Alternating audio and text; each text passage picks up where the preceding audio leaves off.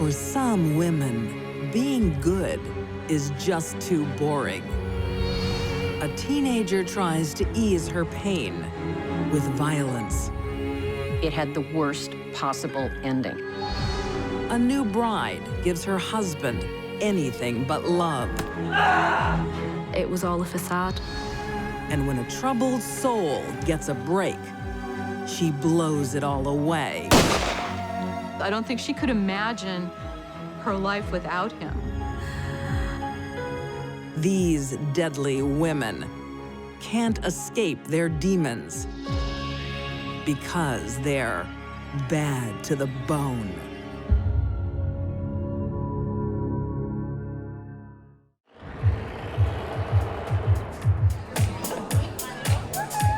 (2013) in Coates, North Carolina. Miranda Dean is only 18, and she likes breaking all the rules. Her wild ways attract 21-year-old local, Elliot Barber. Do you want something stronger? Well, yeah. I'm always up for something stronger. Miranda meets Elliot, who's working a blue-collar job, and he's just kind of bouncing through life, and immediately they fall in love.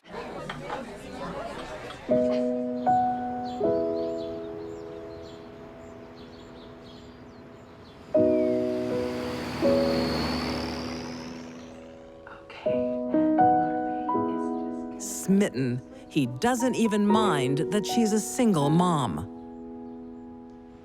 Isn't she gorgeous? Yeah.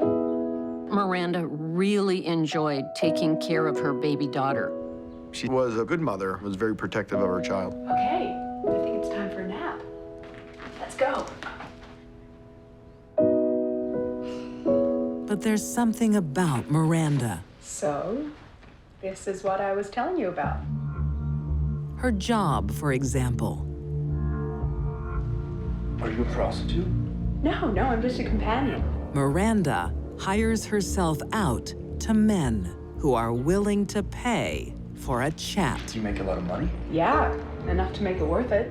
Strangely, she charges between $50 and $850, but no sex involved. One dirty time. I have to put something. What man is gonna pay her $850 to talk all night? I don't know, that's what they really like. Miranda met strange men for chit-chat. Most men would object, but not Elliot. The lure of cash overrules his jealousy. You know, I had a really great time talking to you. Yeah, me too. You know, it was a real pleasure to meet you. You know, so Elliot looks at it as, hey, she's not having sex with these guys. She's getting paid all this money to listen to them talk about their lifeless marriages. Elliot has some doubts, though. Easy pickings. You're still my girl, though. Yeah, of course I am. He doesn't want to lose Miranda to a client. Marry me. What? Marry me. Really? Yes! Yes! After a couple months of being together, they decided to pick up and go get married.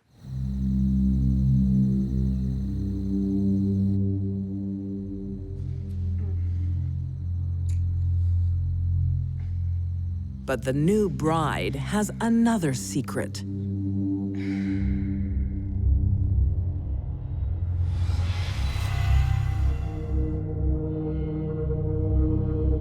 Miranda was a victim of ongoing sexual abuse at a very young age.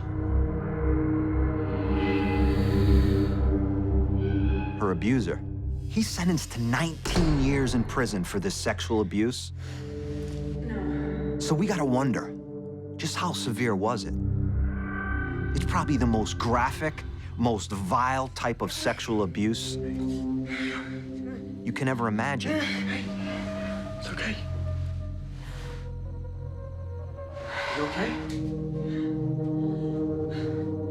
The psychological trauma and long-lasting effects that child sex abuse victims go through is profound. It was a marriage made in hell.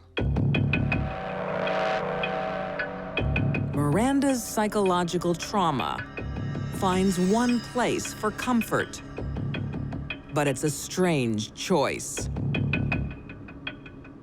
Miranda had visions and fantasies of things that did not exist. She was part of the Satanic cult. Deliver us, Almighty Satan, from all my past errors and delusions, and fill me with truth, wisdom, and understanding. Now she wants to draw her husband into her faith. Hail Satan. That tells me Miranda is a sociopath. Psychopaths are born, sociopaths are made. Hail Satan. In Miranda's case, it had the worst possible ending.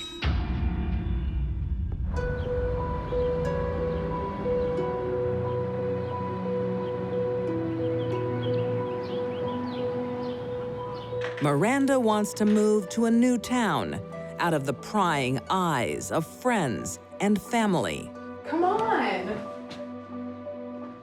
Why do we have to go? For thrills, adventure, excitement. 3 days after they were married, they packed the car up and they moved to Pennsylvania. Besides, it's your birthday soon, and I have planned the ultimate thrill. Okay. Miranda has other plans. There's something else going on here.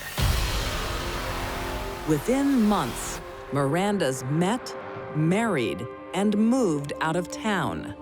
She has a secret agenda. Hey, Elliot, come over here. I found the perfect guy. Oh my God. Hello, beautiful. I'm looking for a good listener. I'm gonna text him. She met a man by the name of Troy LaFerrara. He was an engineer. He was a family man. He was just a good man. Can't wait to see you tonight. Where should we meet? But tonight, they won't just be talking. I look at Troy, and he's very vulnerable because he believes there's no danger in it. What's happening? I'll just sit with Miranda. I'll talk to her. She's a nice girl. And I'll pay her a little bit of money. What harm could come to me?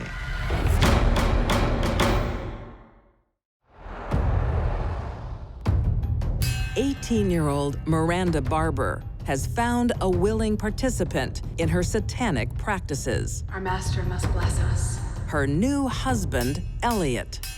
Elliot Barber loved his wife, and his wife was able to manipulate and con him into doing whatever she wanted to do. He's happy to follow her. Hail Satan. Miranda and Elliot brought out the worst in each other.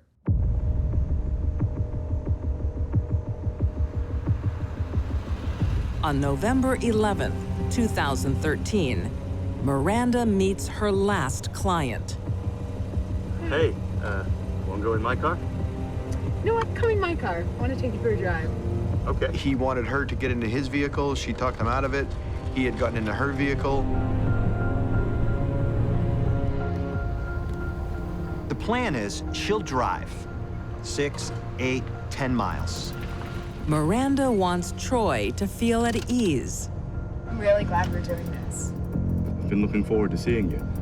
because she has a surprise. Yeah, me too.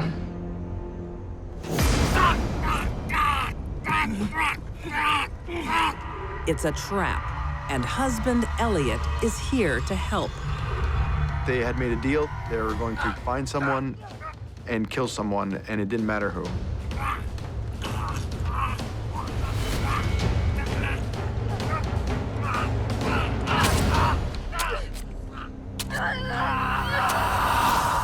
It's my belief she's killing her abuser. She's just trying to answer the demons in her head and look for an excuse here.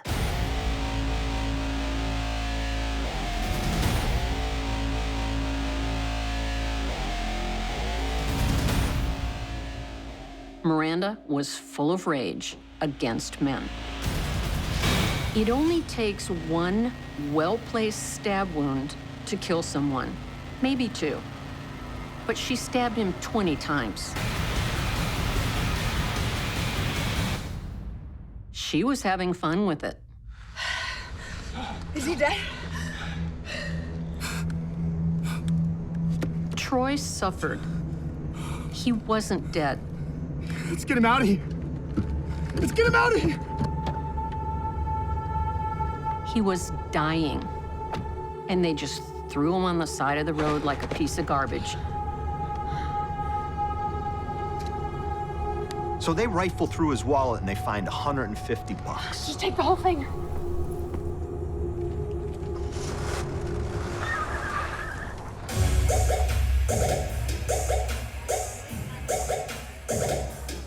And what do? Let's go to a strip club. Miranda had just committed a premeditated, vicious murder. And she was so excited, she wanted to go out and celebrate. After all, it's her husband's birthday. Oh, thank you so much. Keep the change. Cheers.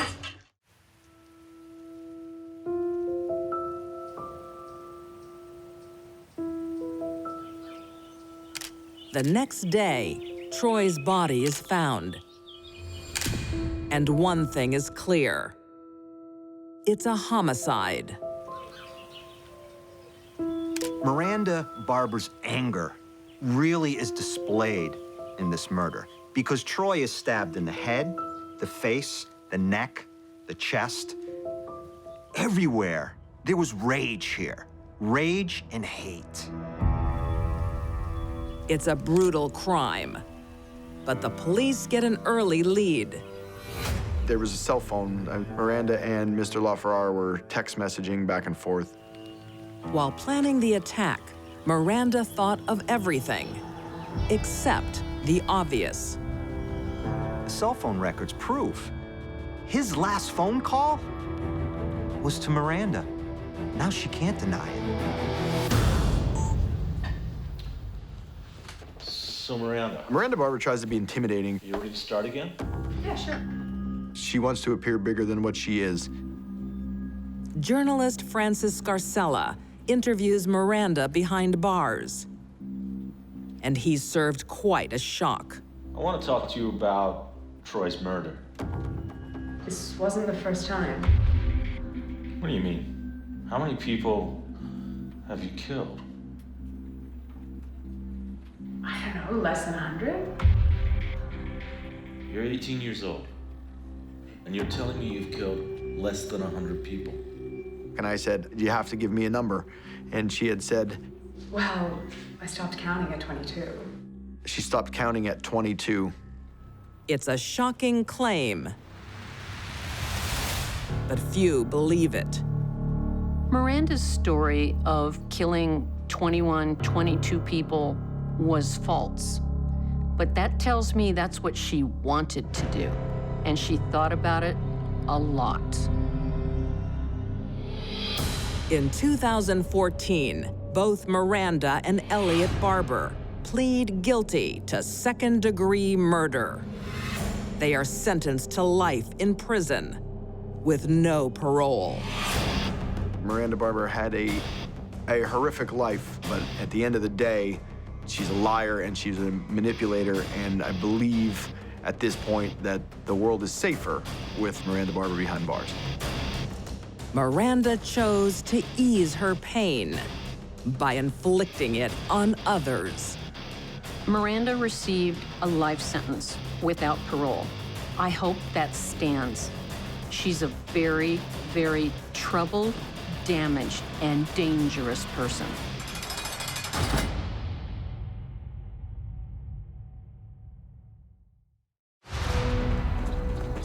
She never had it so good. Could buy anything she wanted. But what she wanted most was to hit him. It's David is not breathing. Vegas, where futures are won and lost, on roulette tables and in wedding chapels. Dearly beloved, we are gathered here today to join this man and this woman in holy matrimony. June 28, 2015. English couple, 51-year-old David and 42-year-old Sharon Edwards, have high hopes for a new beginning. This ring, I thee wed. It seemed to be a bit of a whirlwind romance. They were married within a year of starting dating. You show me what true love is. I think it's fair to say that their relationship was very intense and passionate at the outset.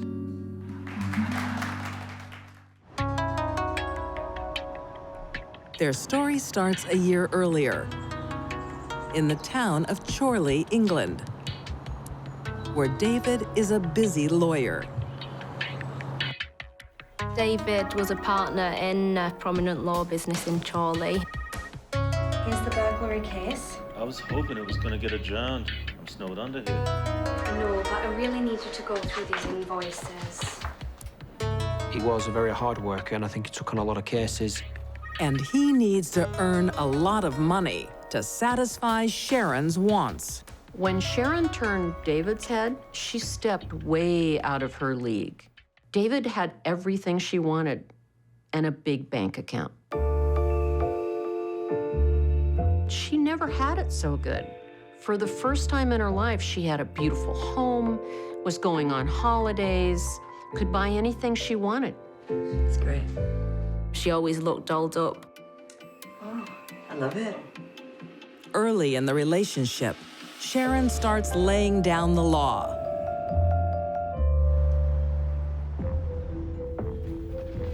Darling. Sharon, what a surprise. Sharon would constantly mither David at work. I thought we could go for lunch today. Oh, I'm sorry, love. I'm quite busy. And she just basically made a nuisance of herself. Give us some privacy, please. Of course. Sharon could be very charming and engaging, And shut the door on your way out. but on other occasions could be very possessive, domineering. Sick of this. I come in for work and you won't even take me out for lunch.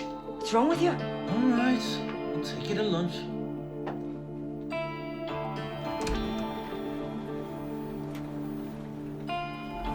Happy wife, happy life. Sharon is isolating David from his colleagues and friends. Look at that guy, he's a master. Would you look at that? David was a big football fan, spent a lot of time watching the football games and enjoyed the social aspects. Hey, Lily. What shopping I done today? Hey, we're watching the football. Oh, we missed the goal. Oh, come on, Sharon, it's my team.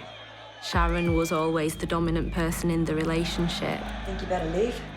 Got a holiday to organise. He's not a single man anymore. Okay. Sharon was a very high-maintenance individual, very needy, quite a jealous person. The relationship became volatile fairly quickly. It's nothing personal, as Sharon's previous boyfriends know well. Sharon was the kind of person who wanted to wield control over her partners. Hi, love. I'm back. You're late. Love? Sharon had a need to abuse men. What you doing?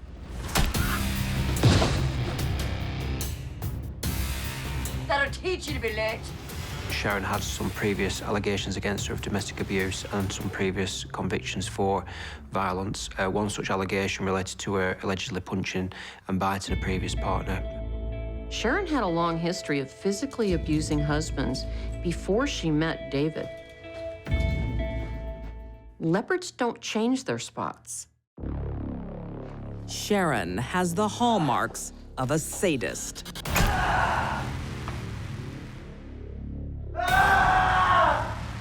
What she wanted most was to hit him.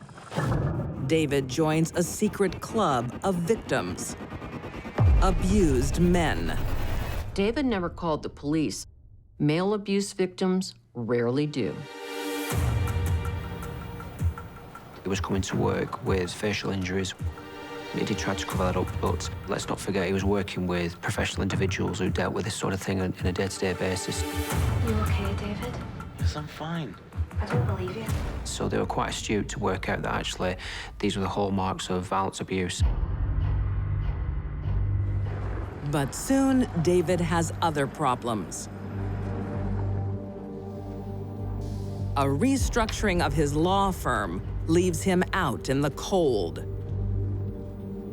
David, it's been a very hard decision. He's made redundant. I think the underlying aspects of that is that they were aware that David's been in an abusive relationship and his life becoming a little bit chaotic. I'm very sorry, David. Sharon didn't like it.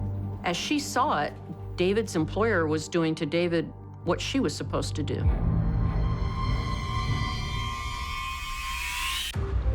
2015, in Shirley, England, lawyer David Edwards has some bad news for fiancée Sharon. What are you doing home? It's over. I've been made redundant. When David's professional status was diminished, I lost my job. Sharon was personally insulted and upset. But Sharon has planned their wedding and a holiday in Spain. Sharon, I said don't call him. I don't want you to... She doesn't want to lose either. You're crazy. You pathetic moron. Hang up the phone. Do you know what you've done to us? I'm gonna find you. And what did the future hold? If he was no longer a solicitor, would she still be able to enjoy holidays, spending money and such? Despite the violence, David clings to Sharon, and they go through with their Vegas wedding in June 2015. With this ring, I thee wed. You may kiss the bride. On the surface, everything looked like the perfect romantic elopement, but it was all a facade. He had to use concealer on an eye injury on the day of the wedding. This is what David's life had become, just constantly being injured, belittled. 2 months later, the jet-setting couple head to Spain, despite David having no income.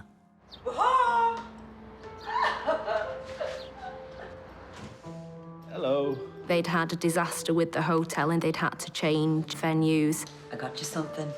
One of the flights was cancelled, and the situation was very fraught by the time they arrived home. Thanks, Mum and David. Do you like him? Yeah. How was it? It was hopeless. No wonder he got sacked. Don't start. Don't you tell me not to start. Lazy, lazy sod. Sharon's daughter from a previous marriage notices the tension. Sharon was ridiculing David about the fact that he was losing his job as a solicitor. I'm sick of this. She described him as being struck off. David! David! It was designed to make him look foolish. Their marriage, barely 2 months old, is on the rocks. On August 23rd, 2015, Sharon ends it. Sharon, what are you doing? I'm ripping your hand. It's the worst day of my life. That's our wedding album. Put it down. You're crazy. I'll show you crazy.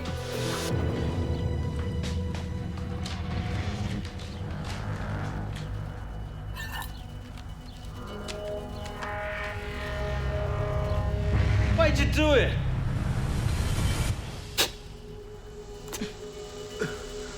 The stab wound to his chest was about 8 centimetres in depth, straight into his heart.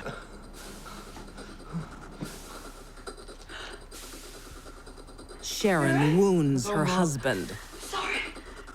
But she doesn't call the ambulance. Oh, I love you. She just puts him to bed. Sharon doesn't feel right. Please call a doctor. I'll be back shortly.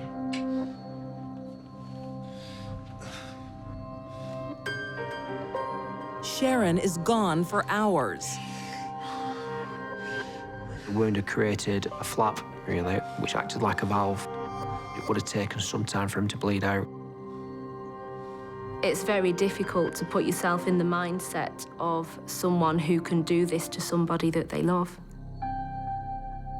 David died from massive internal bleeding. Only then, Sharon runs for help. Her reaction has been described by some as a fake hysteria. She ran out of the house screaming and crying. Help me! David is not breathing! What? He's not breathing! She said that the stabbing had been accidental, that David walked onto the blade. We need an ambulance. Now!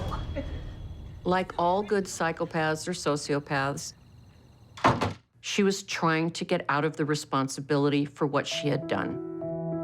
When authorities examine David's body, they uncover a history of sadistic abuse. Over 60 external injuries, the stab wounds, healed wounds, prod marks, pokes, puncture marks. David had sustained quite a lot of injuries. The judge said he didn't think Sharon intended to kill David, and I don't think she did either. Why would she kill her toy? For a sadist, once their partner or victim is dead, the party's over.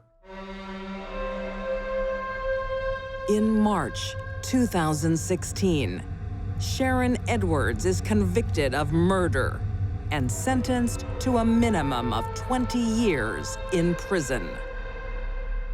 David's case goes to show how many of us don't know what's going on behind closed doors. We may never know the full motivation for David not wanting to make complaints against Sharon. There might have been some element of fear. If he did make an issue of it, then would he be a victim of further abuse? Domestic violence against men just seems to be such a taboo subject, and something needs to change.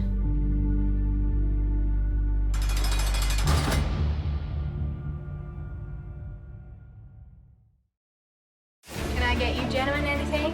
When a woman gets a second chance He saw a pretty woman in distress. at life and love, He didn't care about her past. don't get in the way. She is a cold-blooded woman. Get on your knees if you want to pray. 1933, Shreveport, Louisiana. 17-year-old Tony Joe Henry is a town favorite. Here's your favorite girl. Tony Jo was beautiful. She had a fabulous figure. I swear you get more beautiful every day. And men looked at her with desire. Flattery will get you everywhere. Lacking in education, but blessed with a natural charm, Tony Jo uses her looks to make a living. Tony Jo had no marketable skills. Ton, you two got a room. The skill she developed was being a prostitute in a whorehouse.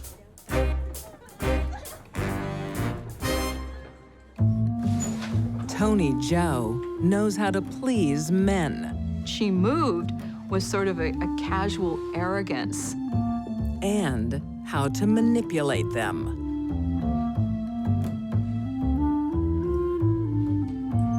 There's a certain amount of power that she could exert as a beautiful woman and as a prostitute over men.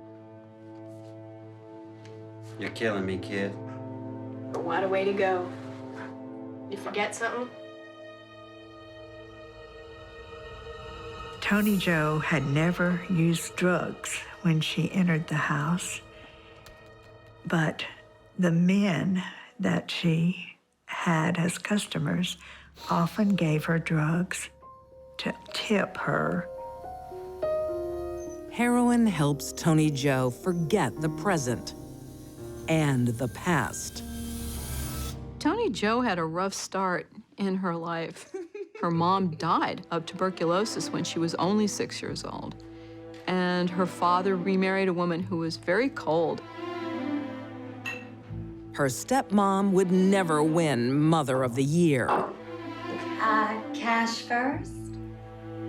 Tony Joe's stepmother would go to bars and sell herself to men to augment their earnings. Who's the kid? And Tony Joe was made to go into the bar with her stepmother. She uses 12-year-old Tony Joe as bait. Lazy little thing. Tony Joe's evil stepmother introduced her to alcohol and prostitution. Now. Children that are abused, such as Tony Joe, This is John. develop survival skills to stay alive, and that's what she did. But Tony has no intention of staying a hooker. By age 20, she turns a new leaf. Tony Joe went to Austin, Texas to begin a new life. She found work as a waitress. Can I get you gentlemen anything? Well, ma'am, anything you bring me will be fine by me.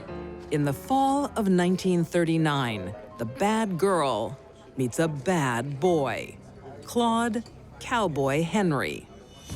He was a down-on-his-luck former boxer. He had a history of petty crimes. What y'all doing later?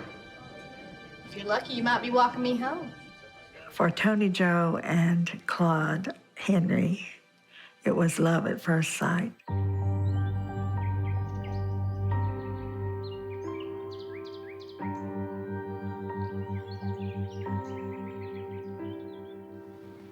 But Tony Joe hasn't left everything behind. She's still hooked on heroin.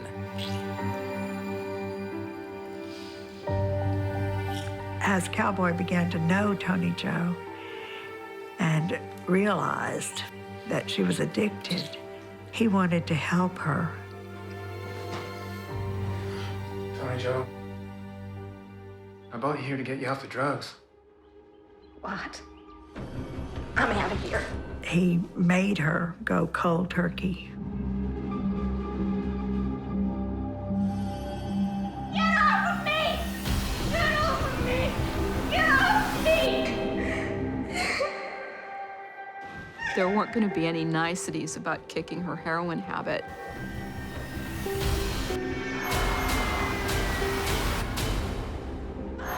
Cowboy was a pretty devoted guy. He helped her get off heroin. He didn't care about her past. He loved her. Clean, sober, and in love, Tony Joe marries her man. Life is finally looking up. She thought they would have a home, children, a normal life. It was not to be. Hey? You still working? Come on. One for old time's sake. 1939, Beaumont, Texas.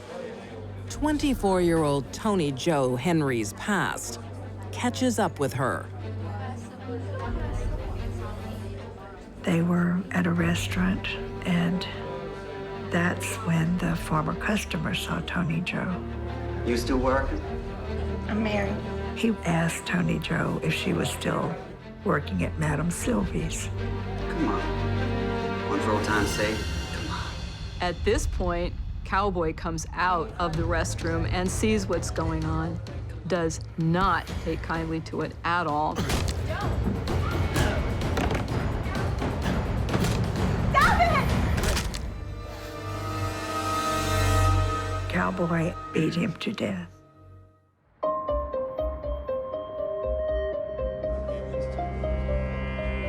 Arrested for murder, Cowboy has his day in court. Claude Henry? Cowboy thought it was a good idea to represent himself in a capital murder case. You have been found guilty of murder. Turned out it wasn't a good idea. The court sentences you to 50 years behind bars. No! I'll get you out, Cowboy! I don't think she could imagine her life without him. Save you! I'll save you! When the gavel came down and the judge said 50 years, Tony Joe's life ended. And she wasn't about to let that happen.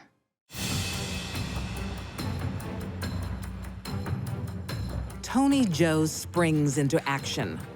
She hooks up with Cowboy's friend, 23-year-old Archie Burks, and plots her next move. And if we strike here? The main idea that Tony Jo comes up with, she wants to rob a bank. We can get over the border so fast. She thought if they had money to get a new lawyer, he could represent Cowboy and get a new trial. They'll never find us. Sounds like a good plan.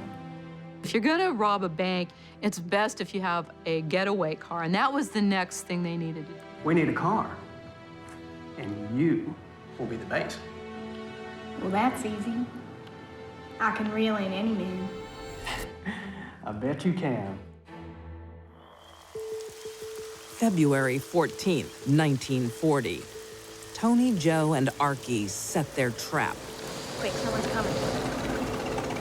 It's a rainy night. She stands outside, obviously in need of a ride. Archie conceals himself when 42-year-old automobile salesman, Joseph Calloway, sees her in his headlights. This is a cold, lonely stretch of road. He felt sorry for her, and he wanted to give her a ride. Hey, you're giving my sister a ride. You're giving me one too, buddy. Joseph stopped to pick her up because he saw a pretty woman in distress. He is now riding with the devil. Do exactly what we say. Okay, man, I'll do anything. Just please don't shoot. Don't shoot. They drove a good distance. Pull in here, now. Okay, I'll pull in. They came to a farm and stopped. Get out of the car, now. Please don't do anything crazy. I don't have much, but please. Take off your clothes. What? Take them off. She thought that would make a nice, welcoming out-of-prison outfit for Cowboy. All she needs is a getaway car. I won't do nothing. I won't tell no one. What she takes is revenge. Get on your knees if you want to pray. Oh, no, please don't do this. Having that gun in her hand and having a man on his knees in front of her was the most power she'd ever had. You don't want to do this. I'm a good person. Please don't hurt me. No. Shut up. No. A shot rang out. One shot right in the center of the forehead, and Calloway was dead. What did you do? What did you do? Get in the car. Her whole life was leading toward that moment.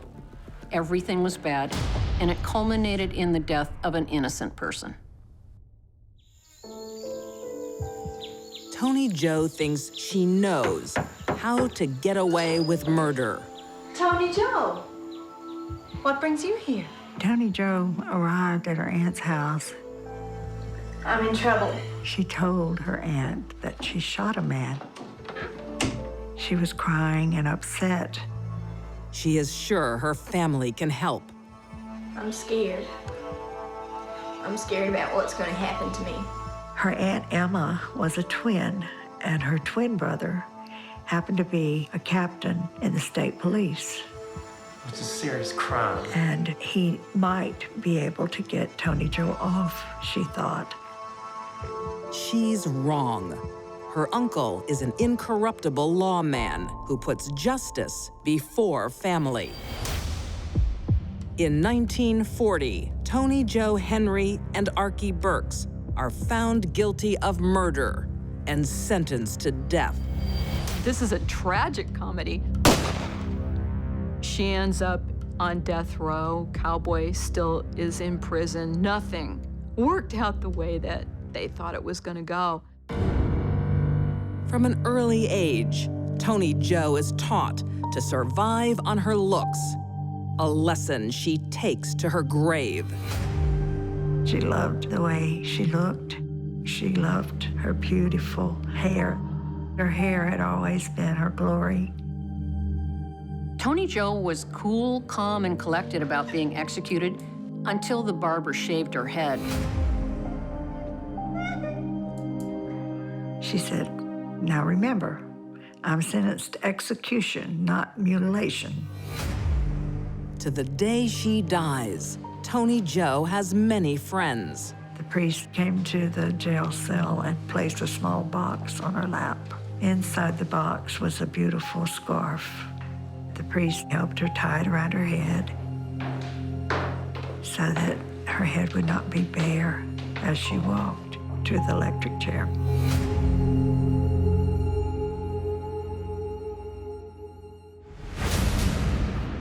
Tony Joe was close to happiness.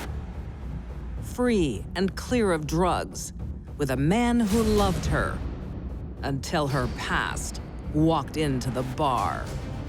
Love does not conquer all. And in this case in particular, it just led to death. Both Tony Joe and Cowboy had this romanticized outlaw mentality where they thought they would be able to get away with these things, and none of it was true.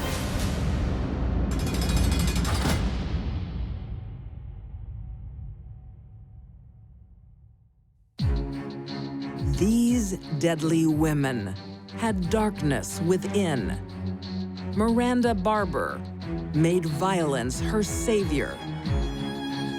Sharon Edwards enjoyed inflicting pain. And Tony Joe Henry killed to solve a problem. They all found pleasure in murder. They were bad to the bone.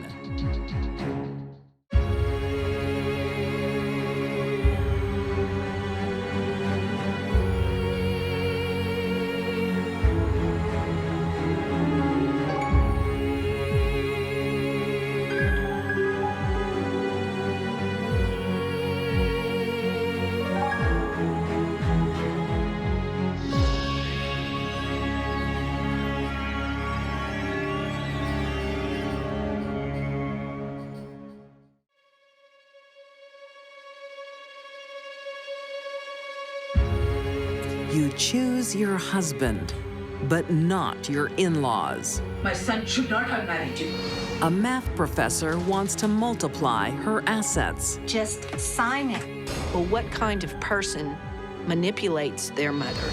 A new bride doesn't want to hang with his family. He's my husband. She needed to be the only thing in his life.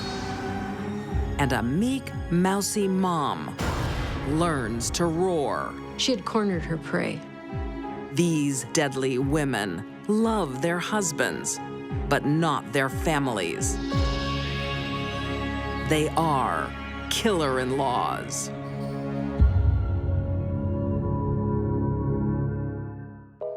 Cheers. 53-year-old Katie is the matriarch of the Pasaniti family. She recently adopted a young girl. Hey, sweetie, your tea's ready. Has a biological daughter in college. Cheers. Cheers. And a loving husband, Tony. They are a high-achieving couple living in San Antonio, Texas. She's settling in well. Yeah. She's happy here. Katie had a very impressive academic pedigree. She was very intelligent. She worked as a professor in various colleges with her degrees in mathematics. You know, you're going to be late for your lecture. Oh, God. I hate leaving her. I want to quit.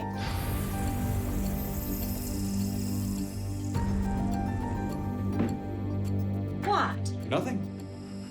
It's your call. But her timing couldn't be worse. It's 2008. Hi, girls. Bye. And the financial world is collapsing. Katie had quit her job because she was raising an adopted daughter. Her husband, Tony, had lost his job. So they were in dire financial straits. Any jobs there for you? Nothing. For this mathematician, nothing is adding up. They were living paycheck to paycheck, and there was nothing there. And they even owed back taxes. I need money now. But someone else is about to enter Katie's equation. Mom's got some money. Katie's mother and stepfather live on a farm in Keithville, Louisiana. She thinks Mom owes her big time. Katie's mother, Loretta, was only 16 when she had her, so she gave Katie to her mother to raise. She's beautiful. She felt very badly about that. And Katie knew how to pluck those strings. Oh, she's lovely. Oh. These days, her mother, Loretta, is an easy target. Who is she? My daughter. How could you forget? I'm forgetting a lot these days. She's suffering from dementia. She couldn't function in everyday life. But luckily, Loretta has a doting husband, Ernest Luttrell. How's my gal? Ernest loved Loretta. They were together more than 50 years, but he had no use for Katie. Katie? And she felt the same. Ernest. Katie's here for the money. What money? For the college fees. I didn't say anything about paying for any college fees. Katie wants money for her eldest daughter's education. You owe me. Her stepfather is financially comfortable and happy to give some assistance.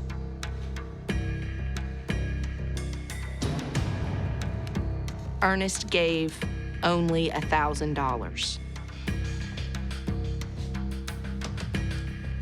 But handouts aren't enough.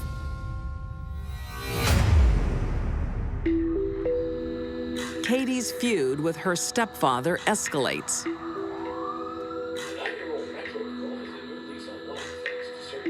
When Ernest is diagnosed with Alzheimer's and hospitalized, she sees an opportunity. Oh, gosh, it's good to see you. Good to see you, too. Brought you your favorite. What's that? Why, thank you. Loretta and Ernest were in their 70s, but when you add in the fact that they'd both been diagnosed with Alzheimer's, you have a recipe for problems. But when am I gonna get out of here? I'll ask the doctor.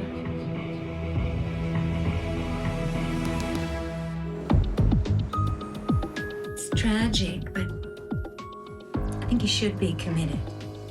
Katie's determined to keep her stepfather out of the way. Really? The doctor thinks he's doing fine. He should go home in a few days. Well, She has her mother give her power of attorney over him.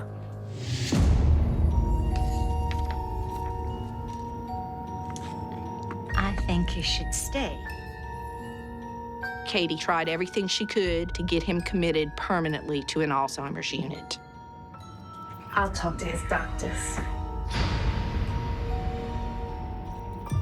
Well, what kind of person manipulates their mother? Convincing her demented mother to sign over his affairs. Next, Katie goes for Ernest's money. We just need you to sign here, here, and here. While you're doing that, I'll just photocopy the power of attorney. But why am I here? I just need you to sign it. We can only wonder how much Loretta really knew what was going on in her state. But what is it? Mom, just sign it. And she put all of that money into an account in Loretta's name. Is everything okay? Oh, yes. Just sad, that's all. That's why I need to take control. But Katie's plot to keep Ernest in the hospital fails. Doctors send him home. To help the couple cope, they hire a live-in housekeeper. While Katie's here, I thought I might go get some groceries. Make us some coffee first. Please. 44-year-old Tina Van Mercue will soon be drawn into Katie's web. The cast of killers in this tale is a housekeeper, a woman with advanced dementia, and a PhD.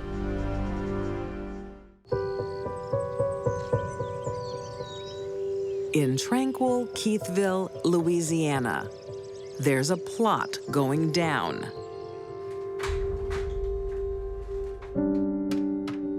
In 2010, Katie Passanidi Mom, it's me. is using her befuddled mother and her housekeeper. Put her on speakerphone. Tina was the housekeeper for Ernest and Loretto. Tina, come here. She was hardly the perfect French maid. In fact, quite the opposite. She was rather unkempt and uneducated. And tell her. You gotta find a hitman, or I'll throw you out. Katie Passanidi used her elderly, demented mother to organize a hit. You hear that, Tina? Or she'll throw you out. You'll be homeless. Now, for a person like Tina Van Mercue, who had a criminal record, that was a big deal. I'll try my best. You better. Katie wants her stepfather dead before he finds out what she's been up to.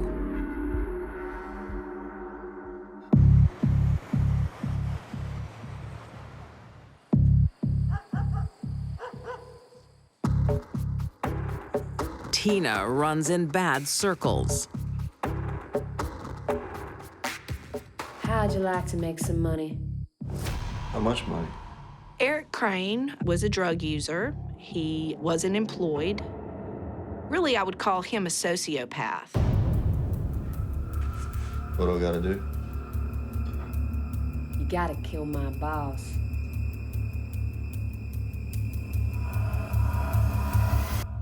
Yeah, okay.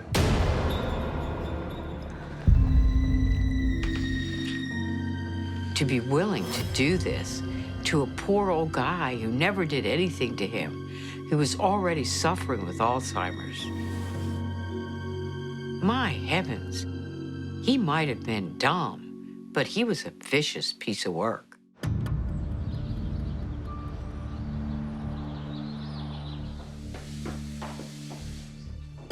Mastermind Katie is hundreds of miles away at her home in Texas. She's out of town, conveniently, with her clean hands. And her mother, Loretta, is at church, conveniently early.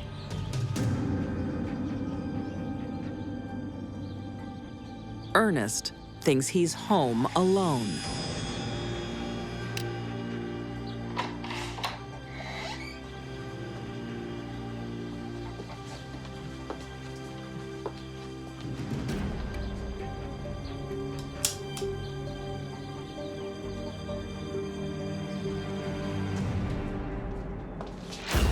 What are you doing on my property?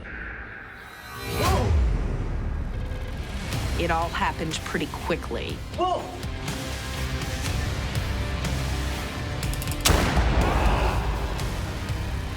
Eric Crane shot, and then he continued shooting. And when I say he blew half his head off, I really mean Eric Crane blew his head off.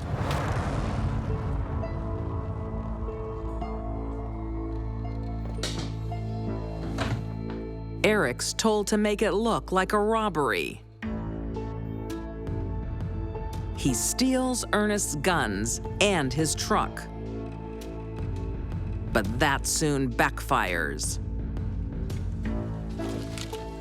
People saw him driving Ernie's truck around town with the guns in the front seat. It's sort of like he signed the crime scene and said, "Come and get me." Within days, Eric's arrested.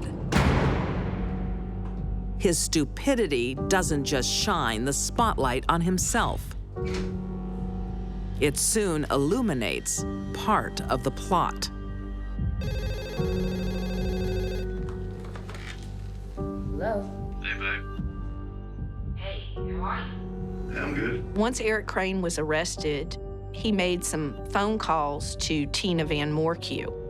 And those phone calls, of course, are always recorded. Well, I blew his head right off. So I did my part, so I want my money.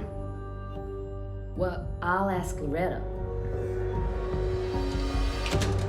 Eric is a walking, talking, dumb criminal joke. Turn to the left. Soon, Tina's in jail. Now, turn to the right. So Tina was arrested, and she said, "No, that's not my gun. Loretta gave me that gun." So Loretta was arrested. Turn to the left. A very confused grandmother who doesn't know where she is or why. The only person not in jail is the mastermind herself. This is a woman who manipulated her mother and participating in one of the worst crimes that are imaginable. Katie lets everyone take the fall, including her own mother. Loretta is indicted for first-degree murder, but is deemed unfit for trial. Tina Van Morcue pleads guilty to second-degree murder, sentenced to life without parole.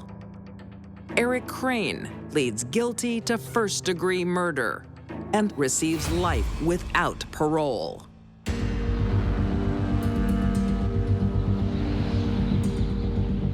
This one with the blue bow. Katie thinks she's got away with murder. But there's one little slip.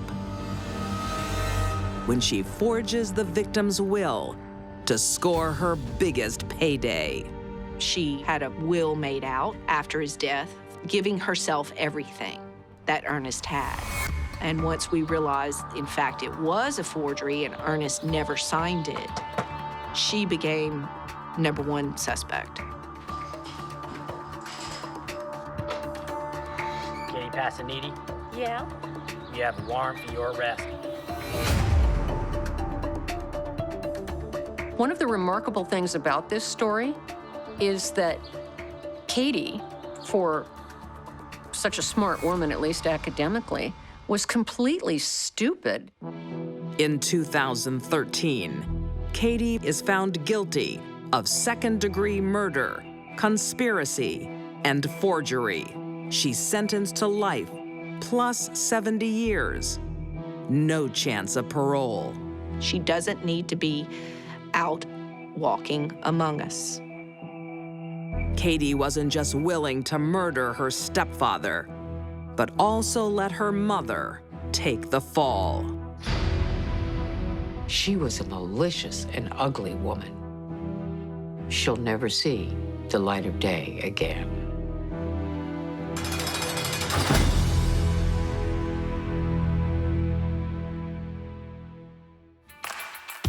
Beauty can be the perfect mask It was just plain old greed and anger.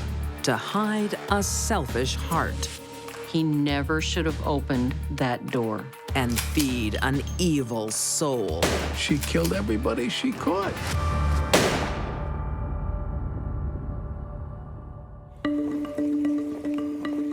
Every mother has dreams for her son. And 27-year-old Ben Collins deserves good fortune. Ben Jr. was a veteran of World War II. He survived that okay. But then he was involved in a serious car accident and became paraplegic You okay? just a couple years after he got home. That song feels good. Ben receives a handsome insurance payment Perfect day for an ice cream. of $10,000 for his accident, I can take a hint. which supports his family, Usual? while Mom Julia looks after him.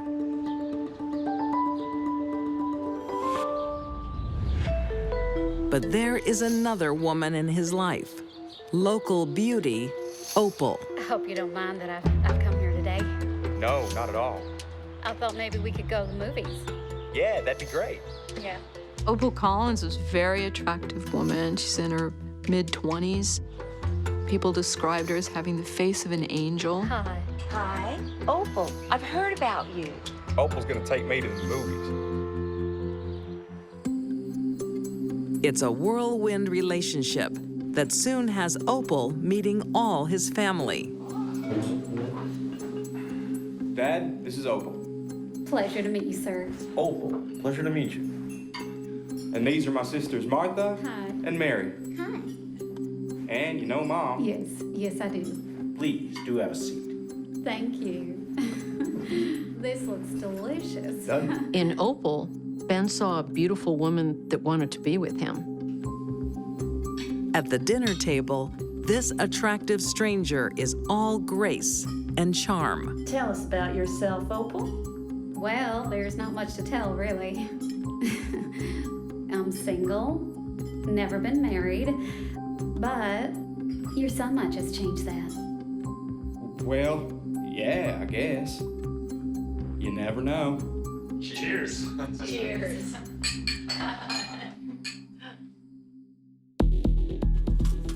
Opal becomes a permanent fixture in the household, visiting regularly, a bit too regularly for his mother. I don't trust her. But they seem so happy. The Collins family did not approve of Opal at all. They didn't think she was a good match for Ben Jr. Mom, it's Ben.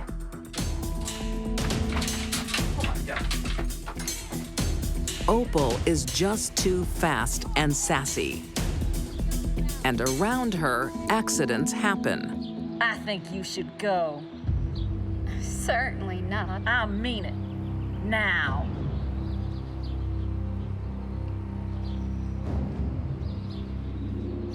I'm okay, boy? I'm okay. But Ben is having none of it. He can't believe his luck. For Ben, I think it was even more important that he have this really good-looking woman at his side, because in some ways, the accident may have made him feel like he might have been less of a man. Ben insists Opal can visit anytime she wants. See? I could look after you real well. Want some help? No, thank you. I was asking Ben. It's all right, Mom. Opal was as jealous of his own family as she would have been another woman in Ben's life. But there is something about Opal. How much is that insurance settlement worth? $10,000. Wow. That's a lot of money. In current dollars, that would be something closer to $86,000. That's a lot of incentive for Opal to stick with him. I just want to look after my mom. She's done a lot for me.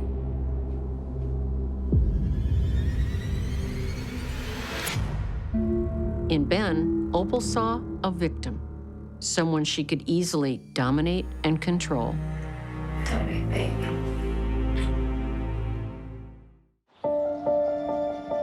1956, Kentucky. Opal Collins outstays her welcome. Her fast ways have turned her boyfriend's family against her, and they move away to another state. I think the biggest part of it was just to get as much physical distance as possible between themselves and Opal.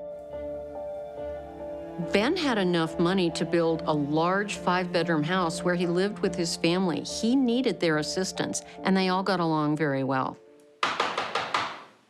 Oh. Who's that?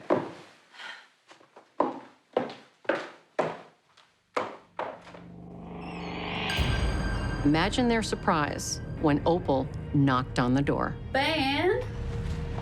Where are you? I'm here. Wow, Opal? I missed you so much. I couldn't stay away. Opal's not giving up. I've missed you too. And then I'm sure Opal batted those beautiful blue eyes of hers, said she was sorry, and it would never happen again.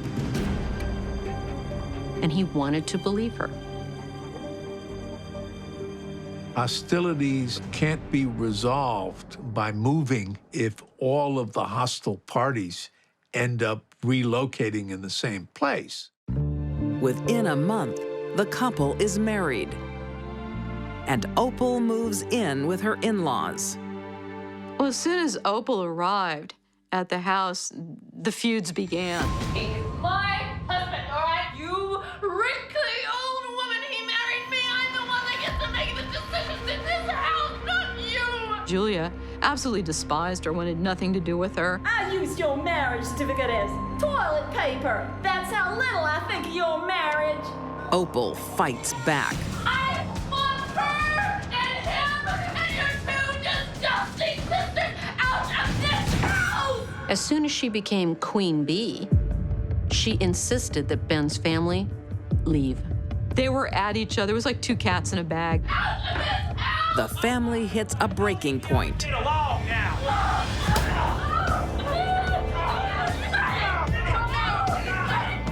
It was just awful tension in the household every day from sunrise to sundown. For God's sake!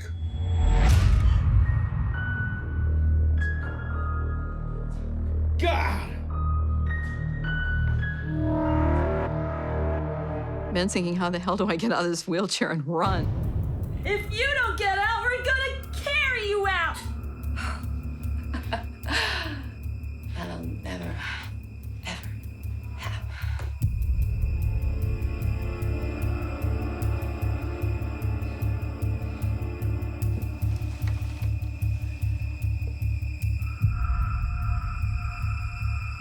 Opal was familiar with guns.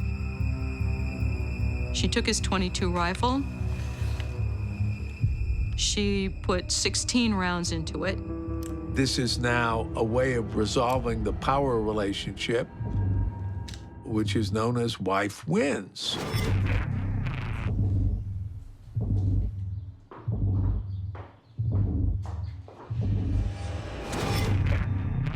She goes into the living room blazing.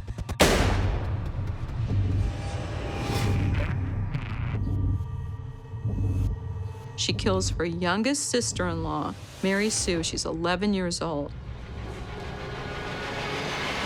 Then she chases her other sister-in-law, Martha Ann.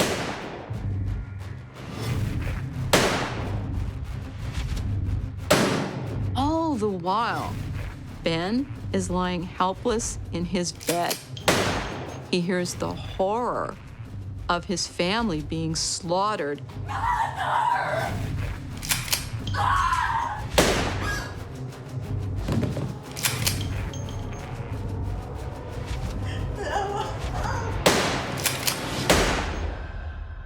Ben had to listen to his whole family being massacred.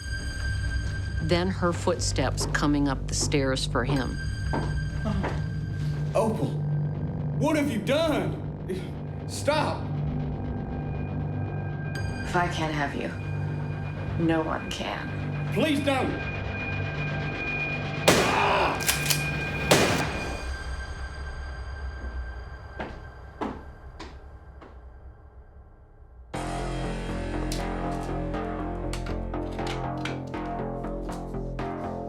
The only survivor is Ben's father, who's out for the day.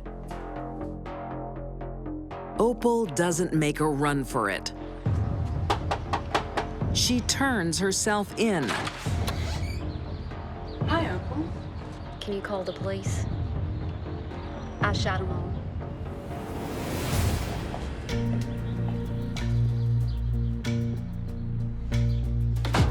Psychopaths don't feel guilt for what they did, remorse for what they did, or empathy for their victims. People that are not capable of empathy are also not capable of love. I'm the one that did it. Shot the whole damn family. Why would you do that? Gave me a rough time.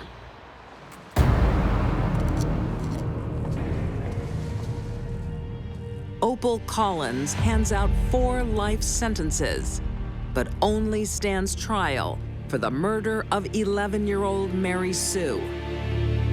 In 1956, she is convicted and sentenced to death. But she gets a break. The governor commutes her sentence to life behind bars. This was during a period of time when 35 of the 48 American states had death penalties, and almost none of those executions were of women. Opal destroyed lives simply because she couldn't get what she wanted. I think what makes Opal Collins one of the nastiest women I've ever encountered is just her absolutely naked greed and the lengths she's willing to go.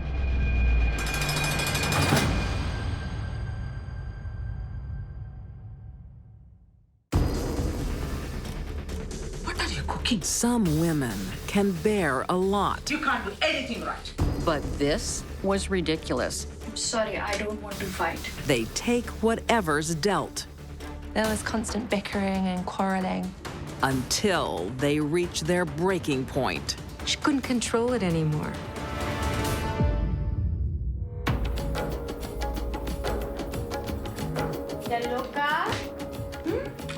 Trap. It's a portrait of happiness for the Kaur family in India. 28-year-old Rajvinder loves her role as wife and mother. Rajvinder was a good wife and mother. I got it. Show me. In 2004, her husband Iqbal has life-changing news. Oh my gosh. A work visa in the United Kingdom This is so good for us. is what Iqbal and his extended family have been waiting for. He will do well soon in England. His widowed mother, Baljit, is over the moon. I'll be able to support you, Ma. But his wife is not. Rajinder will be left to look after her mother-in-law. From the word go, it was clear there were huge tensions between Rajvinder and her mother-in-law, Baljit. Rajvinder will be able to look after you. Like a parent's did. Don't talk about our family like that. Show some respect. Rajvinder's family didn't pay a dowry, which is the norm when it comes to arranged marriages. In cultures where a dowry is agreed to, money to be given to the husband for marrying a young woman, if that money doesn't show up, it's gonna cause problems. Rajvinder has an ally in her sister, who is married to Iqbal's brother. Rajvinder's sister would stand up to her mother-in-law, but Rajvinder just remained quiet and stoic. So in 2004, Iqbal moved to the UK. He was a builder by trade and started working in Southampton.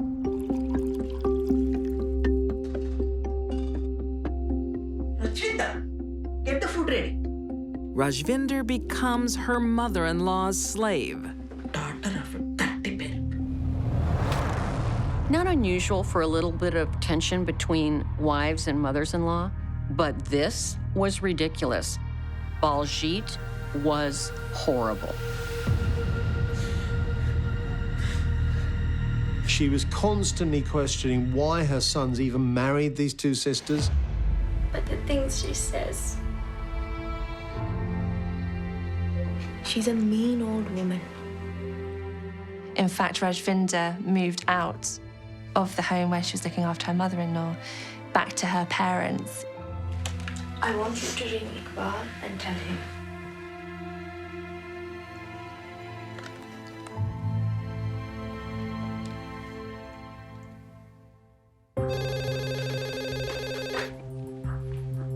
Hello? Hello? It's me. Is everything okay? No. Everything is not okay. I can't live here anymore. I'm moving out. Her escape is short-lived. My mother is a widow. It is your duty to look after her. And Iqbal soon told her to move back in with the mother-in-law.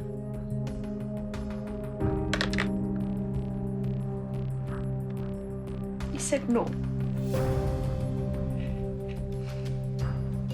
It will be okay.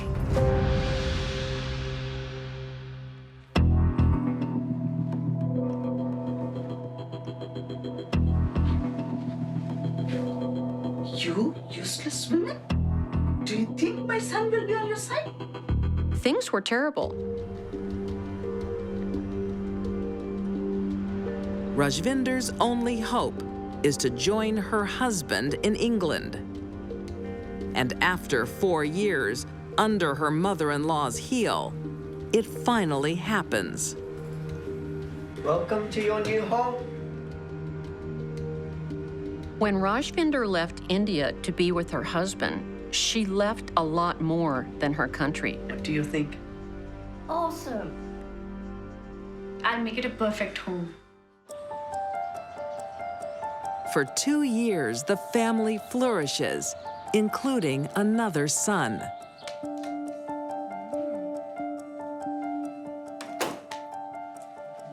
Hello, son. Hey. How are you? Good. Rajvinder would stay at home, doing chores for the family and looking after her sons. Hello. And then... Got a letter from my mom. She's coming over. Baji was very lonely in India, and her son Iqbal was so worried about her that he encouraged her to come over in August 2010 and stay. For how long? 6 months. No. No, please. It's going to be all right. It's going to be okay. It's not going to be forever. This will not be a happy holiday. And one that the family will never forget.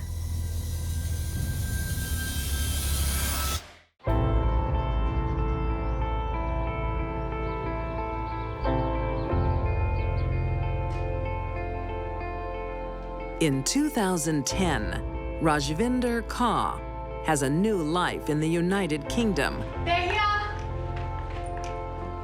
with her husband Iqbal and their 2 children. Hello, grandson.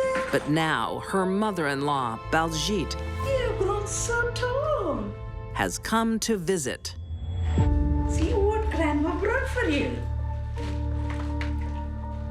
Iqbal, this is for you. Thank you.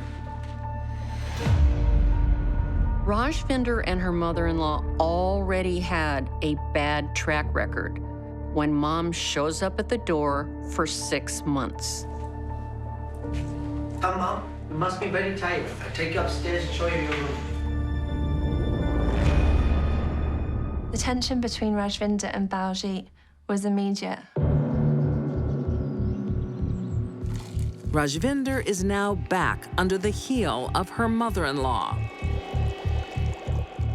What are you cooking? It stinks. Constantly berating her, constantly picking holes in everything she did. Objecting to her cooking, accusing her of not cleaning the apartment properly. What are you doing? Don't fold the clothes that way. It must have created a very bad atmosphere. You're a useless mother. Get out.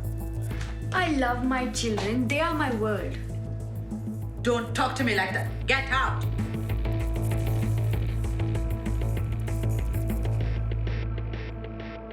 Rajvinder was very stoic. She was the kind of woman who wouldn't fight back. The tension starts taking its toll. What are you doing? Rajvinder started showing signs of clinical depression, not sleeping well and becoming withdrawn. This plate is still dirty. You don't even know how to wash the dishes. My son should not have married you. She obviously couldn't take the criticism and the tension any longer. Coming from a dirty family. 6 months is a long time to be stuck in a flat with your mother-in-law. With Baljit's 6-month visit almost over, Can't wait to go to see my family and friends. Have a good day. Rajvinder should be relieved her nemesis is going home. I may be going, but I will come back. But it might not be forever. Just 2 days before Baljit was due to go back to India, the tempers had reached boiling point, and Rajvinder had had enough. On February 25th, 2011, Rajvinder snaps.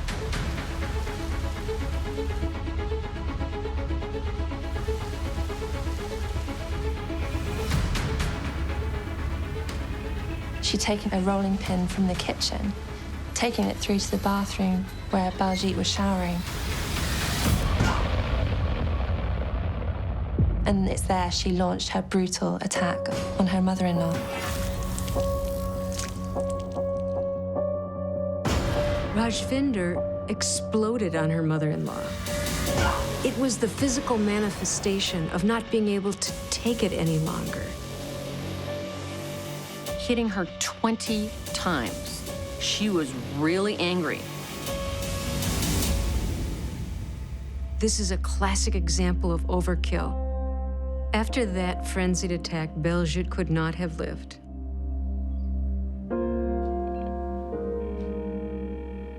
Hello? Iqbal, Is everything okay? something has happened to your mother.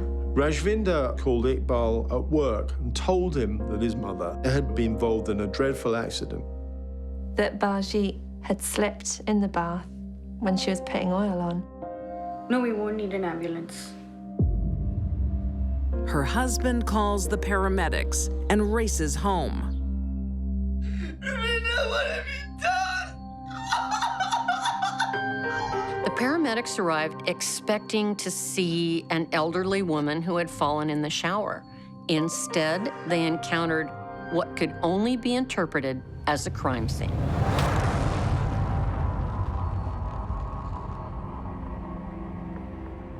The paramedic said afterwards it was one of the worst head traumas he'd ever seen in his entire career. No one is buying Rajvinder's story, but she's sticking to it. During 14 subsequent police interviews, Rajvinder insisted that her mother-in-law died from an accident.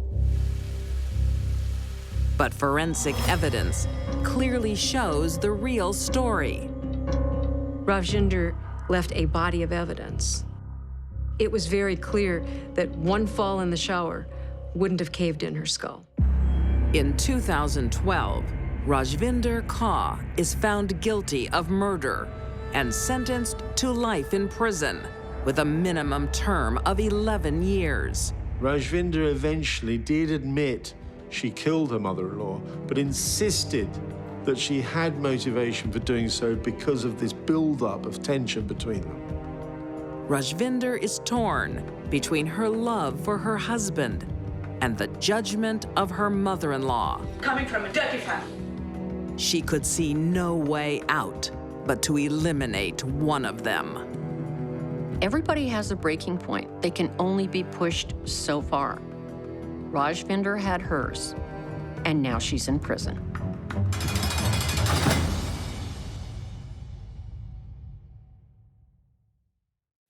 These deadly women found their prey through their wedding vows. Katie Passanidi couldn't wait for her inheritance. Opal Collins wiped out a family without blinking. And Rajvinder Kaur couldn't take the torment for just one more day. They stole their loved ones' families. They were killer-in-laws.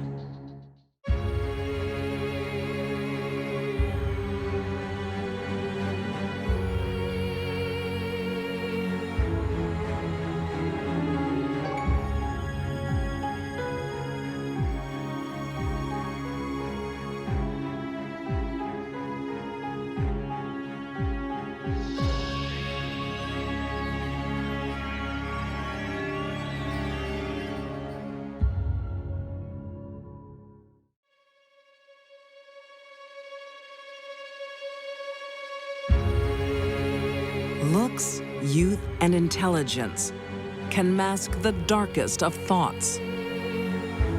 A serial wife sacrifices everything for another ring. Come on. She would have taken on an army if she had to. Just do it! A Texas beauty wants total control. This was a murder of rage. And two sisters aren't daddy's little girls. This is an unbelievable murder. These deadly women appear candy-coated, but they are made of sugar and spite.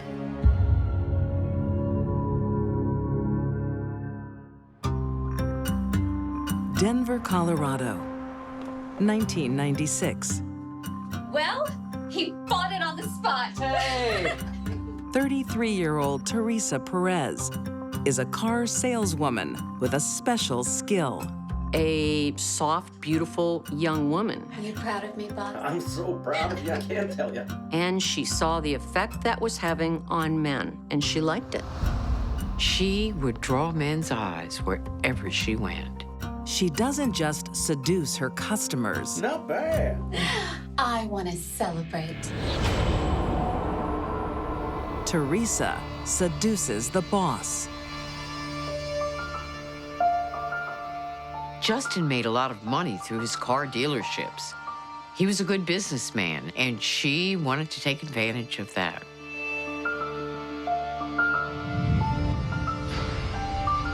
So she latched onto him real fast. 70-year-old Justin Rosen can't believe his luck.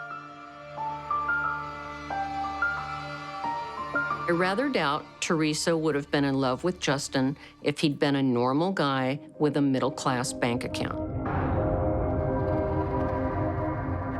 Oh, Teresa, I'm much too old for you.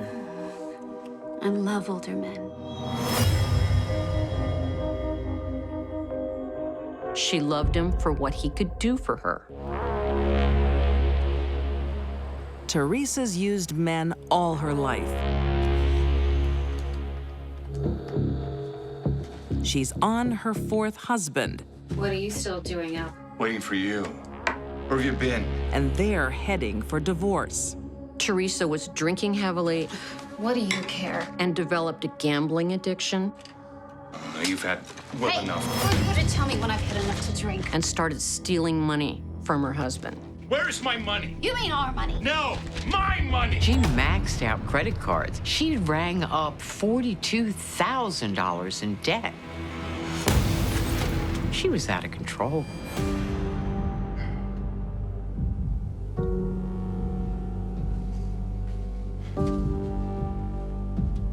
It's over.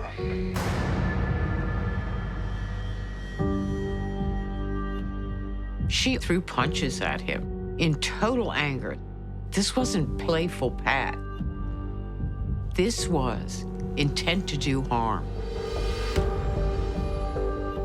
Teresa wanted a close relationship with the man, but once she had it, she didn't know how to handle it. And her bad side would come out. Psychologically, Teresa was all messed up when it came to men. But her sugar daddy only sees her sweet side. And when her fourth husband leaves her, Justin sets Teresa and her daughter up in a luxury apartment. So, how was practice today? Yeah, it was great. Can't wait till next week. Oh, really? Justin was very generous to Teresa. She had a very nice place to live. He gave her cash all the time. Teresa Perez was a woman who wanted all the finer things in life. She just didn't want to have to earn them herself. Her teenage daughter has seen a parade of men. But Justin's old school. Oh, thank you. Sweetie, why don't you go have dinner in your room tonight? Mom. Now.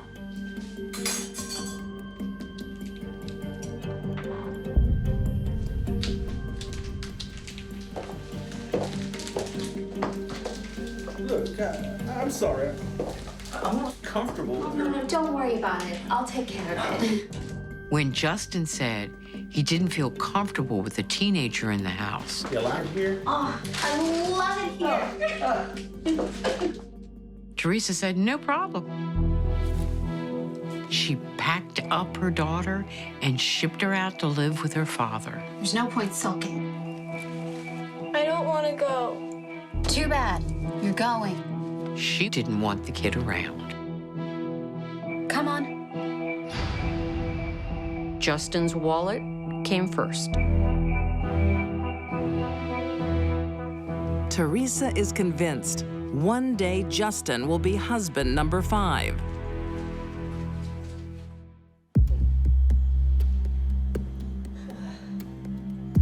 There's just one catch. He's been married for 60 years. Oh, no more for me, thank you. I gotta get home. When the wedding anniversary with his wife came up, he chose to spend the time with his wife, not with Teresa. Don't do that again, Teresa. I am sick of being the other woman. Teresa didn't like that, not one little bit. Justin was dedicated to staying with his wife. I'm gonna go, okay? He took care of all her needs, and yet for Teresa, it wasn't enough. She looked at the house and the money and the prestige and everything that Justin had with his wife. And she wanted that too. She wanted it all. Sneaky, cheating jerk. 40-year-old Teresa Perez is livid. Her sugar daddy of 7 years, Justin Rosen, won't leave his wife. After years went by and she saw she was nothing more than the girlfriend, she couldn't take it. Eventually, Teresa's bad side came out. You think you can just dump me? And she started stalking Justin, harassing him, being horrible. When Justin said that he was going to leave, Teresa threatened him. She said, if you leave me, I will tell your wife everything that's been going on between us. I am gonna tell all of your friends and family, you lying piece of dirt. She was not going to let him go without a fight.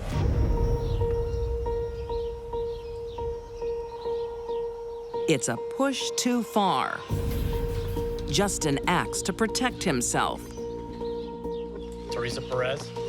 Yes? Served papers on her, essentially a restraining order to stay away from Mr. Rosen and his family. I'm sure that probably sent her into a spiral of anger and feelings of deceit.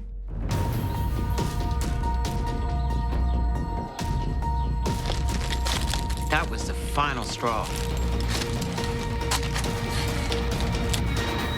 It was like throwing kerosene on a burning fire.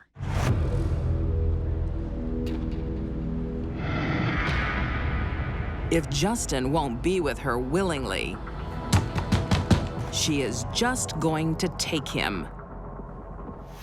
On October 3rd, 2003. What are you doing here? You're coming with me. No, what? Teresa pays Justin a visit. She approached him at gunpoint and kidnapped him, forced him to drive his vehicle away from his residence. Stripped of legal contact with Justin, Teresa feels she has lost everything she cares about. You are a dead man. But if I shoot you, I'm not going to heaven.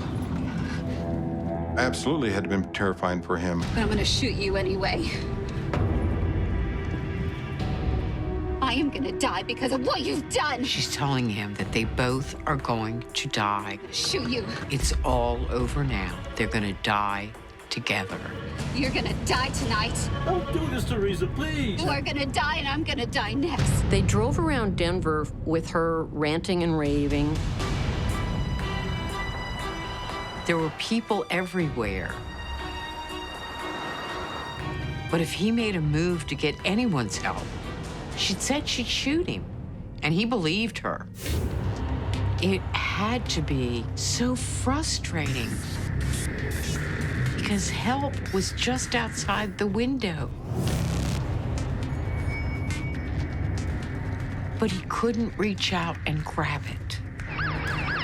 Then Justin has an idea. Despite the fact that Justin must have been terrified, he was still able to think clearly enough to drive to a police station and pull in the parking lot. He thinks it's a safe haven and makes a run for it. She's got a gun! Miss, put the gun on the ground right now. Teresa is now surrounded by police. Show me! On the ground! Just do it! No. Just go ahead and show me! Go ahead! She puts the gun to her head, threatening to kill herself, and she's screaming a lot of irrational statements. Just show me! Then Teresa goes back to the car. Put the gun on the ground now! And gets in the passenger seat. Justin thinks he's finally safe. But... No, miss! No! Teresa shoots an officer, then turns the gun on her real target. I had to shoot her. As soon as she fired, pulled my gun on her. I started firing at her. I could see her getting hit. But the gunshots are continuing. There's no stopping this woman. Teresa shot Justin 11 times. The only way to stop her is to stop her straight on.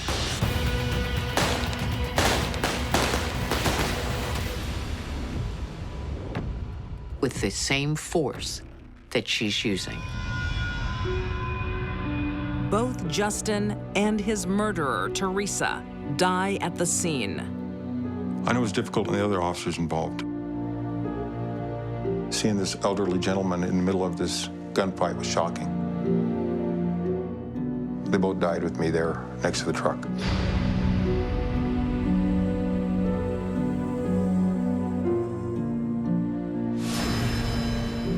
All her life, Teresa used men, even to her last breath. I think that's what Teresa was doing. It was easier to have them kill her than to put the gun to her own head. What exactly led Teresa to such a violent end is unclear. She was in so much rage, she was nearly blind. She would have taken on an army if she had to. But inside this tempting seductress was a dangerous monster. Teresa was a beautiful woman, and her beauty attracted men, but eventually she made herself ugly to all of them.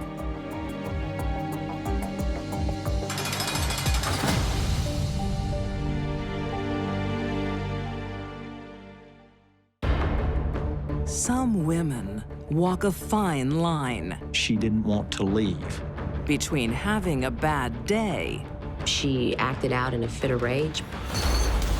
And totally killing the mood. For her, there was never enough.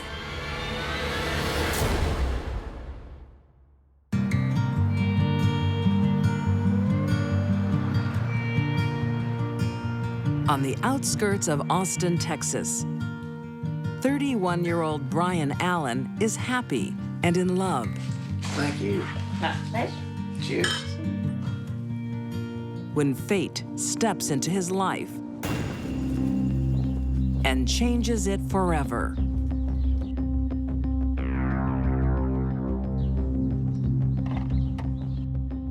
Brian was inside with a girlfriend he was dating at the time. Brian was best known as being a successful businessman. Sounds like my truck.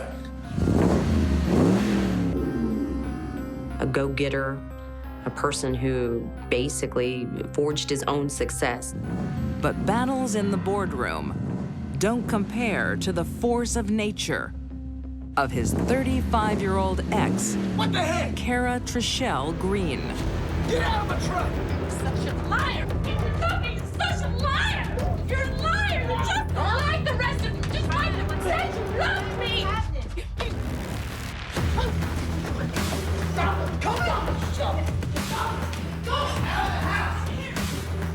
Trichelle's anger and the behavior that resulted was unbridled. She didn't care what she did or who saw it.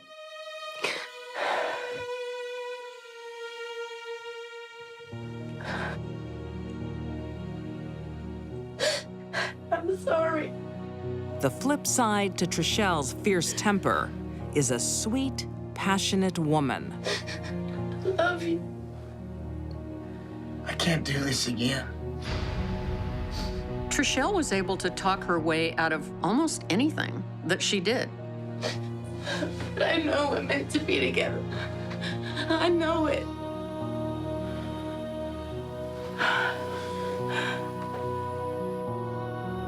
Tricelle appeared to be willing to do anything to try to woo Brian back.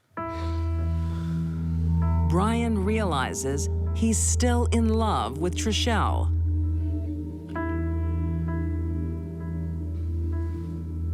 They ended up dating again and eventually getting married.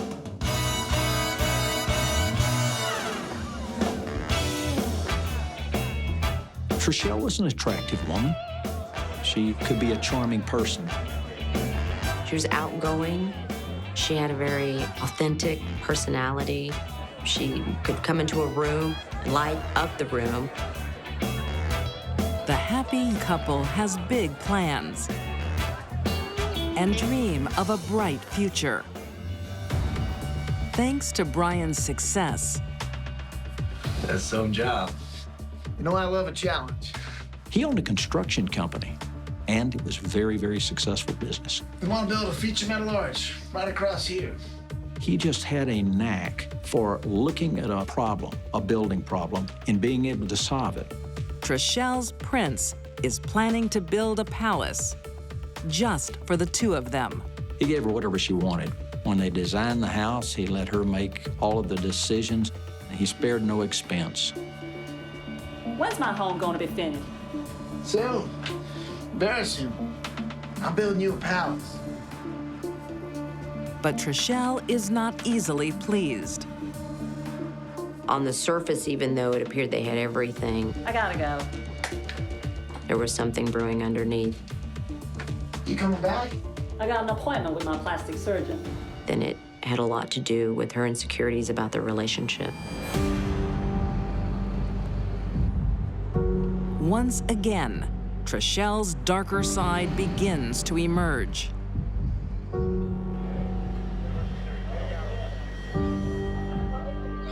We going Friday night or Saturday morning? So go Friday, make it a long weekend. She was a charming individual up to a point. Where are we going? It's boys fishing weekend. And that point was when she had too much to drink.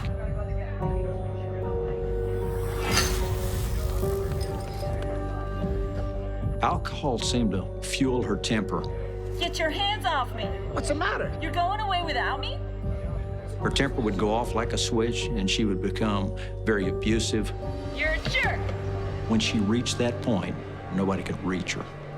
Tricelle told people she was bipolar, and that may be true.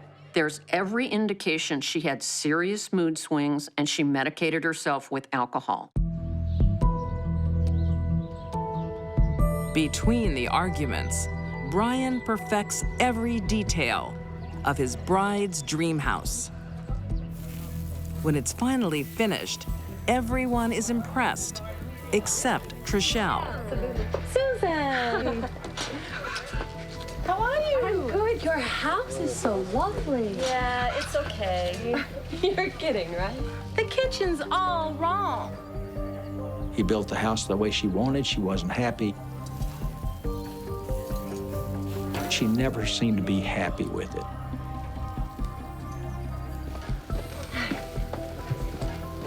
Please, not now. Why? You can't handle the truth, big man? Brian had gotten some hints from loved ones. They saw the relationship taking an ugly turn. Hey, Tricelle, why don't you show me the rest of the house? Sure. Why not? Take his side, then. I know. It's okay. I'll go. A friend who told him, you might want to consider leaving this relationship for good. It could lead to something very serious. Leave me alone, I've had it. We need to talk. Want to put me down again, huh?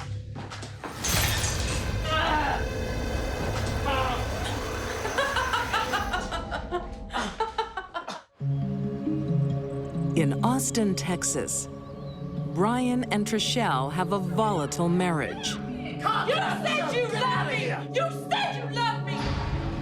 Charming, fun, and passionate, Where are we going? Trishelle also has a dark side. And lately, all her husband sees Get your hands off is bad Trishelle. You're a jerk. Completely obstructive and obtrusive and violent on many occasions. Brian tries everything to make his wife happy, even building her a mansion. The house was a very lavish house. It's okay. It's not exactly what I wanted. You're kidding, right? No. The kitchen's all wrong. Brian wanted to give Trishelle everything, and he did, but what he didn't understand was, for her, there was never enough.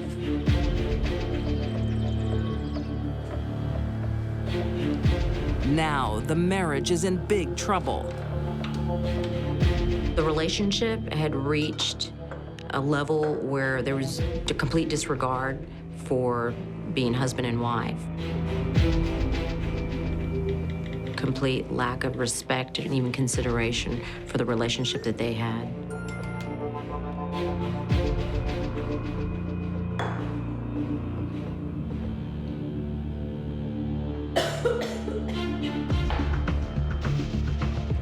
Their relationship is reduced to a series of battles. The smallest of disagreements sends her into a rage.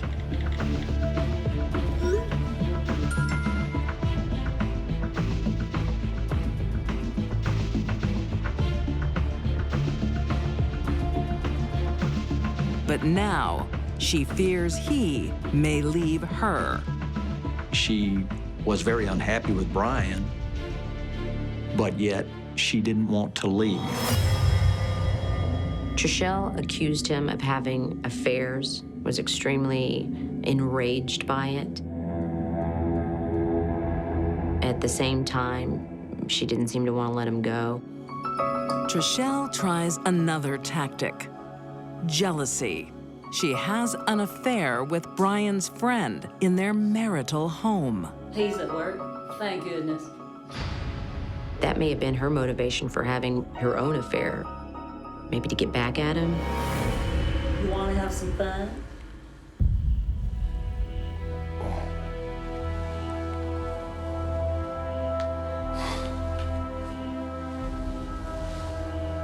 There's no doubt in my mind, Trishelle wanted Brian to know she was having sex with a friend of his. She probably hoped she'd get caught. It was very brazen.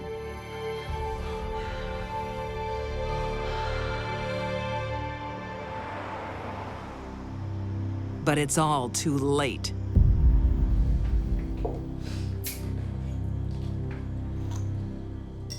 I gotta say, your relationship, it's bad. Brian has already decided to end it. I've got to divorce her. But fairly. I'll give her half of everything. Brian didn't want to do it, but he realized that he needed to. I'm sorry. Me too. The decision does not sit well with his wife. Bad Trishelle takes over. She had become embittered and very jealous and paranoid. She felt like she may lose everything if he were to leave her. On July 1st, 2013, Brian comes home for the last time.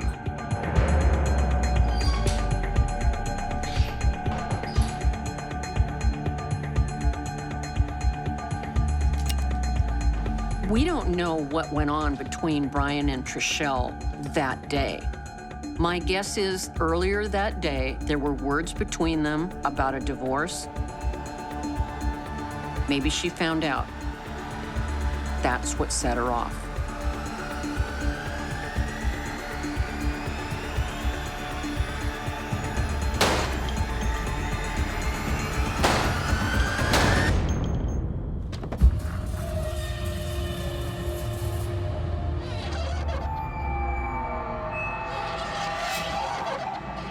This was a murder of rage.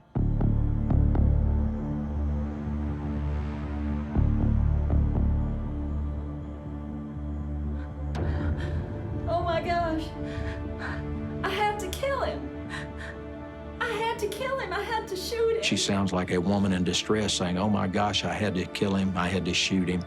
He kept coming at me. He was coming after me. Given the couple's violent history, Trichelle's cry of self-defense might work. Except for one thing. 10 minutes earlier, Die, piece of dirt. Die knowing that. she accidentally dials 911. Trichelle's last words to her dying husband Die, piece of dirt. are recorded. Die knowing that. As he's dying from a wound she inflicted, she's cursing at him. Brian would have survived anywhere from 60 to 90 seconds.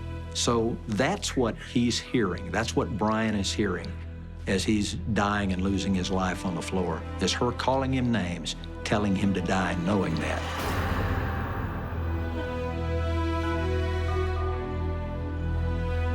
Oh my gosh.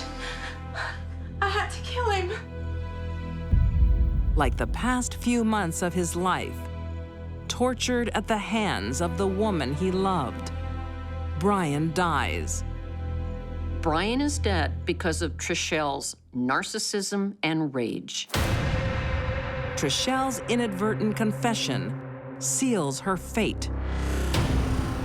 In 2015, Kara Trichelle Allen is convicted of murder and sentenced to life in prison. When Trichelle Allen killed Brian, she lost more than a husband. She lost her sparring partner. Trichelle embodied two lives. When she was good, I love you. she was more than charming.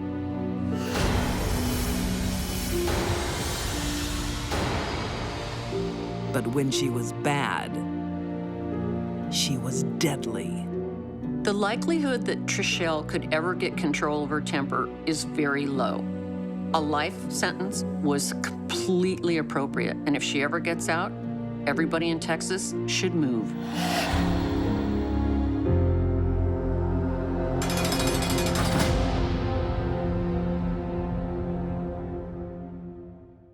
Holly, you never answer my calls. Families aren't always forever. All they cared about was the pot of gold at the end of the rainbow. And when they break, We're not talking something that's worth a lot of money. there's a price to pay. The blood is on their hands forever.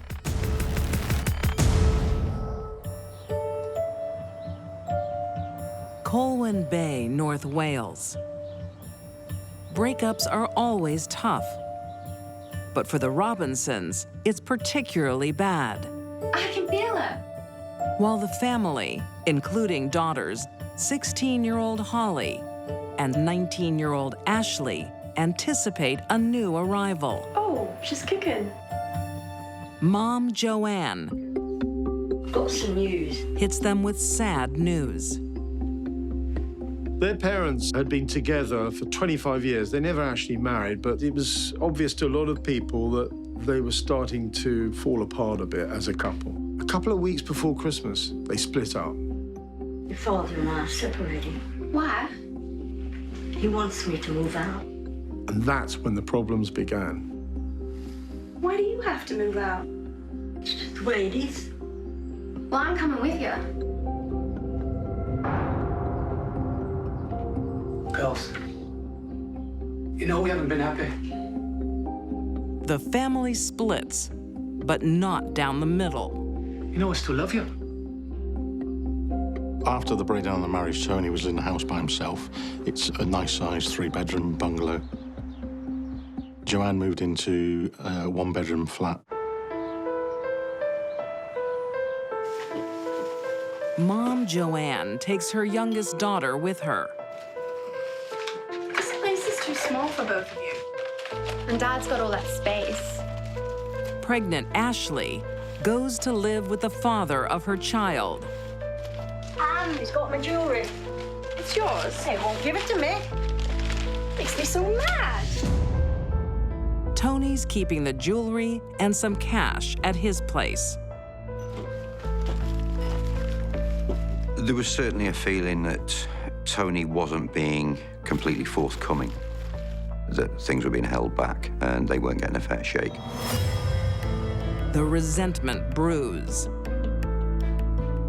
Ashley and Holly had a problem with their father. A rift opens between the Robinson sisters and their dad.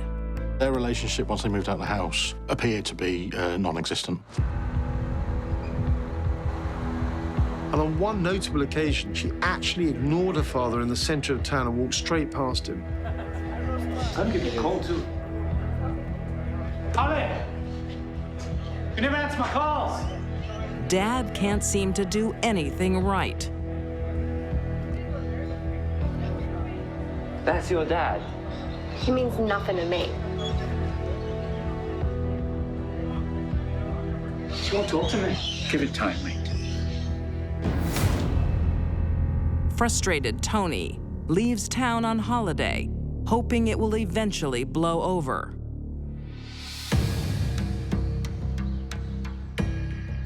There came a time when Tony was out of town for a while, and Ashley, her boyfriend, and their baby moved into Tony's house. With her 20-year-old boyfriend, Gordon Harding, Ashley thinks it's an opportunity to reclaim her mom's jewelry and steal some cash. But they're frustrated. They became almost obsessed, and it exacerbated needing to know where this money was, where the jewelry was, whether he'd sold it, whether it was still in a safe. Could they get it back?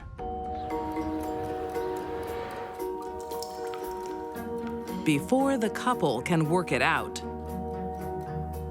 Tony arrives home.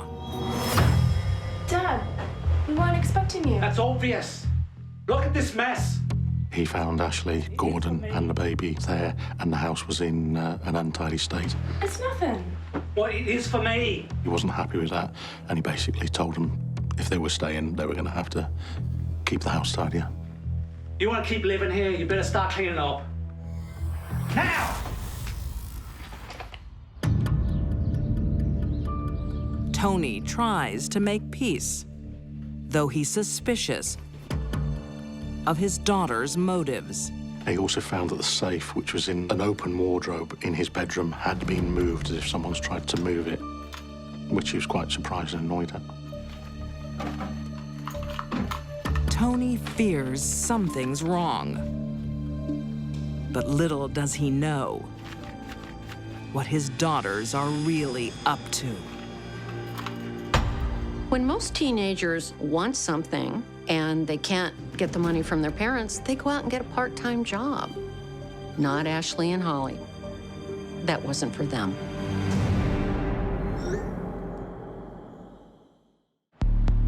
July 2010, in Colwyn Bay on the North Wales coast. I'm going to the pub. When I get back, expect the place to be tidied up.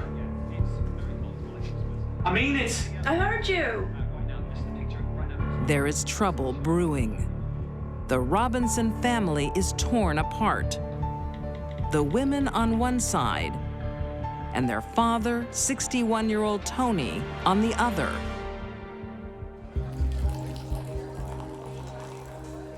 His space had been invaded. I've been working really hard, you know. He was going out a little bit more most evenings, so just to find his own space, to have a bit of time, rather than being in a house with 3 other people. 19-year-old Ashley and 16-year-old Holly are plotting. There was a feeling of vengeance in the air. They hated their father suddenly, and they wanted to get their own back on him. Tony has 900 English pounds and some jewelry in a safe. The girls want it all. There'd been a lot of communications with text messages and phone calls that something was going to happen at night. With help from their boyfriends, Gordon Harding and Sasha Roberts, the girls plan to rob Tony blind. Gordon was a normal lad. He'd been brought up in a loving household. In police terms, he was clean. Sasha came from a nice family, but again, he was a nice lad. On July 6th, We've got to do it. 2010, it all comes to a head. Gordon contacts Sasha by text and says, "Need some male help. He goes tonight." That's pretty clear what's going to happen. Tonight won't be a robbery. The girls no longer care about what's in the safe. They want their inheritance. Yes, it's got it! How about that? Tony provided for Ashley and Holly in his will, but they weren't willing to wait for him to pass of natural causes. They wanted their inheritance now. Oh dear, you know, I've got to leave. I'll talk to you tomorrow. Yeah. When he came home, he was drunk, but he wasn't paralytic or anything like that. A bit of an argument ensued. Hey, Dad. Ashley, I'm not putting up with this mess. I'll clean up tomorrow. Oh, it's too late. I'll go rid of your mum. And you can go as well if you don't buck up. I'm going to bed. Tony went to bed as normal, obviously none the wiser that there was anything afoot.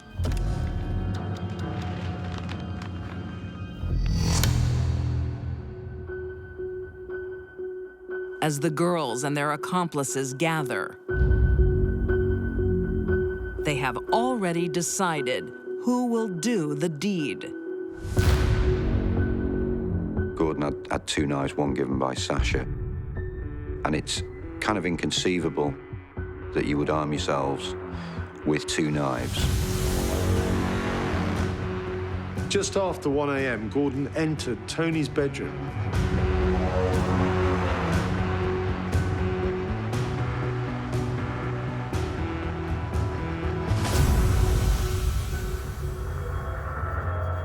And ended up stabbing him 15 times.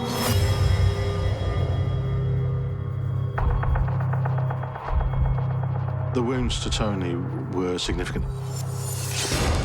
One of the wounds actually went through the top of the shoulder and came out his back.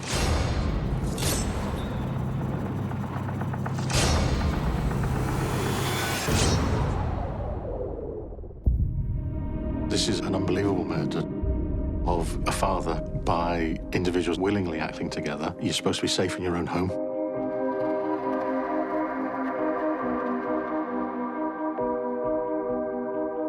At least Tony may never have realized his own daughters were behind his murder. There's one member of the Robinson family left out of the commotion. Mom. He's gone. Joanne knows the teens have not thought this through. She tries desperately to save them.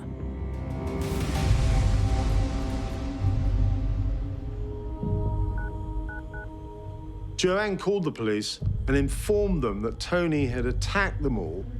My ex-husband just attacked our daughter. And her boyfriend in self-defense killed him. And they'd had no choice but to defend themselves. Gordon admits to stabbing Tony, but only in self-defense. The trouble is, the evidence doesn't support the story. Quite tellingly, he didn't have any injuries on him. And I defy anyone really to disarm someone with a knife without getting cut at least once. Police also noticed that nothing had been disturbed in the room, ornaments and other things, which gave the impression that there couldn't have been this huge fight which Gordon had claimed. Of course, stabbing someone 15 times in self-defense is 14 times too many. It's not just the crime scene that's suspicious. The killers leave a digital trail. Police soon located their text messages and discovered it was a very different story that was emerging from the one they'd originally told.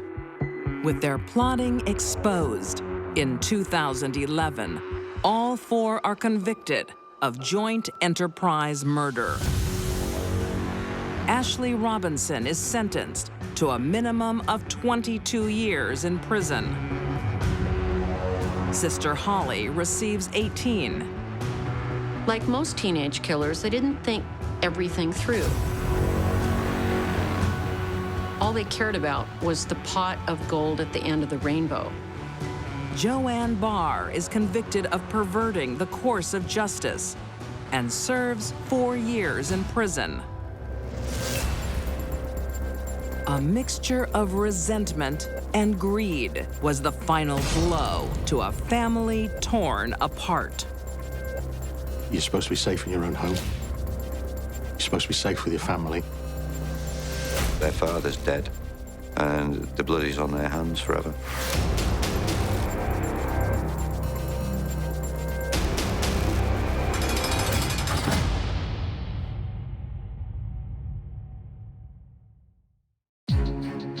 For these deadly women, appearances were deceiving.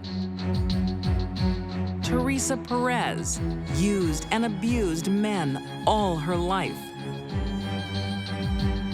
Trishelle Allen wanted more than any man could provide. And Ashley and Holly Robinson wouldn't wait for their inheritance. All 4 could be sweet, but they were full of sugar and spite.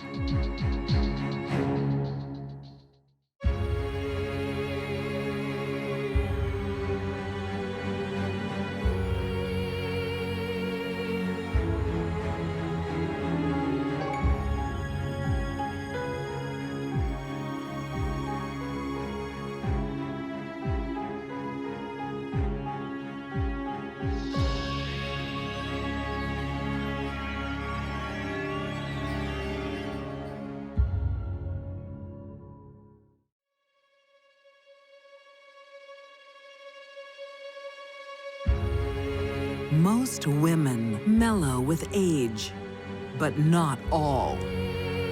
A grandma resents a new family member. He didn't see this one coming. A businesswoman cooks more than the books. Her kingdom was being threatened. And a divorcee tries to bury her past. I didn't know what to do, so I just took him and I buried him in the herb garden. These deadly women are old, but not wise. You have to watch your back when Granny gets a gun.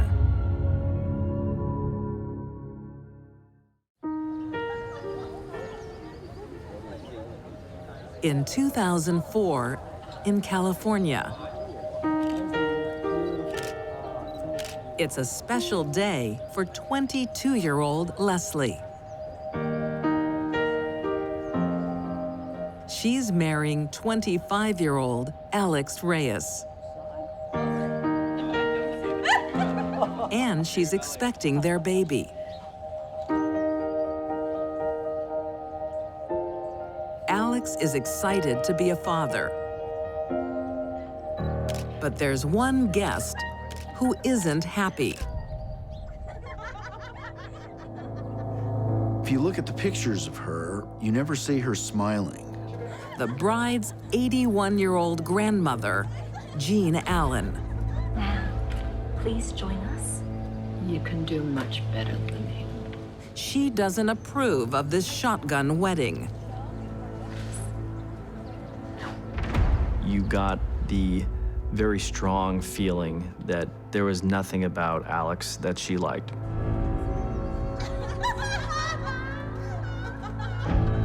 Jean never approved of Alex for her granddaughter. For apparently no good reason. Alex believed it was because he was Mexican.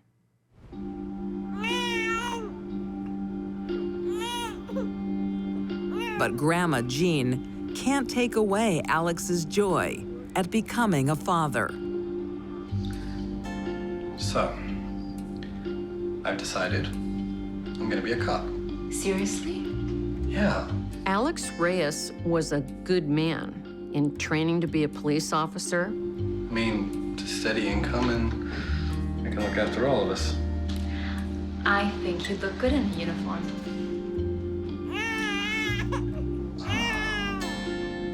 Go. Get the bottle. I'll take care of this one. He would brag about his son at work, show pictures on his cell phone of his baby and how much he wanted to spend time with him.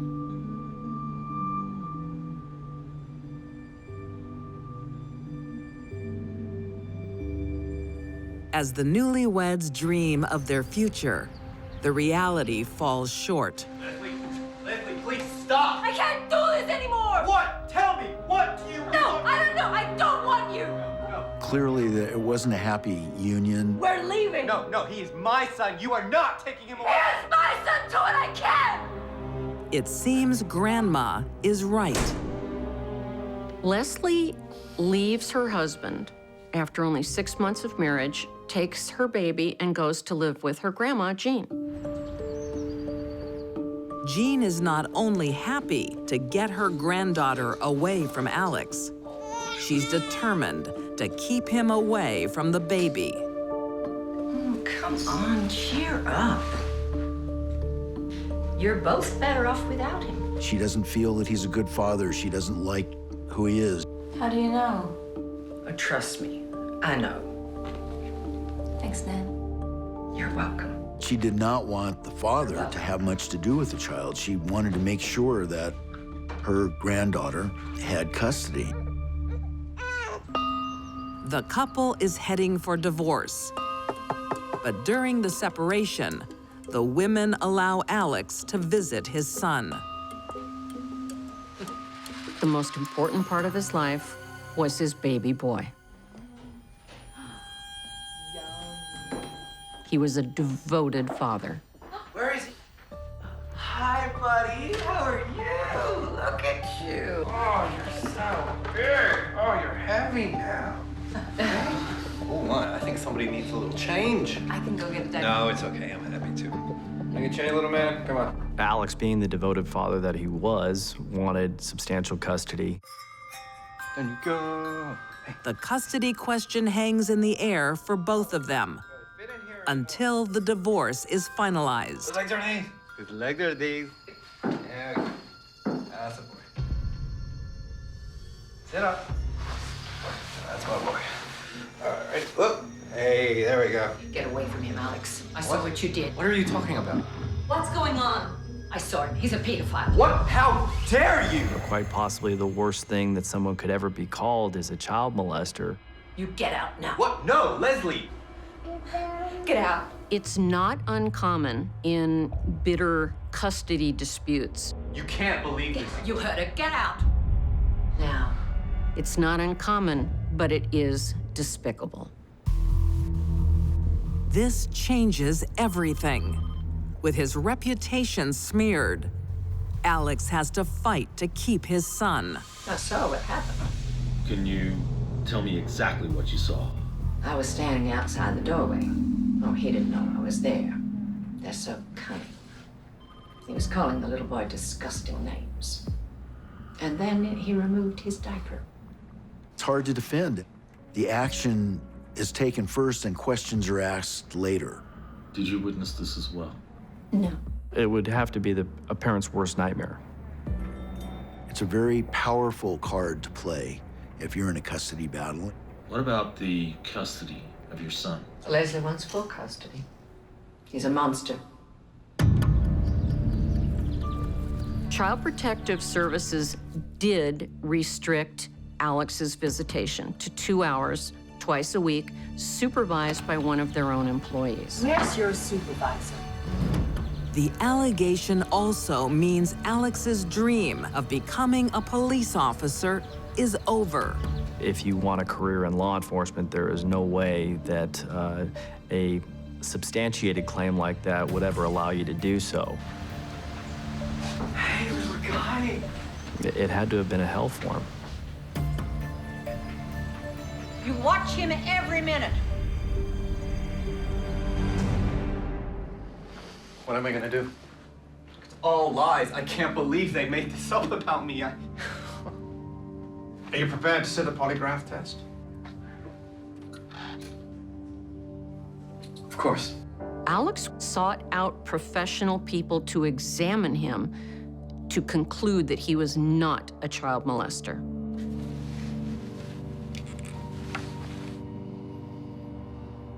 Are you ready to begin? Yes. Can you tell me your full name? Alex Leo Reyes. Have you ever touched your son in an inappropriate way? No. Alex sought out a sex offender professional psychologist who examined him and determined that he didn't have it in him and he was telling the truth. The couple is heading to court, and Alex is set to win. How did I do? The lawyer had said that he had several experts on hand that were going to testify that Alex was a good parent. All the tests are favorable. The polygraph and the analysis by the sex crime experts. There was no case of molestation. There was no facts showing that Alex was anything but a caring father in this case. But Jean is a law unto herself. She was perfectly calm. She was resolved. She was a woman on a mission.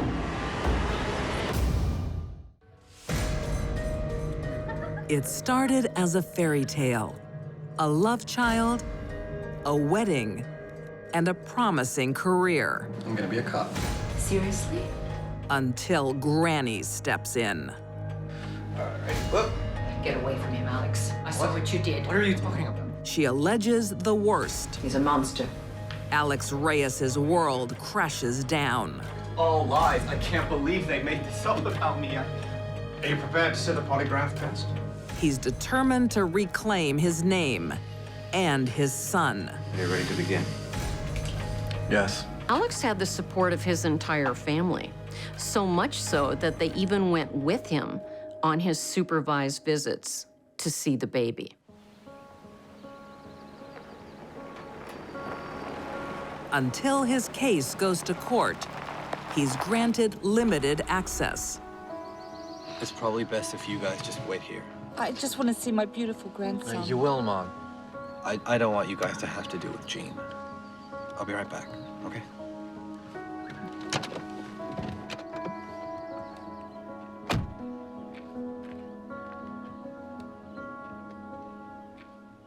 On January 28, 2006, the maligned dad is asked to come early by his estranged wife, Leslie. Hi. Thanks for coming early. Sure. Leslie had asked Alex to come over to work on a stroller that had broken. So Alex got there a few minutes early. Yeah. Just like extra. Yeah, there it is. His parents are in the car waiting for him. They're waiting for the court-appointed observer to arrive. Grandmother Jean Allen tried everything to keep Alex away from his son. You know, when everyone finds the truth about what you've done, you're gonna owe me a huge apology. Alex was rightfully indignant and told Jean and Leslie that he wanted a written apology from them for the allegations they had made. You're gonna owe me an apology, too. And Jean didn't like that. He didn't see this one coming.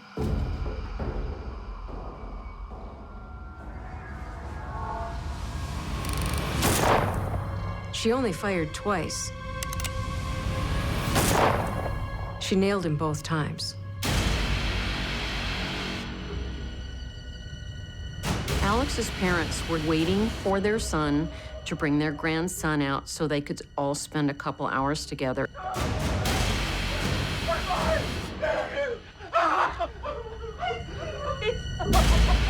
Instead, they watched their son be murdered.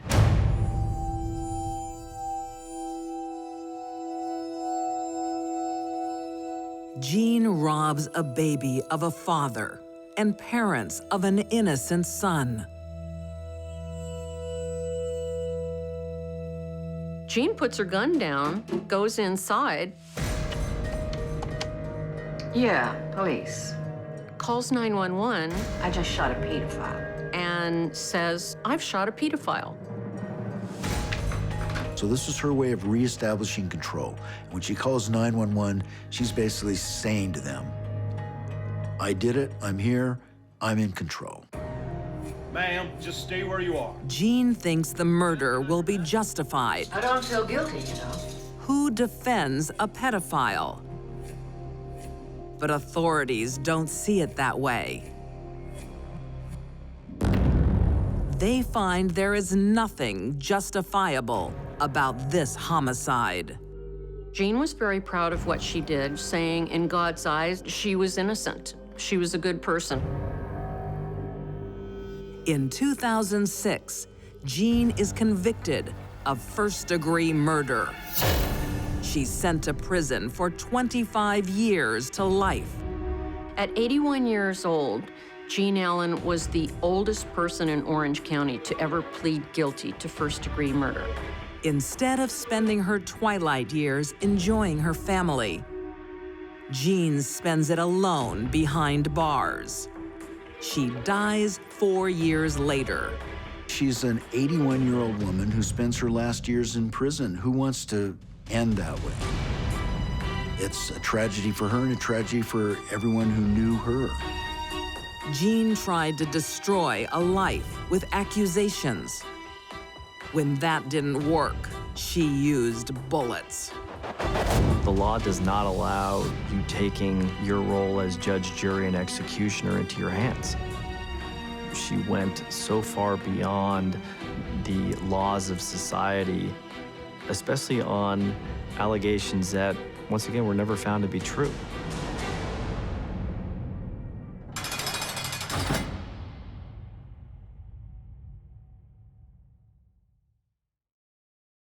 For some women, she was the queen bee. Secrets are more important. Her kingdom was being threatened. Than life itself. She was not gonna let it go. On the outskirts of Waco, Texas, in 2007, the Sturdivant family celebrates a true milestone: 40 years in business. Joe Sturdivant owned a transmission business, and it was a family business that's ran since 1967. Hey, Joe, take a look at this. Big Joe, man's man. Stock car driver, involved in racing since the 1960s. You know, here's a guy who was a pure Texan. It's a real family affair. You boys ready for a break? Honey, you read my mind. Wife, 62-year-old Joyce, handles the accounts. Joyce ran the office. She did all the business transactions and handled all the money, insurance claims, things like that. Thanks, Mom. Her son, Joe Jr., works by her husband's side. Joyce had a son from her first marriage, and they all just were one big happy family running this business together. You got 4 new customers tomorrow. I'll be able to retire soon. You can. I'm not. Heart problems do convince Joe to hang up his tools. And he relaxes into a well-earned retirement. But not Joyce. She takes over the company. She had about 6 or 7 guys and other people that depended on her for their livelihood, so they treated her like a queen. After Joe retired, she was the queen bee. It's always been a profitable business. But now, with Joyce in the driver's seat, they hit a rocky road. She She had not paid the taxes in quite a few years on the business, and I believe that was over $140,000 worth of taxes that was due. Joyce isn't paying the tax man because she's spending the money on herself. She was basically embezzling their own money. You know, she's not driving around with gold chains and diamond rings or gambling or drinking it. Where is this money going? She has an expensive, secret habit. Joyce was addicted to hydrocodone. That's an opium derivative. Lots of people become addicted to it quickly. No wonder she ran the business into the ground. The queen bee is so deep in debt, she's about to lose everything. And Big Joe's starting to get suspicious. I haven't stopped all day. Been busy. Joyce was afraid of what Joe would do if he found out how she had destroyed the business. And without the business, Joyce couldn't buy drugs. She was fearful that Joe would find out about how she had run the business. I got this call about the credit cards. He would have taken the business back over, come out of retirement, and sent her home. You don't need to worry about that. You just leave the books to me. Yes, sir. Her kingdom was being threatened.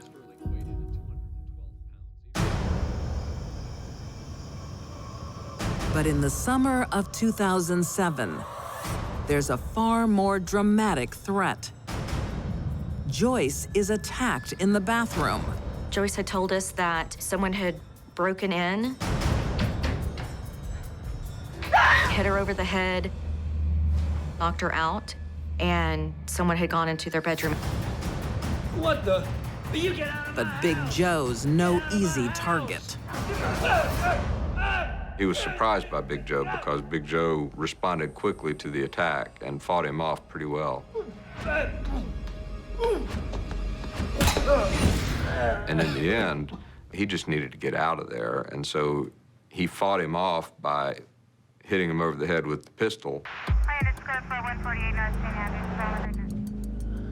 Big Joe suffers a severe head injury. Looks like you put up a bit of a fight. Yeah, but not a winning one. Man. No, I got hit too from behind. She kept saying, there's a bump right here, there's a bump right here. And I work in the medical field, and I felt her head, and I didn't feel anything. And then the doctor came in and said, there's nothing, there's no bump. You see the man? No, it was so dark. I couldn't see a thing.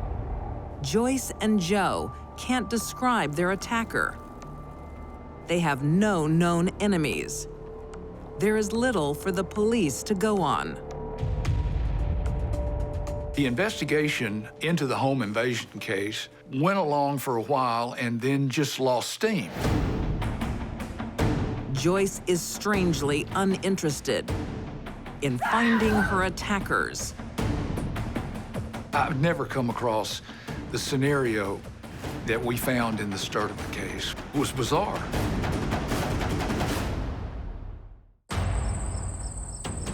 On the outskirts of Waco, Texas, What the?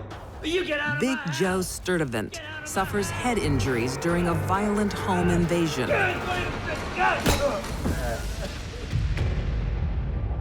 And his attackers are still at large. But his wife, Joyce, is oddly unconcerned because she planned the whole thing. Joyce was a little bit afraid of Joe finding out she had run his business into the ground. Joyce is looking for new hirers. It's Big Joe. He's beat me. Joyce was complaining about Joe and Joe beating her up. As far as we know, was unfounded. Joe's life insurance can get her out of her financial hole. I need your help. But only if he meets an untimely accident. And he says, I know some people who might get it done, but I can beat them up for you if you pay me. So about 3 o'clock in the morning, they drive over to Joyce's house. Bedroom to the left. That's where he is, okay?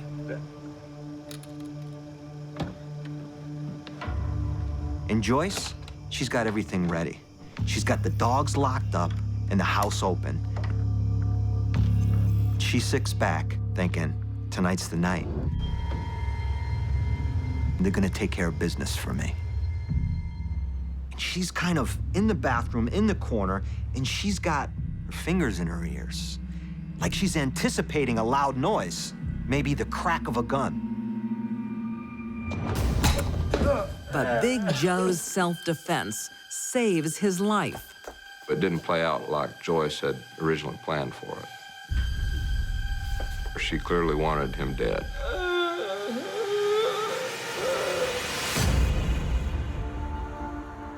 Joyce turns to Plan B, a trusted friend in the office who might know someone in the murder game. Find me some trustworthy guys. They developed a relationship, and Joyce asked if she knew anyone that could help her get rid of her husband. She eventually found 2 guys that said they would do it. These are worth a lot more than $2,000. And these 2 men wanted, of course, to be paid. Joyce couldn't pay a hitman because she was in horrible debt. She thought her jewelry would be enough. All right, I'll put it out there, see what bounces back. What bounces back is robbery. The men simply take Jean's jewels and run. These guys had no intention of killing Joe Sturdivant. They seen an opportunity, and they're going for it. And you know what, Joyce? If you say anything, we're gonna turn you in. But the Queen Bee doesn't give up easily. She finally said, well, I'm just going to take matters into my own hands. If you want something done, you got to do it yourself. In the early hours of October 8th, 2008, Joyce moves on to Plan C. You don't normally think of murderers walking around in shower caps. It appears that Joyce was concerned about the blood spatter, trying to make sure she covered up everything. Joyce got a .38 caliber pistol. We knew that they had a lot of guns around the house. Big Joe is sound asleep.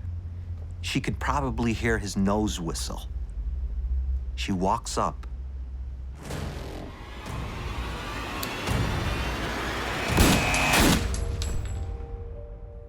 She kills him cold-bloodedly, just like that, for nothing. A man she has known for almost 50 years and been married to for 4 decades. Finally, Joyce achieves her goal. Now, to get away with it. Joyce knew she was going to be gone all day. That was her alibi, was that she was at work.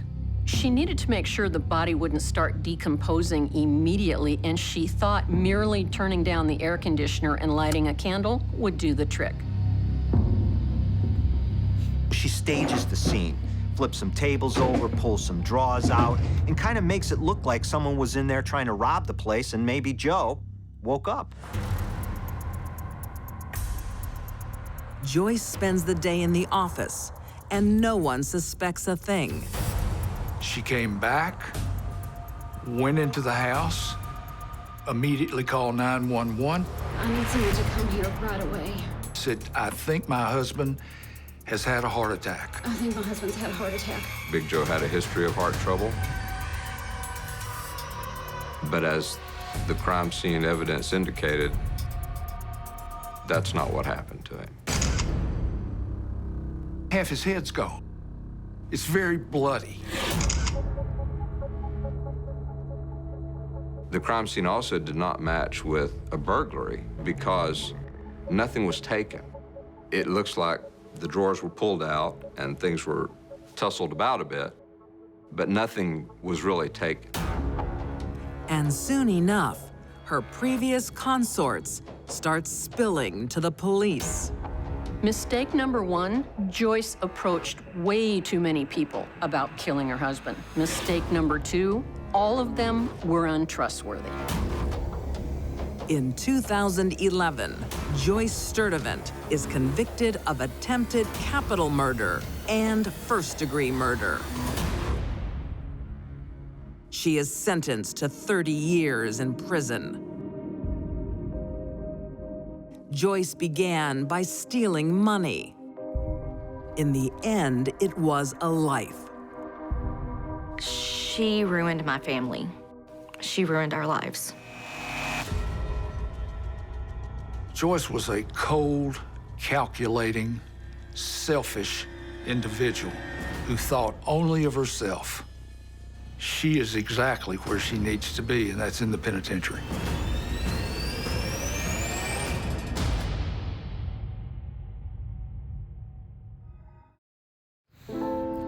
The golden years of retirement. She liked to be out and about. Can be ripe for adventure.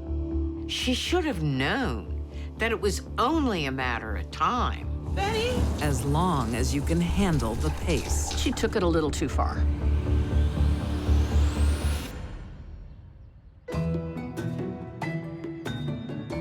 In Midwest City, Oklahoma, Barbara Broadway is preparing for something she hasn't done in a long time. Stop it. A date. Oh, I'm too old to go on a date. Trust me, he's a lovely guy, and he's actually older than you. I'll get that. Barbara got along with everyone. Come on. She wanted to still get out and do things, fool around with her friends somewhere. Hi, how you going? Danny, this is Barbara. Hi, Barbara. Hello. Nearing her 60s, with her children all grown up, the divorcee isn't ready to be put on the shelf.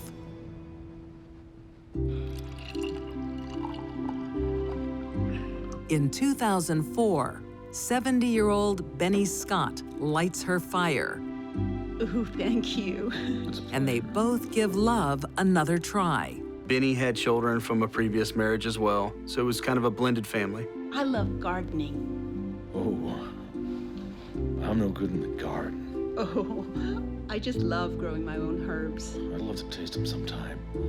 Well, I think that can be arranged. Benny was one of those men who is dependent on women. He needed to have a woman in his life.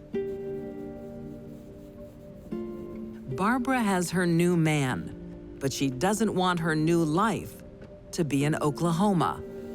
You've made me the happiest old man in the world. Me too. She wants to join her daughter in Florida. He had a lot of friends, but they were all in Oklahoma. I love you, but I miss my family. She worked on him and worked on him. I don't want to leave Oklahoma. What about my needs? He didn't want to move from Oklahoma, but Barbara did, so he moved with her. By 2009, the couple relocates to Lake Alfred, Florida. They were able to get a very nice house. The temperature never got cold, and you didn't have any of those Oklahoma dust storms. It was really a good environment. Barbara is living the dream, but it comes at a price. It's so humid. Isn't it great? Benny was getting up in his late 70s, and his health was not good at all. I'm going in. Barbara! Benny's heart had let him down. He had a heart attack, My chest. pacemaker, stents, and he was in congestive heart failure. It's a blow for Barbara. Being nursemaid is not part of her Florida dream. It's time for you to get up. I don't want to get up. I'm tired. You're fine, The doctor said so. Barbara was 13 years younger than Benny, and her health was just fine. You can't leave me here alone. I can, and I will. For months, Benny's health ebbs and flows. But Barbara is comforted by being close to her daughter for big occasions, like Christmas. Oh, thank you. You two seem happy. We are. Merry Christmas. But for every good day comes the bad. To say he was slowing down in life, getting towards the end of life, would be probably a good description. Benny relies on Barbara more and more. Not just physically, emotionally. Benny's emotional needs were far greater than his physical needs. She was his emotional crutch. He was afraid his body would fail him and there would be no recourse if he was alone. But Barbara is tired of playing nurse. Benny's demands on Barbara crimped her style. She liked to be out and about. Benny wanted her on the sofa next to him. All the time.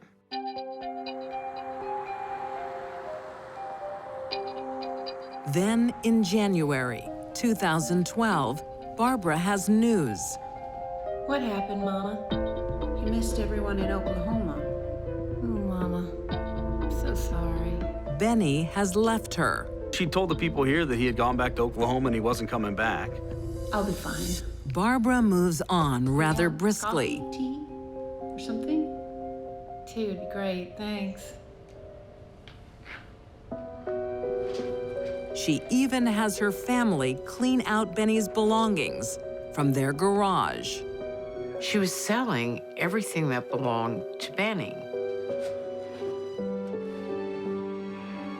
We can't throw these away. I would want these pictures, you know? They discovered childhood photos and mementos of Benny's. And they thought, surely he's gonna want this stuff. So they figured, okay, we'll call Benny's daughter in Oklahoma. Look, we're in the storage locker and we're sorting through some stuff. Just don't know what to keep. Can I talk to Benny for a while? When they called the daughter in Oklahoma, she said, he's not here. Dad is in Florida with Barbara.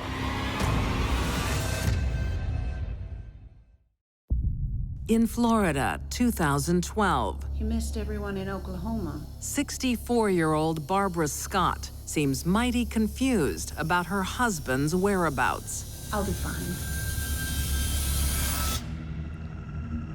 Well, Benny is in Oklahoma with his family. She said, well, Benny went back to his family in Oklahoma, and I don't know if he ever wants to come back to Florida. But at the same time, telling his family in Oklahoma. Hello? He's still in Florida, but unavailable. No, I'm sorry. He can't come to the phone at the moment. He's got a throat problem. She kept claiming that he had either laryngitis and could not talk on the phone to his children, or that he was ill or hospitalized. Oh, he'll be fine. He's having surgery next month. When Benny wasn't seen for 3 months, people got worried. And it was only a matter of time before one talked to the other, and they put the pieces together. Confronted by her daughter in Florida, Barbara reveals the awful truth. And she said, Mom. She looked in her eyes. Where's Benny, Mama? Well, he's in Oklahoma. He missed his family. Mama, I know he's not there. He died. I buried him in the garden.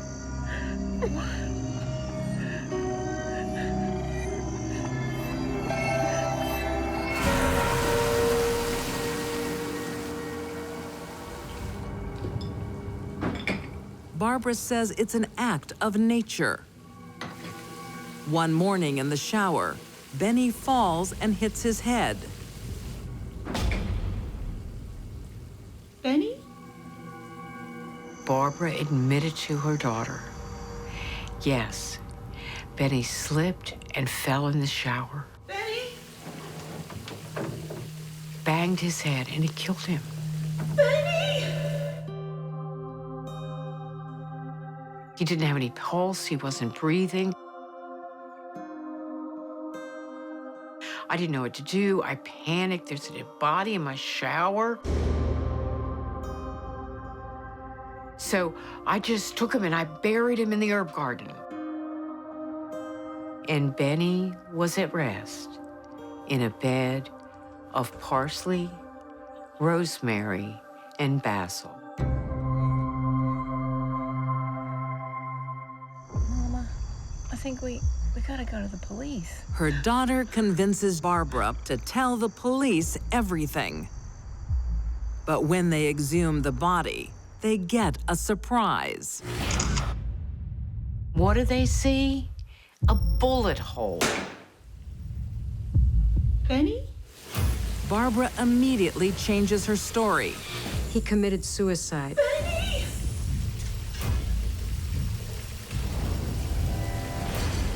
I walked in, and he was collapsed on the floor of the shower.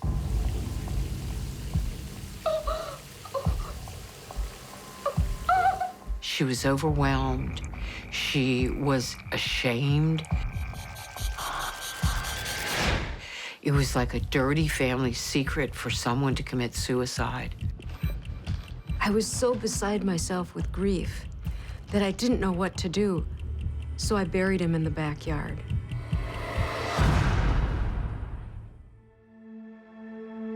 There are just a few problems. He's absolutely never been depressed.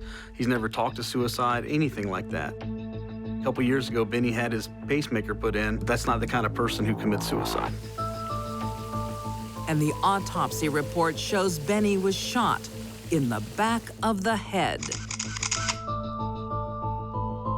It has been my experience that people committing suicide with a gun don't hold it to the back of their head.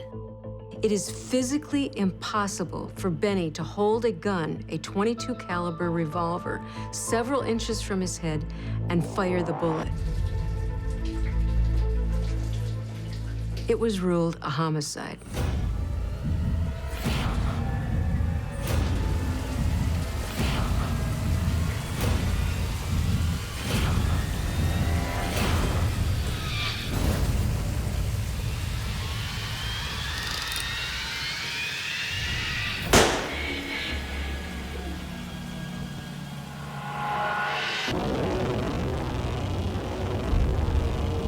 Barbara is caught, a cold-blooded murderer. She executed her husband because he was slowing her down. It's definitely a strange case. People that are in their golden years, you think usually it's right off into the sunset. In this one, it ends up buried underneath an herb garden. In 2014, Barbara Scott is found guilty of first-degree murder and sentenced to life in prison without parole. She got rid of the problem in the only way she could think possible. It was selfish, it was regrettable, and there's no excuse for taking Benny's life.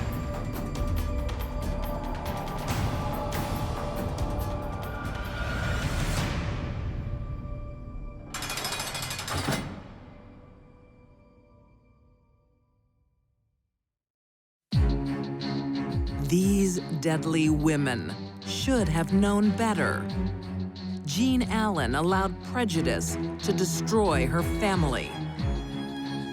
Joyce Sturdivant wanted money more than her husband of 40 years.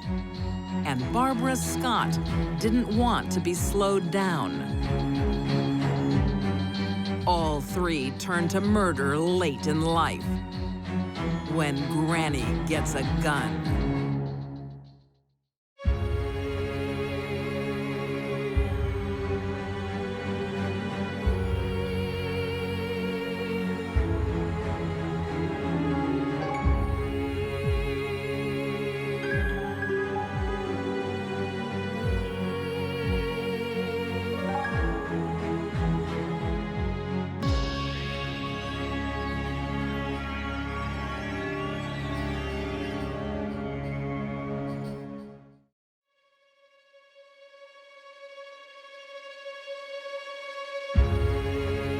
Sometimes love makes us choose.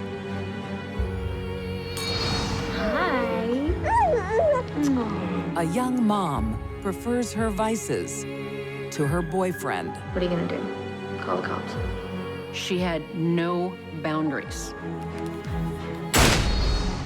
A gold digger doesn't just dig for gold.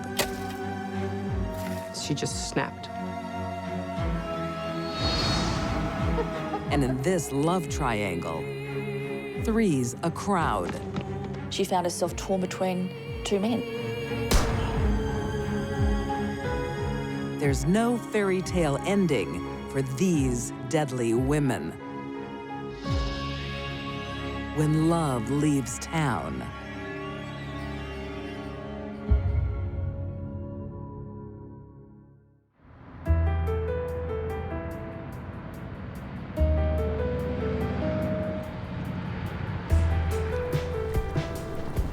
In 1999, 18-year-old Katrina Bridges and 21-year-old Chris Ingraham are head over heels in love. Katrina Bridges was a real cute girl. Chris was sort of an all-American boy. He was in the Navy. I think I know a better way to get warm. He's that kid in the high school that the girls want to go to the prom with. He is that kid that everybody loves to be around. It's a magical time for both of them. Until... Are you coming back?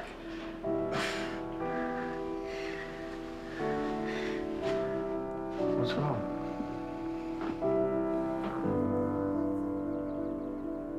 Chris and Katrina meet. 3 months later, she's pregnant. She was young and immature. She didn't know how the world worked. Oh, hey, it's okay. Oh, hey, it's okay.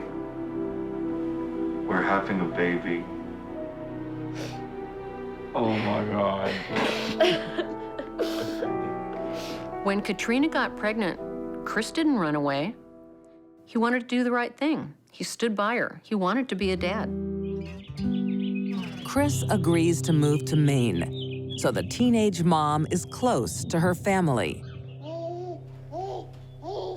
Hi. Chris has got to support his family, so he gets a job at the local naval base as a clerk. Look at that perfect little face. It's just like his mom's. He's doing it because he has a family, and he's a man, and he's going to take care of them.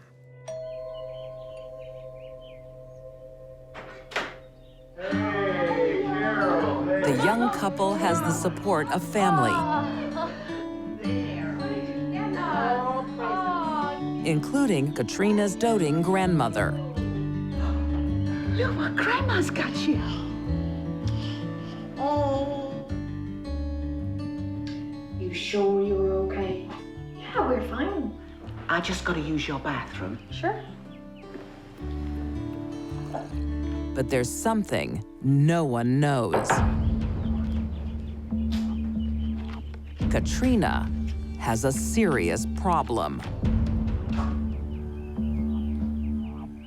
Cute little Katrina, she didn't care who she took money from. If she could steal from her own grandmother, she could do anything. Stealing is a bad habit Katrina's had for years. She had stolen from her school. She had stolen from family members. Money seemed to be the object for her.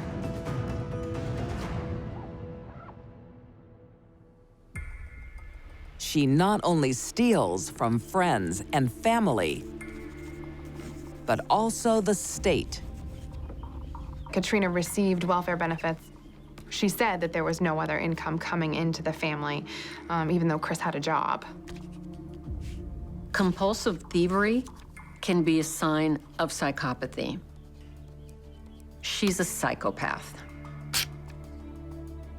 Psychopaths steal because it makes them feel good. It's a thrill. They think they pulled one over on someone.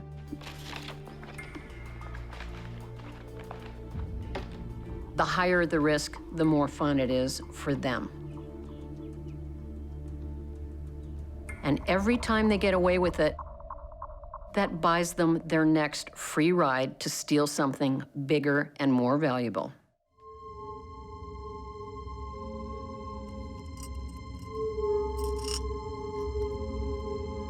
Katrina, her life, everything she was all lies.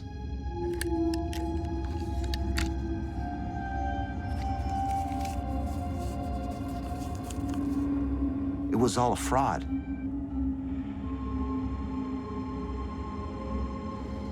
But one day, her thieving ways are discovered. Her grandmother reported that some checks were missing and that Katrina had written checks and tried to cash them. Chris is appalled. What's wrong? You stole from your grandma? No. No, she gave me that money. No, she didn't. You stole from her. You stole from my family. I've had enough. Chris is at odds with himself. He doesn't know what to do. Something needs to be done. This can't go on and on and on. It was a lot about money. It was about trust. He was nervous about her raising their son because of some of the trust issues that they had had. What are you gonna do? Call the cops? No, but if you don't get professional help, I'm leaving, and I'm taking it with me. So Chris does the only thing he thinks he can do. He gives her an ultimatum. You wouldn't. I would, and I will. Okay. Okay, you win. I'll get help. And this, for Katrina, Okay? might end up being a breaking point.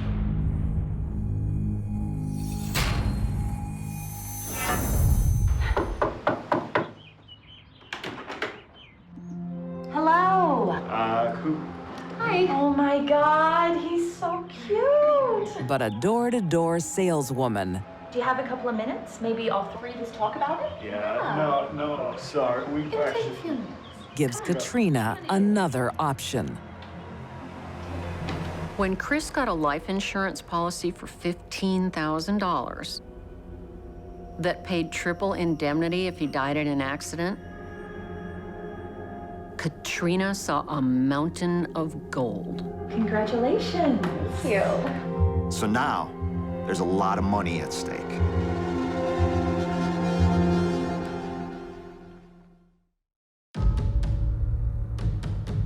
In the small town of Jonesboro, Maine, on January 2nd, 2001.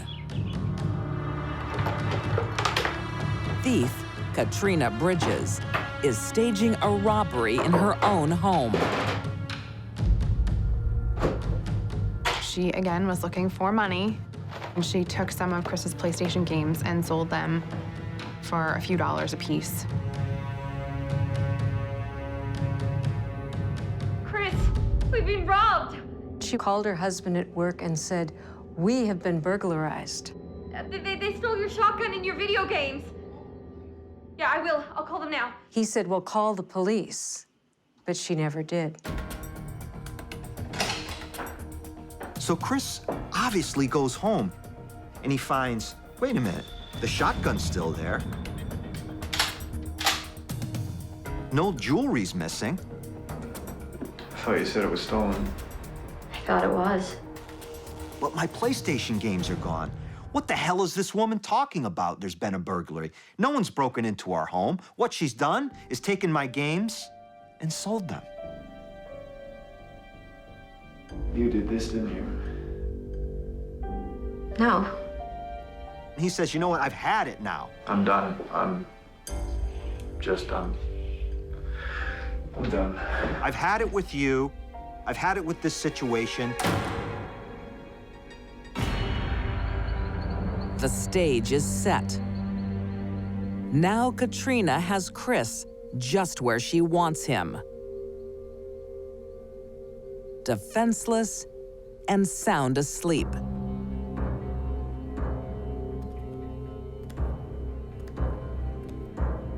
There were so many times that she could have stopped. She could have put the rifle back. Psychopaths are cool, calm, and collected when they commit the most serious of crimes. No problem. No guilt, no remorse, nerves like steel.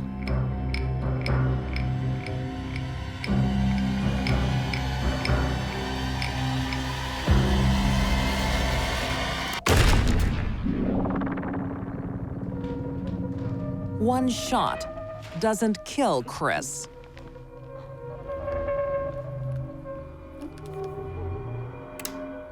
She had tried to shoot again,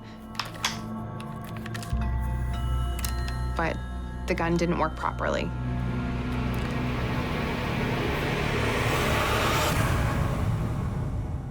She just left him. She walked away.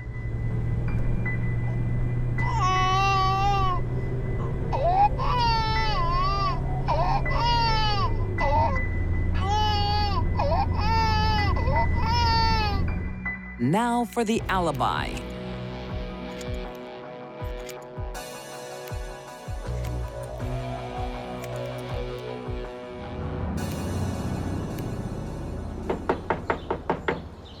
She gets to her mother's house. Her hair's been crudely cut. What happened? Are you okay? I was kidnapped by Canadian drug dealers. What? Canadian drug dealers broke into the house, and I'm worried about what they might have done to Chris. I got out of there. Come in. I think the only reason for Katrina to cut her hair was to get rid of any blood smears or powder burns, powder soot that may have come from the gun when she fired it. Some 10 hours after the shooting, Katrina finally goes to the police. They immediately went to the house. Sir, can you hear me? Chris was still alive when he got to the hospital. It was about 24 hours before he died.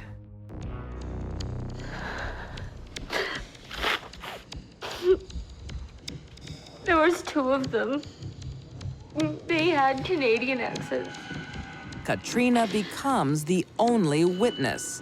So they raped Chris. How about you tell the truth?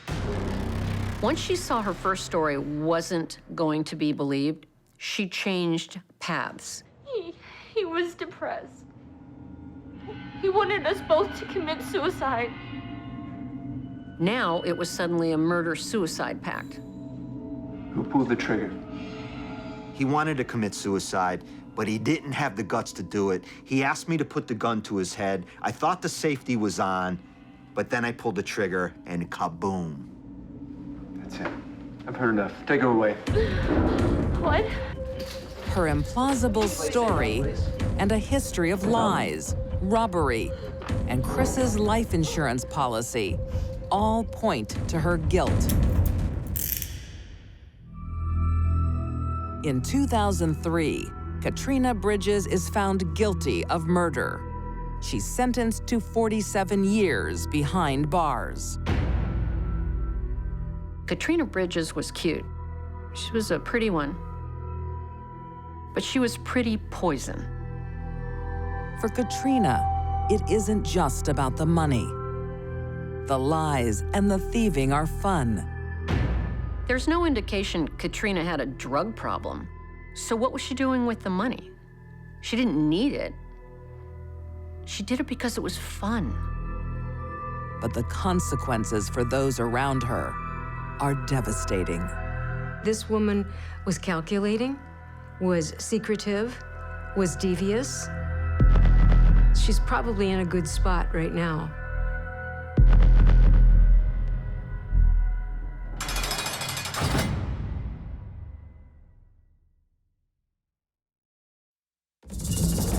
Love can bloom in unlikely places. He was entranced. Just tell me the truth. I am. but left unattended, she buried it deep and covered it with soil. It tends to rot. She panics. Big mistake.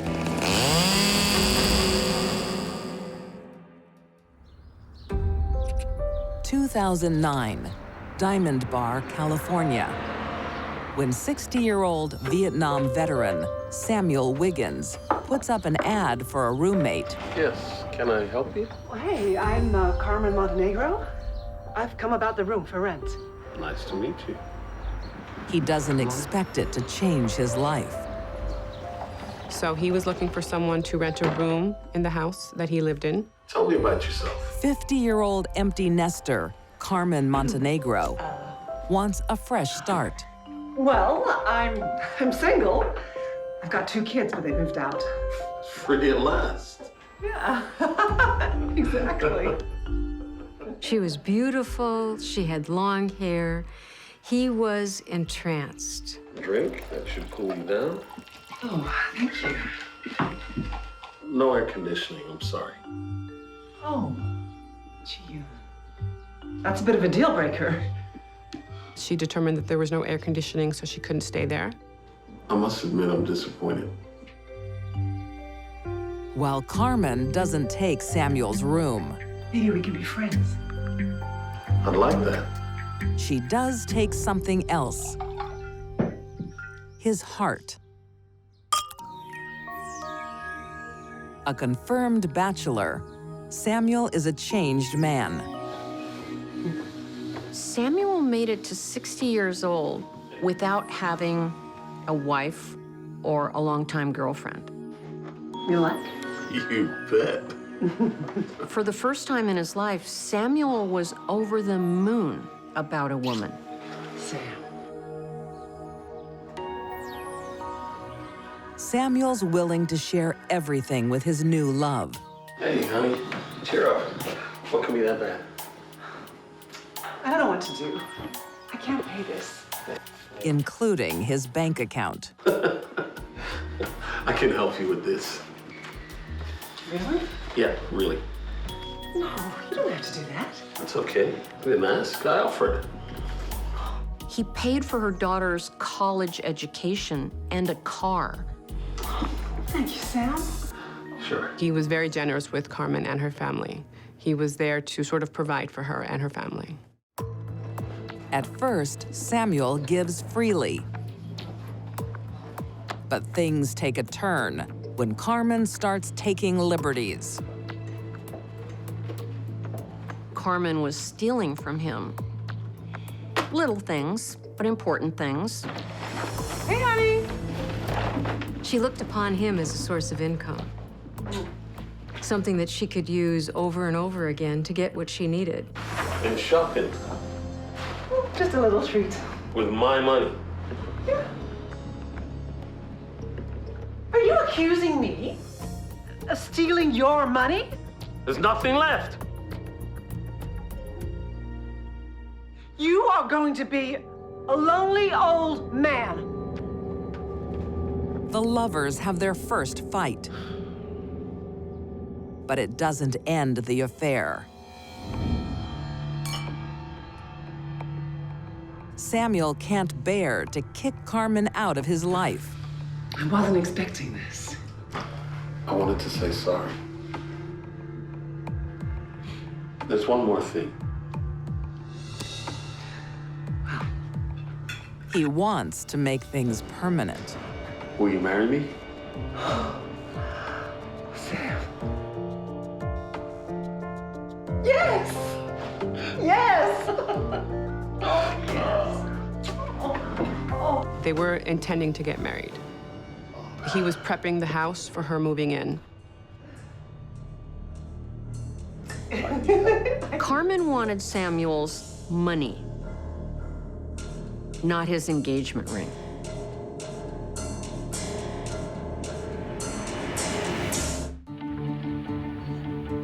In Diamond Bar, California.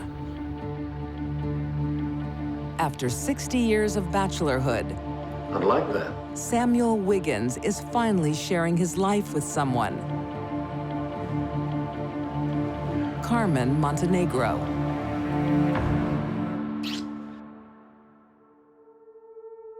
Samuel soon realizes he's made a mistake. If you think I'm a thief, why are you marrying me? I love you. He wanted more of a relationship. But there are so many things missing. She wanted his money. That wasn't going to work. Just tell me the truth. I am. I don't believe you. I want out. I'm calling it quits. Samuel was done with the relationship. But for Carmen, that isn't an option. She just snapped.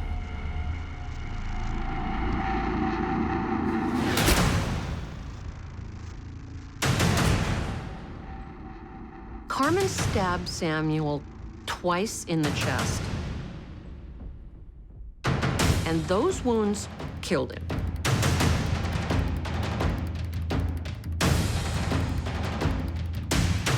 Then she commenced to stab him 22 times in the back. I hate you 22 times. He must have really made her angry.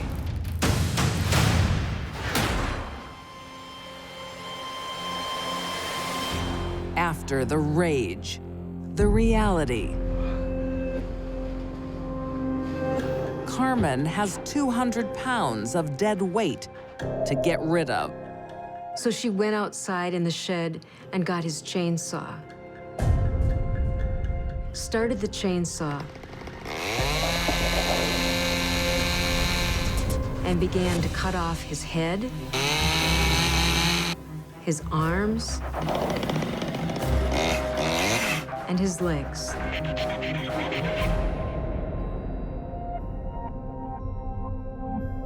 Sometimes killers dismember a body for practical reasons. And another reason is ghoulish. They do it because they like it. I think Carmen fell into that category. Carmen hits on a novel way to dispose of Samuel's body.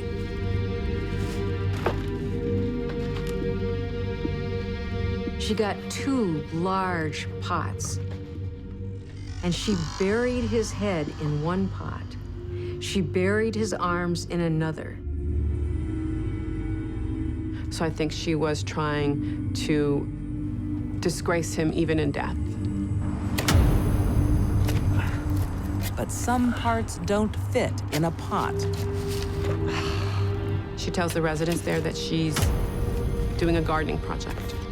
She digs a bunch of holes in the backyard.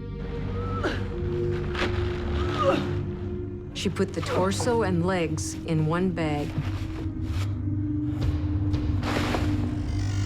buried it deep into the garden, and covered it with soil.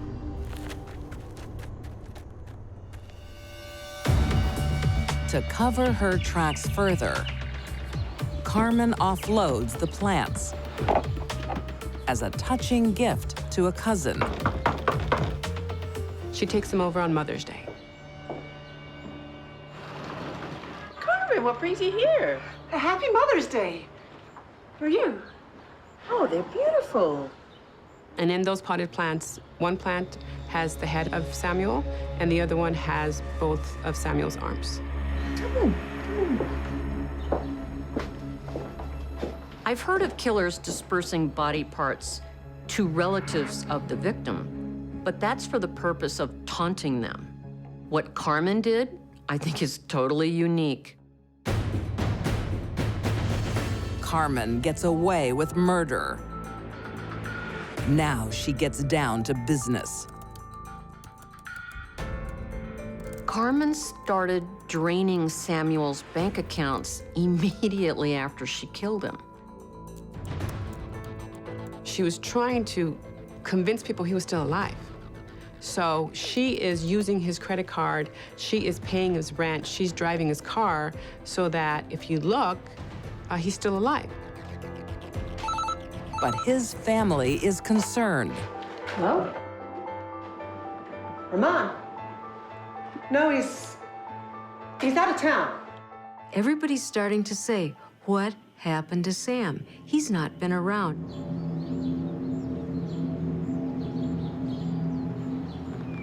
Hello? His nephew comes looking for him. Hello?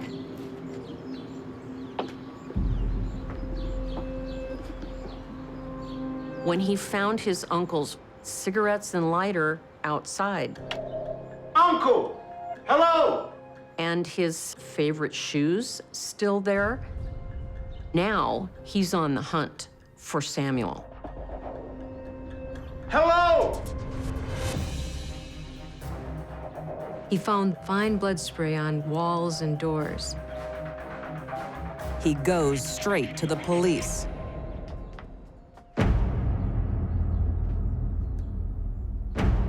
Carmen has to think fast.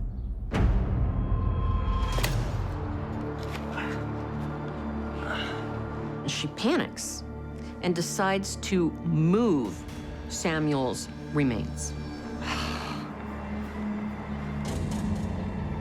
Big mistake.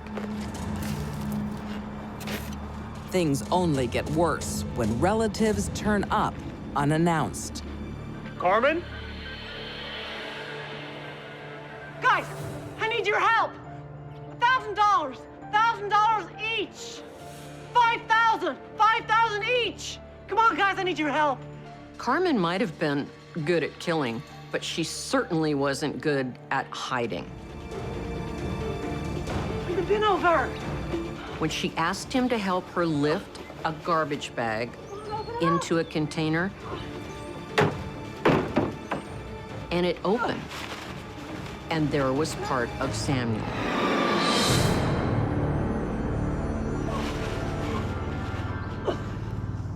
He's just overcome by the smell and the just gruesomeness of it all. Carmen's dug herself a deep hole. She reaches in and starts grabbing the body parts and tossing them into the garbage bin like they were paper plates. A desperate murderer with nowhere to turn. Carmen starts following him, begging him to help her, and she's got the garbage bin with her. I think Carmen must have been out of her mind at that point.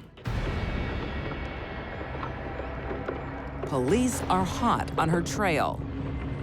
Ma'am, hold It's it. not long before they catch her red-handed. What's in the trash can? Nothing. It's just trash. The stink of death was following her everywhere. Carmen Montenegro is found guilty of first-degree murder and sentenced to 26 years to life in prison. The audacity and gruesomeness of this crime is off the charts. Samuel waited 60 years for the right woman. Carmen turns out to be his biggest mistake. She's a hustler. She hustles men for money. Carmen Montenegro went from being a con woman to a thief to a murderer to a ghoul.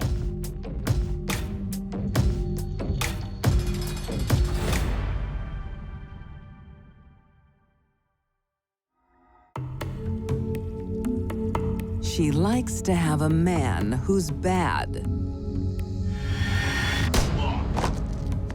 Very volatile relationship, but a very strong connection.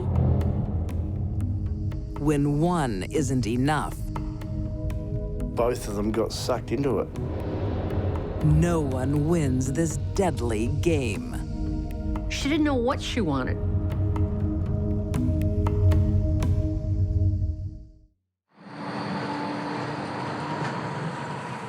Adelaide, Australia, 2003.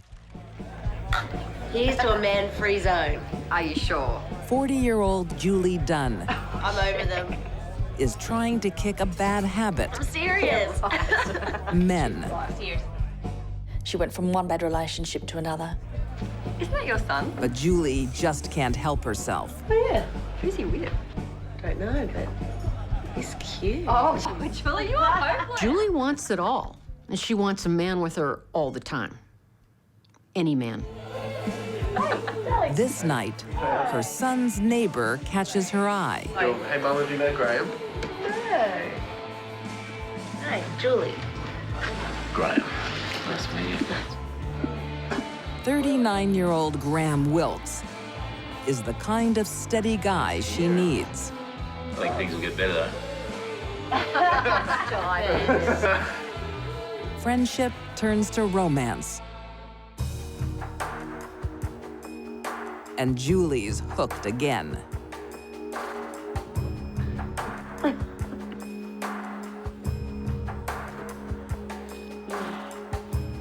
Graham was a bit of a family man. He had his daughter every second weekend. May well have been the most stable relationship she had. Graham's family welcomes her to their inner circle. Do you need any help? You can take. Thank you. Almost. And Graham sounded really nice. Mum and Dad were fantastic people. She seems a lovely lady. He had a very close relationship with both of his parents, Eat up, everyone. who were very sound, reliable people. But there is something about Julie's past that Graham and his family don't know. Her ex, Greg Havey,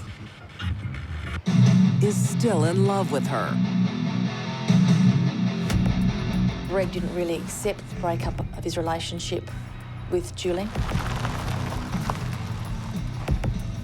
And he made something of a nuisance of himself. What are you doing with my woman? She's not your woman, mate. Oh. Greg Havey ends up getting remanded in custody for an assault against Graham.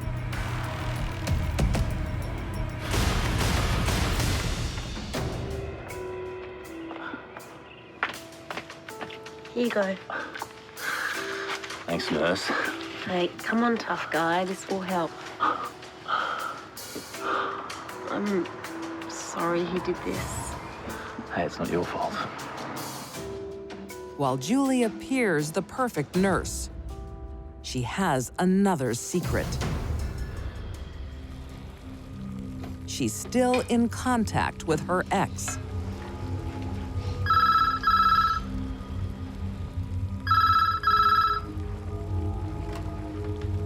Hello? Hello, will you accept a reverse charges call from Greg Havey? Yes, I will. Julie was clearly torn between these two men. Perhaps the sensible side of her wanted to be with Graham, and the other side wanted to be with Greg. How's my girl? I'm missing you like crazy. I want to hold you. Yeah, soon. You waiting for me? Yes. She's living with Graham, but she still lusts after her ex, Greg. She sent Greg letters whilst he was in jail, expressing her ongoing love for him. I always had a bit of a sense that she kind of enjoyed being the centre of attention between these two men. Graham, is that you? Yes, sir.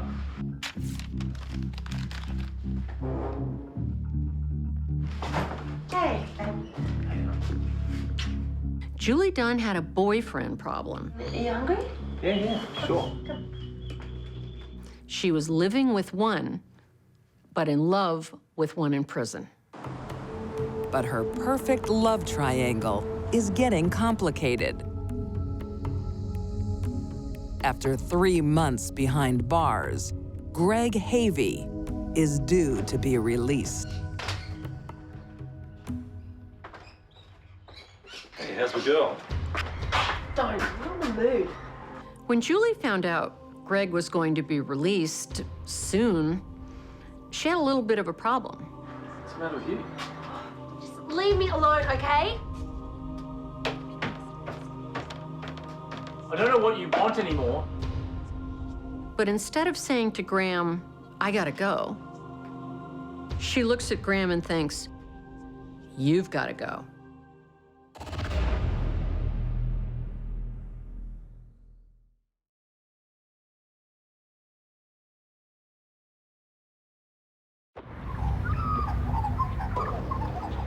In Adelaide, Australia, Julie Dunn has one boyfriend too many and doesn't want them to find out about each other. On December 3rd, 2003, she prepares her last meal for Graham Wilkes.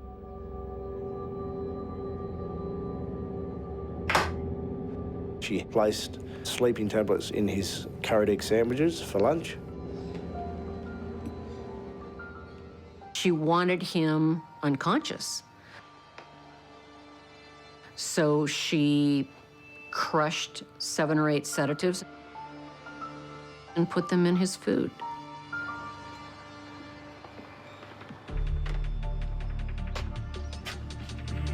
Wasn't expecting this. Peace offering. She didn't want to face him. She didn't want to struggle. She didn't want to fight. The best estimate is that it was about 7 tablets that were administered to Graham. That would have caused him to have been significantly sedated. Hey, come on. You're tired. That's rendered him virtually unable to defend himself. Up.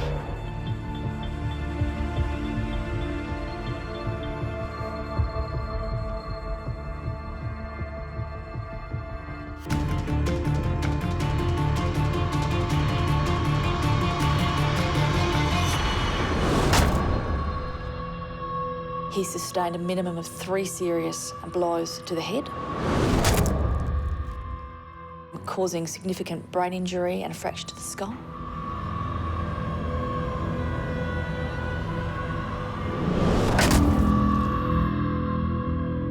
He made no attempt to try and protect his head from those blows.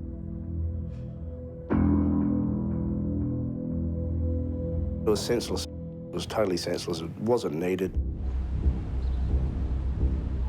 Julie thinks he's dying and calls emergency.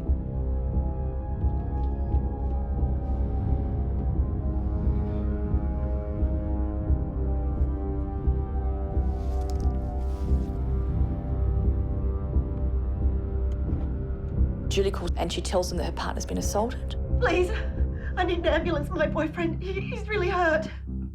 By the time the paramedics arrive, Graham is in a very serious condition. He was unresponsive, he was unconscious.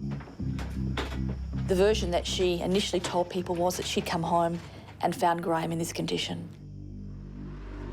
What can you tell us? Julie shocks the police when she names a suspect. I didn't want to tell you the truth. It was my son. My son did this. The man who introduced her to Graham. Her own son. When Julie pointed the finger at her son, he was more than happy to tell the police exactly what happened. He said that at some point she came over and talked about giving Graham a curried egg sandwich. And Julie asks him to help cover up her crime. She spoke about providing a false alibi to say that Julie had been at the shops. Julie wasn't a good liar. Her stories would come unstuck very quickly, and that's why the police kept going back to her and back to her. While the investigation continues, Graham is in the hospital, in a coma. Julie cared so little about Graham, she didn't even visit him while he was there. She couldn't even fake it. 9 days after the attack, Julie's life is looking up. Her true love is free. Greg, besotted by her, removed his home detention bracelet and returned to their house as though nothing had happened. But something else happens that day. Graham Wilkes dies. Julie Dunn? Ironically, Greg was released from jail on the 12th of December, the same day that Graham died. You're under arrest for suspicion of murder. Now she's a murder suspect.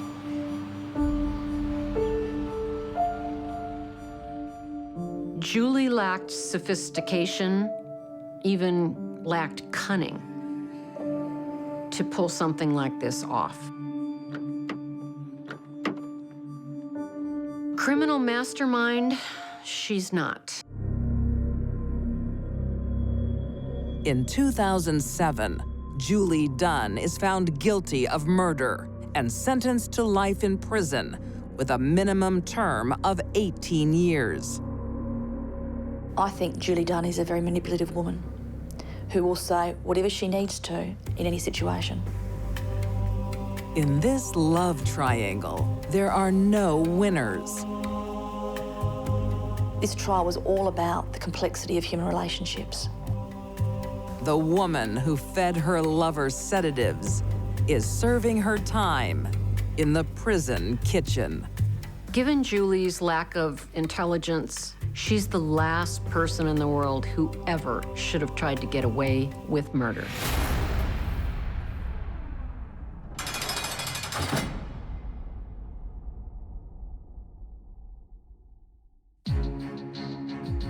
These deadly women had big choices to make. Katrina Bridges stole her baby's father. Carmen Montenegro dumped her fiancé. And Julie Dunn chose evil over good.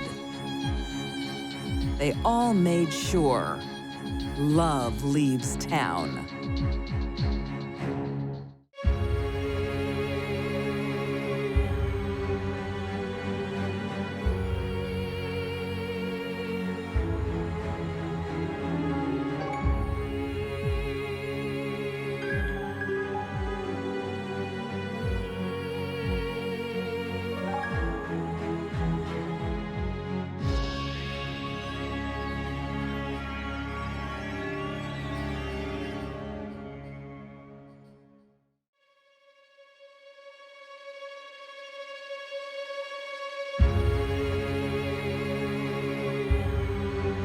Some women let love run free. Others like to tighten their grip. A jilted lover wants the ultimate revenge. She's doing everything she can to hurt him. A military woman goes to war. Jealousy is one of the ugliest emotions humans experience. And a gifted student makes love a dangerous game. She didn't understand how to handle rejection. These deadly women can't say goodbye. They cling till death.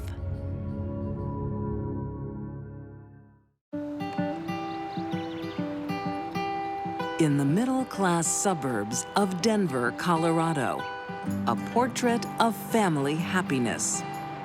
Oh, be careful. 28-year-old Darcy Matlock seems to have it all.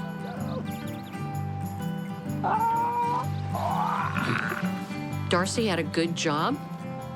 She's married, little 4-year-old girl. Everybody liked her. Oh, you must be tired. No? Hang on, let me fix your hair. Don't forget I'm working late tomorrow. And she had what many people thought was a stable marriage. Been working long hours lately. I know it. Hey, you want to swing? But Darcy is spending far too much time at the office. Her job provides extra benefits. Something was happening at the office. Darcy was having an affair with a young man named Ron.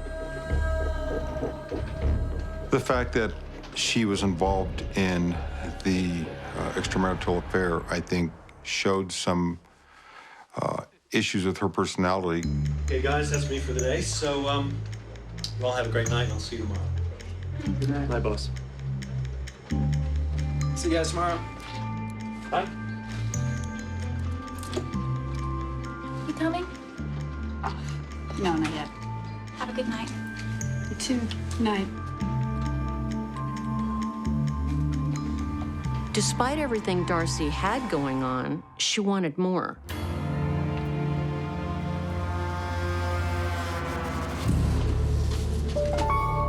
What happens in the office doesn't stay in the office. Once Darcy started the affair, everyone in the office knew it. She also started coming into work late or not coming at all.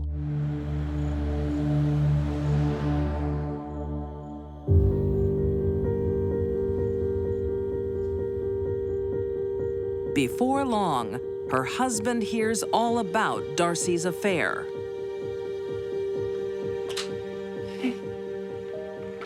Where have you been? Just out with a girlfriend. Stop the lies.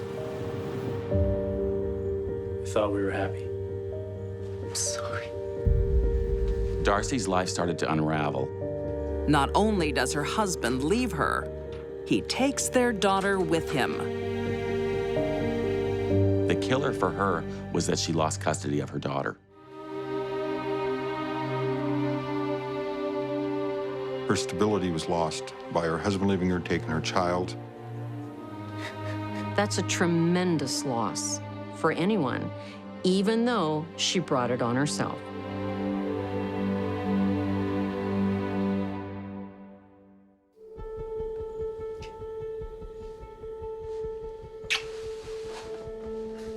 I miss her. You'll see her. Darcy seeks comfort in the arms of her new lover, Ron Griffin. Well, you've got me. She moved in with her boyfriend, Ron. But she was very depressed about losing her marriage.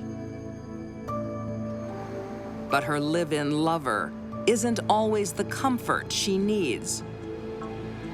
I don't think Ron was very happy, and things disintegrated in that relationship. You are so funny. No, really, like I did exactly the same thing last weekend. Darcy reveals her true colors. All of them dark. Were you hurt?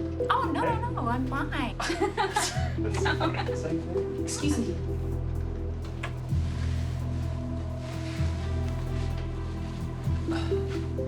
I gave up everything for you. Darcy's literally falling apart. She's your type. She's depressed, and she's starting to act erratically. Get real.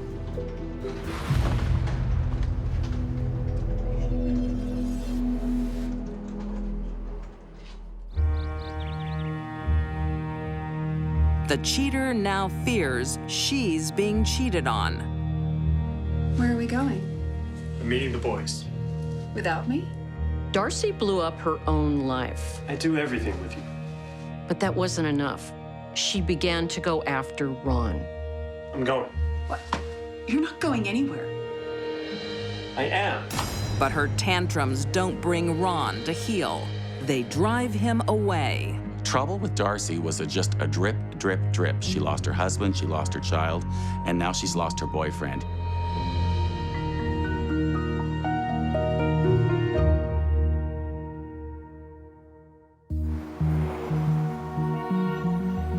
You want some salt and pepper, babe? You know it. Here you are. It smells amazing. Ron fell in love with someone else. 24-year-old Andy Hanks Griffin To us. is single and stable.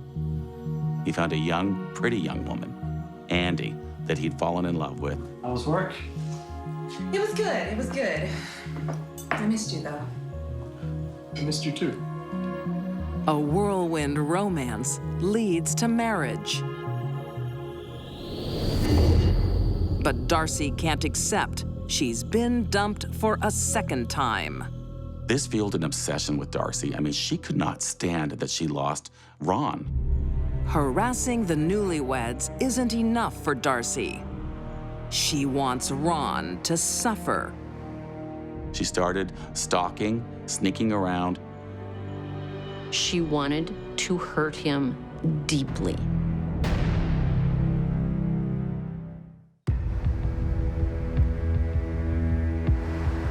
Denver, Colorado, 1993.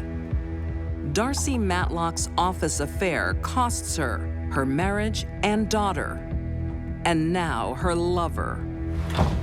But she's not taking it quietly. Darcy had been claiming to everybody that Ron was abusing her. I didn't touch her. She's mad. That he'd been pushing her around and harming her. You're sacking me. Yeah, I'm sorry. The truth was, it was the other way around.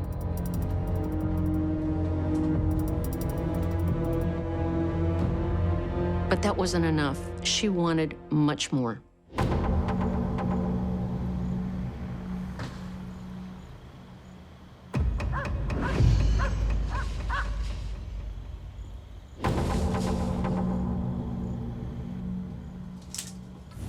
Run!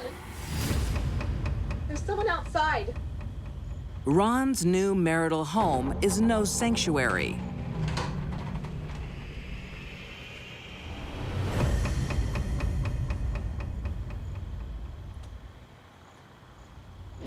She's doing everything she can to hurt him, to get him back for leaving her.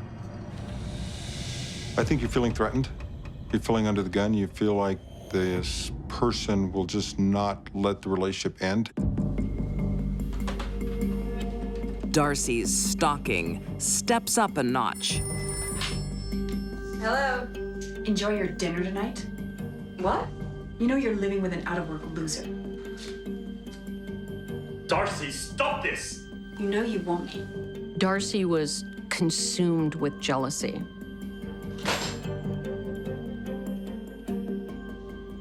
Desperate to protect themselves, Ron and Andy look for a legal way out. Sorry.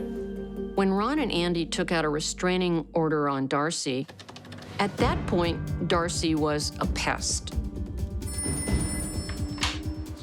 Yeah. Ron, it's me. I don't want to fight anymore. Can we meet? All right. But this is your last chance. Well, normally a restraining order for most people will cause them to cease and desist contact. She wants me to meet her. Well, if you think that's a good idea. I won't be home. I don't think they knew she was dangerous, but she was about to show them that they were wrong. On December 6th, 1993, Ron waits for Darcy in a local parking lot.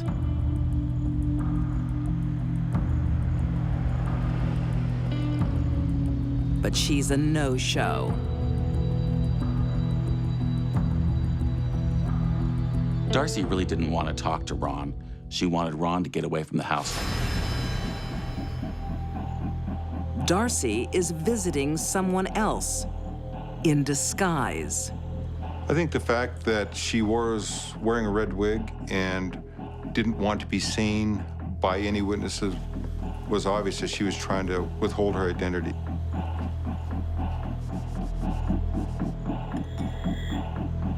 Neighbors reported seeing Darcy pacing back and forth.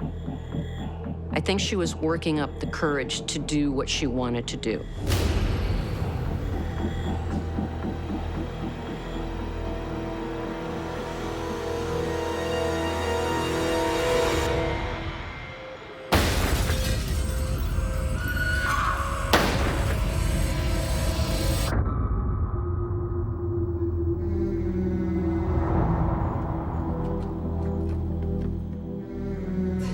She made it as far as the front door of her apartment and collapsed.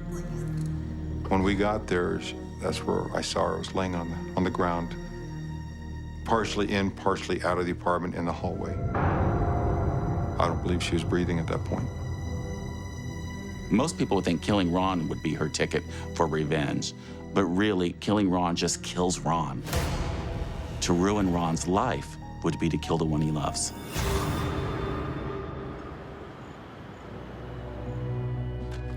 Darcy's next move is equally bizarre.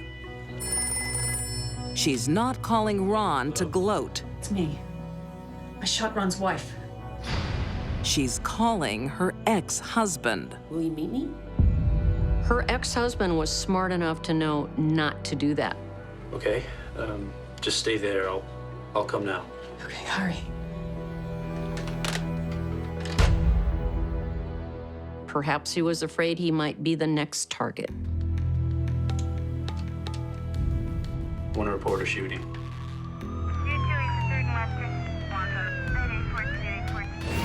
Darcy's in for a surprise. Captain Joseph Padilla was the arresting officer. When I pulled up, there were several police officers surrounding a car. Ma'am, open the door. She pulled her hands inside. She went for a gun in her lap. But I reached down and ripped it out of her hand and pulled it away. Get out of the car. We disarmed her that way.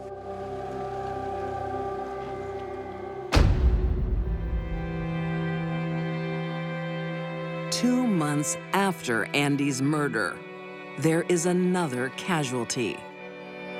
Ron loved Andy so much, and Darcy really did ruin his life to such an extent that Ron took his own life 2 months later. To come home and find that his bride had been murdered by Darcy would certainly have been more than he could tolerate. When Darcy killed Andy, she inadvertently killed Ron as well. In 1994, Darcy Matlock is convicted of homicide and sentenced to life in prison. Envy can be defined as, I like what you have, I'd like to have it myself. Jealousy is, I like what you have, and I hate you for having it. And that was Darcy Matlock.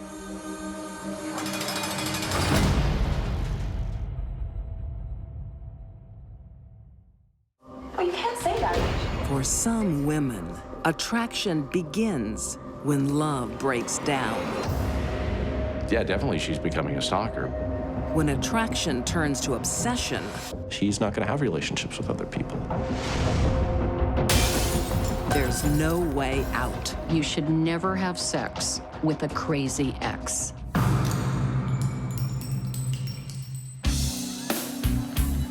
California Navy man Victor Saucedo is everyone's buddy. Close. Had a lot of family and friends. People loved him, thought he was a great guy.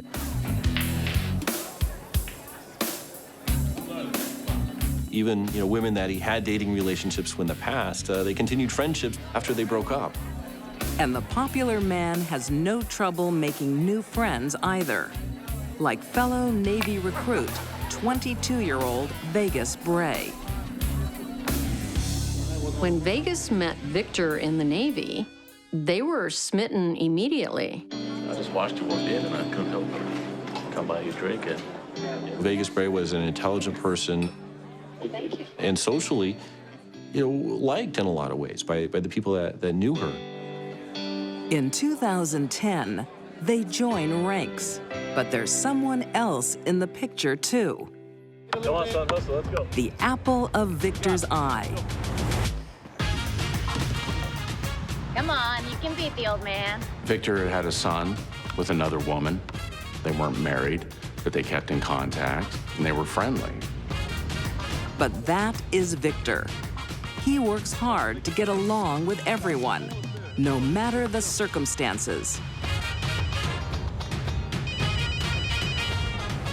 Hey, what's up? Hey, babe, how are you?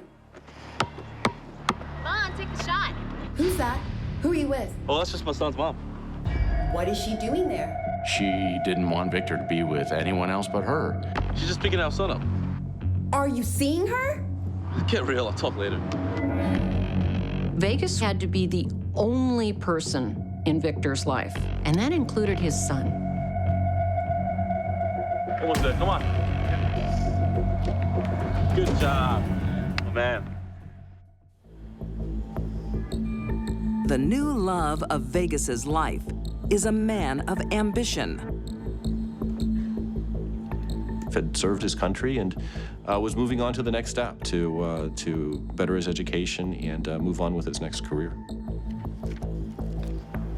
He continued his studies. He wanted to get a degree so he could get a good job. Vegas is not a sharer. What are you up to? Want a sneak peek of my new uniform? She knows she has a good man, and she's determined to keep Victor to herself.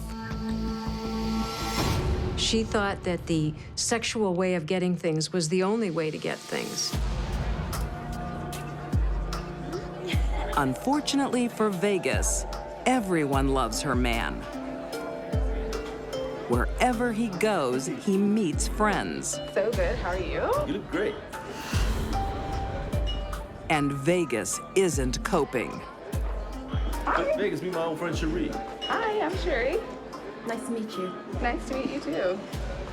Can I grab this? She approached the relationship in such a way that it was going to be her and nobody else. How well do you know her? She's just a friend.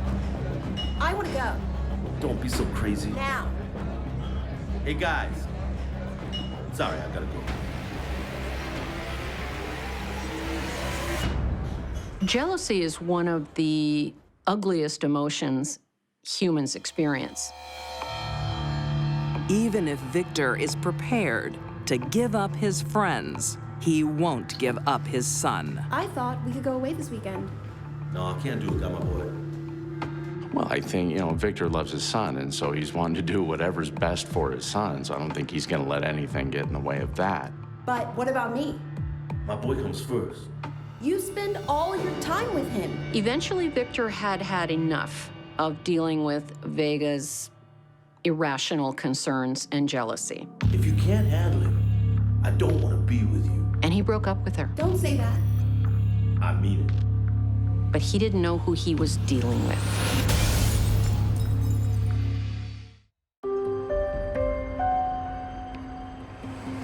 (2012), San Diego, California.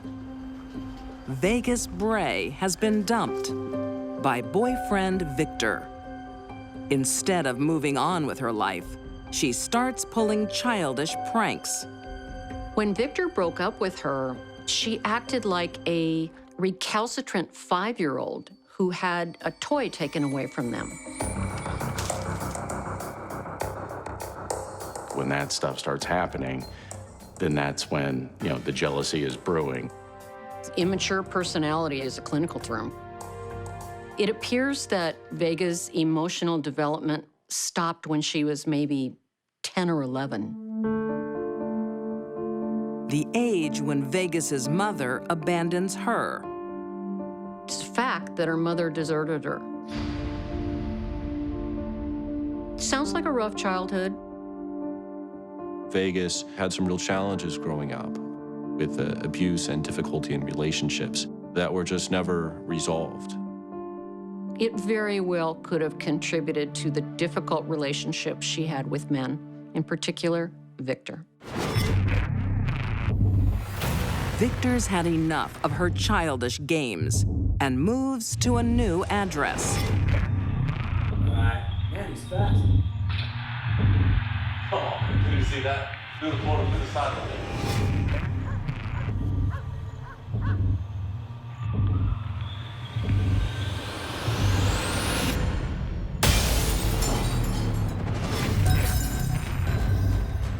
Victor went so far as to actually relocate, but she found him. Stalkers always do. Man, you gotta call the cops. Victor did not want to open up confrontations with her. He was a guy who had a big heart, or he was reluctant to police intervention against her. Hey, it's me. I'm doing it tough. Can we talk? Vegas plays on Victor's good nature and offers to talk peace. Your place sounds great.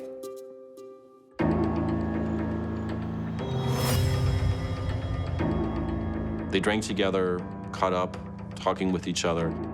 That probably was not a good move. That's only going to make her feel closer, more possessive, and, you know, get her hopes of that something's going to rekindle. Victor let his guard down and let Vegas get close to him once again. And I mean really close. What they had done was a bad idea. Just how bad it was, and that, you know, just how unstable Vegas actually was.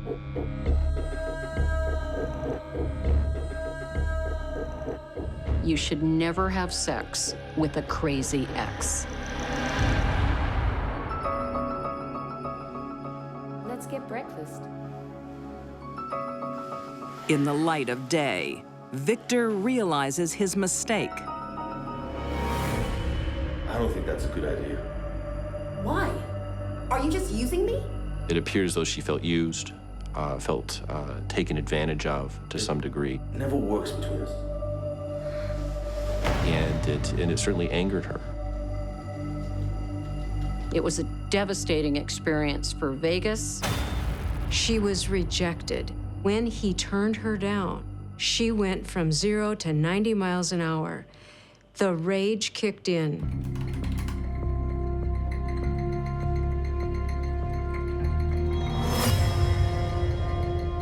Somebody who is obsessed with you, owning a gun, is a lethal combination.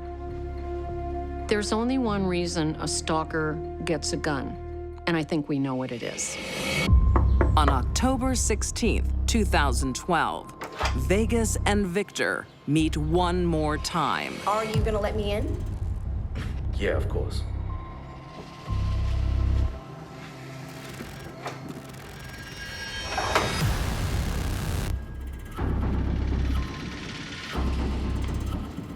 Vegas, I never wanted to hurt you. We could be good together. It just won't work. Well, that's a shame. I don't know what to say to you. Vegas, no, don't! She surprised him. She shot him 6 times. She very coldly pointed the gun at his head and fired rapidly 3 more times. She wanted him to get the message. You can't leave me. Bang, bang, you're dead. I think when she goes to the apartment, she's made up her mind. You know, she's got a gun, it's loaded. 911, what's your emergency? There's been a shooting. Okay, ma'am, who's been shot? My boyfriend. My boyfriend, he's committed suicide. Police officer! Anyone home? To infer or to imagine that Victor Salcedo had somehow committed suicide and shot himself 9 times is just preposterous. But her childlike mind fails to see the absurdity of the statement. Vegas is arrested later that day. Any trained investigator would know this was a homicide. He died as the result of homicidal violence. But it takes 2 years for Vegas Bray to be declared mentally fit to stand trial. In 2016, she's sentenced to 50 years to life in prison for first-degree murder. There was testimony at trial directly related to a very difficult upbringing. That doesn't take away, though, from her responsibility for taking away a father to his son, a son to his parents, and a brother from his siblings. If you can't handle it, I don't want to be with you. Don't say that. Vegas never really grew up, and Victor paid the price. He tried his best to keep the peace, but couldn't compete with a jealous ex holding a gun. A difficult, abusive, and neglectful childhood probably contributed to her being an unstable woman who was eventually going to hurt either herself or someone else. She did both.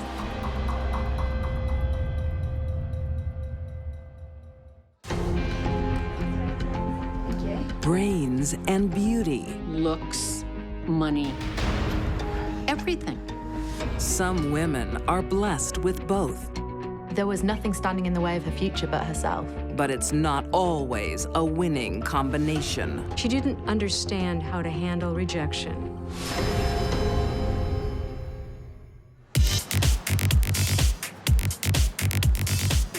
In the nightclubs of Manchester, England, Mindy Kaw-Senhera attracts a lot of attention. She was absolutely stunningly gorgeous looking. She was very, very bubbly personality and popular with a lot of friends. She's a stunner. In 2005, the 21-year-old catches the eye of Sair Ali. Oh, you've got to introduce me to her. Sair Ali was a very popular guy. He was a very good-looking man. He was a man about town. He is a successful businessman, and Mindy is about to graduate as a dentist. She was a straight-A student in line for a first degree. I'm in the mobile phone business. What are you? And she had a top job lined up at a dental practice. How are my pearly whites? Oh, they look good to me. Mindy had everything going for her. Everything. Want to go somewhere a bit more private? Sair oozes confidence, too. Yeah. At just 23, he's already a self-made man.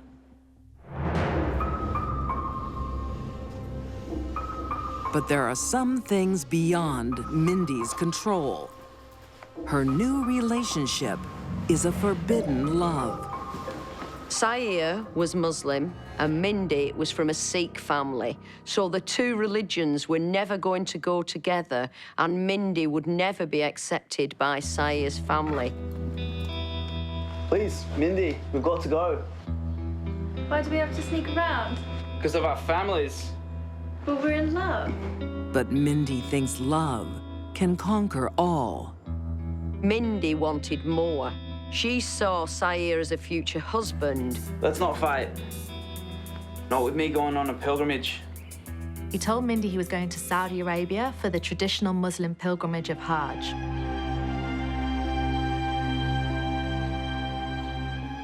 Mindy won't let religion become an obstacle.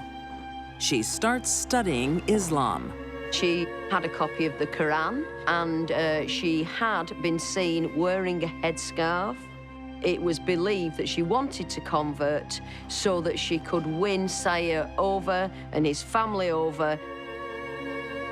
Mindy lights a candle for every day that he's away. Mindy thought if she became Muslim, that would be enough. But it wasn't enough. Now, he didn't actually go on the pilgrimage at all, and he never intended doing. Sair isn't in Mecca. He is in Pakistan attending a wedding. His wedding. In the name of God, most gracious, most merciful. Sair had been promised to his first cousin, Sana, when Sair was 17 and Sana was younger, maybe around 7 or 9. I declare you both husband and wife. He was afraid to tell that to Mindy. And is it any wonder?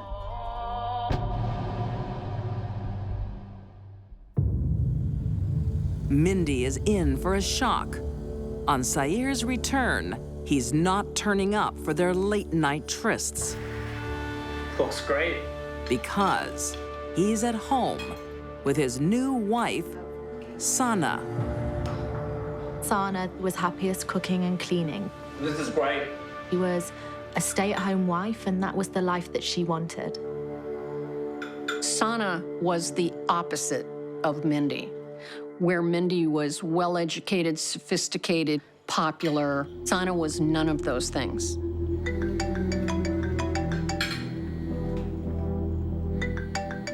Sorry, go on to take this.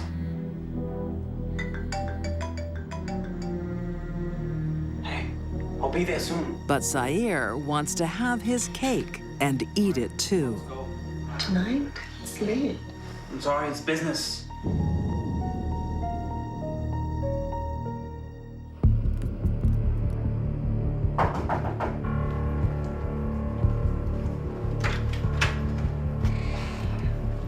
Oh, come on! What do you expect? I'm sorry I'm late. I just want us to be together. Forever.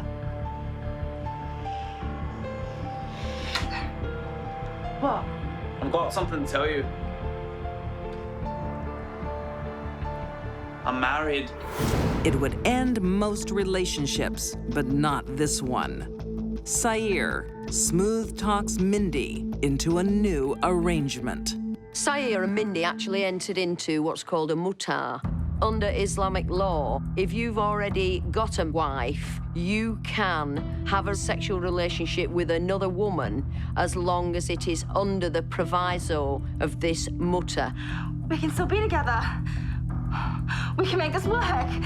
Mindy ended up degrading herself and her values when she agreed to be Sayer's temporary second wife.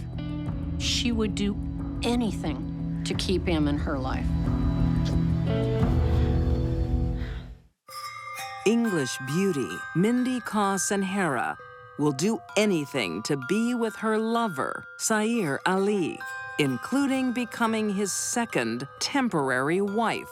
You look happy. In the spring of 2007, newlyweds Sayer and Sana Ali have some exciting news. We're having a baby.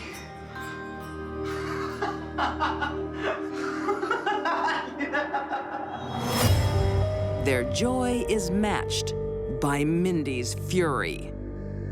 Sana's pregnant with their child, a boy. Sayer and Sana even have a name picked out for him. He's to be called Abdul. But there is already a third person in this marriage. When Mindy looked at Sana, she saw an obstacle to her own future happiness. She would ring him and text him, and she'd be on the phone ranting. Did I disturb you? Making love, were you? You make out a lot. Do you? You've got to stop calling me. She asks him regularly, did they have sex the night before? She texts and calls him wanting to know what his movements are with his wife.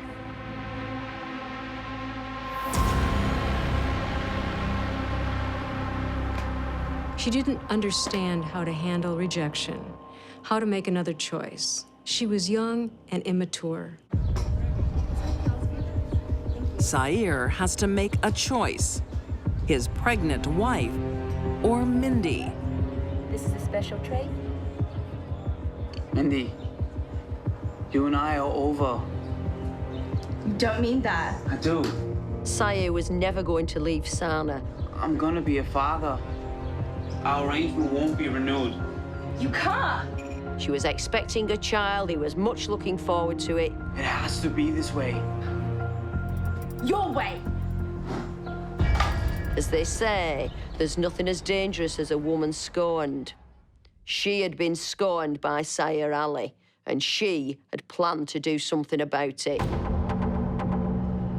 Friday, May 11th, 2007. Hi. Where are you? Mindy calls her lover one more time. He told her he was on the way to Friday prayers at the mosque.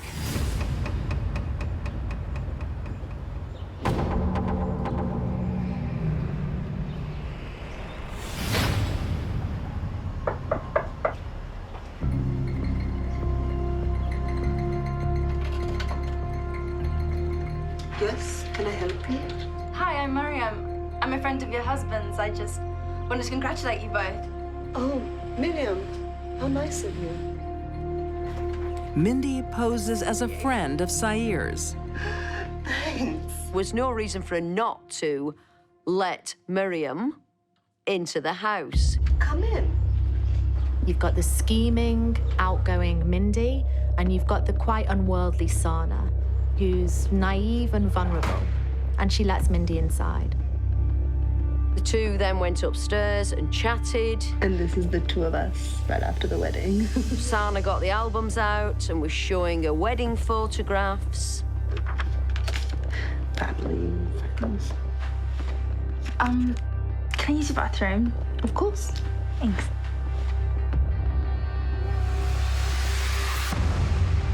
When faced with her lover's wife, she couldn't take it anymore.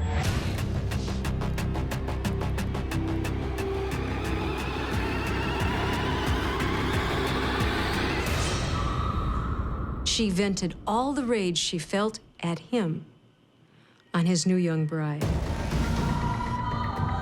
Sana would have been in terrible pain, and Mindy would have been raising the knife, plunging it in. Sana would try to push the knife away with her hands.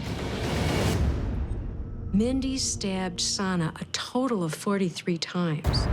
And there's one more victim. After Mindy had already stabbed her many times, she lifted her shirt and plunged the knife into her lower abdomen. I think she was specifically killing the unborn child. That was what gave her boyfriend, Sayer, the greatest joy, was that his new bride was pregnant. Mindy carefully cleans up. She trained as a dentist. She knew the importance of keeping things sterile, and she believed she'd plotted the perfect murder. She left the house via a kitchen window, closed the window too, thus leaving the perimeter of the house looking fully secure. With Sana out of the picture, Mindy calls her lover. He was chatting to him as normal as anything and asked, would he be happy to go on a weekend away with her? Later that day, her sister-in-law finds Sana, miraculously still alive. But neither she nor her unborn baby can be saved. She would be mortally wounded. She didn't die fast. She suffered. In a crime like this, it's routine for the husband to be a prime suspect. The police seize his phone, and that's a problem for Mindy. She knew that we'd taken Sayer's telephone off him, and we would soon find texts and calls to do with Sayer and Mindy, and she knew she would soon come on the police radar. I'm friends with Sayer Lee. I believe you may want to talk to me. So she contacted the incident room and said, I'm a friend of Sayer Ali. I believe you might want to speak to me. Mindy, in interview, was very cool, calm, and collective.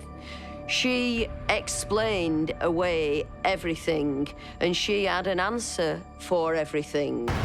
But there is one thing Mindy can't explain away.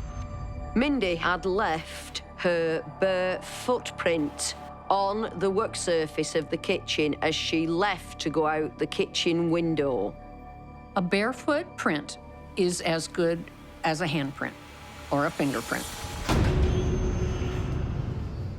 The fatal flaw in this perfect murder that Mindy plotted.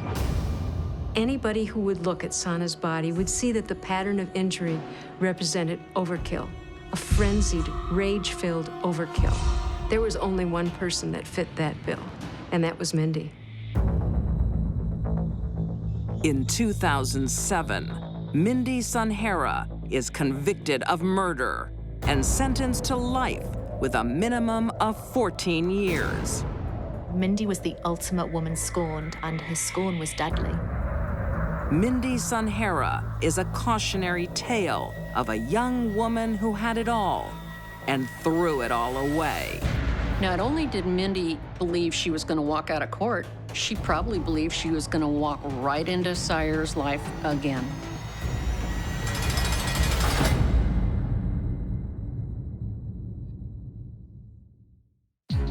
These deadly women refuse to give up their men.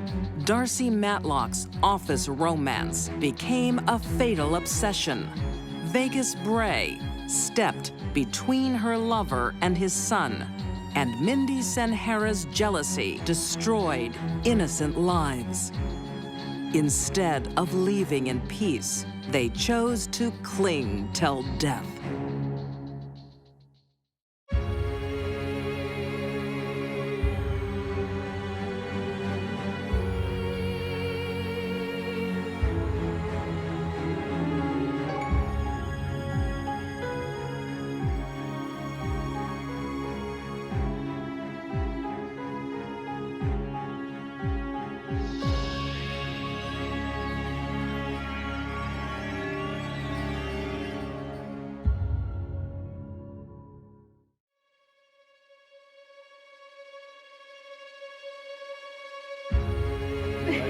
Love thrives on trust and dies without it. A social worker needs counseling for herself. She was a very jealous, very angry person. What the hell? Jealousy destroys a lifelong friendship. This is really getting very personal, very nasty. And young love learns a brutal lesson. She knew what could happen. She saw it coming. These deadly women destroy everything that matters. They have suspicious minds.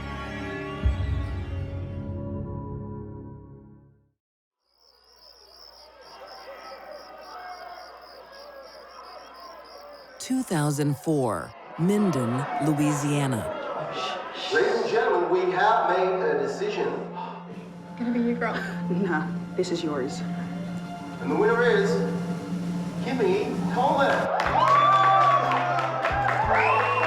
High school student Kim Coleman is the all-American sweetheart. Kim came from a very respectable family. Everyone in Minden knew them. Everyone in Minden loved them. She was the homecoming queen. She was prom queen. She was Miss Popularity. Kim was smart, personable, popular, and dedicated to her studies. What do you want to do with your life? Kim wants to share her good fortune. I want to give back. I want to be a social worker.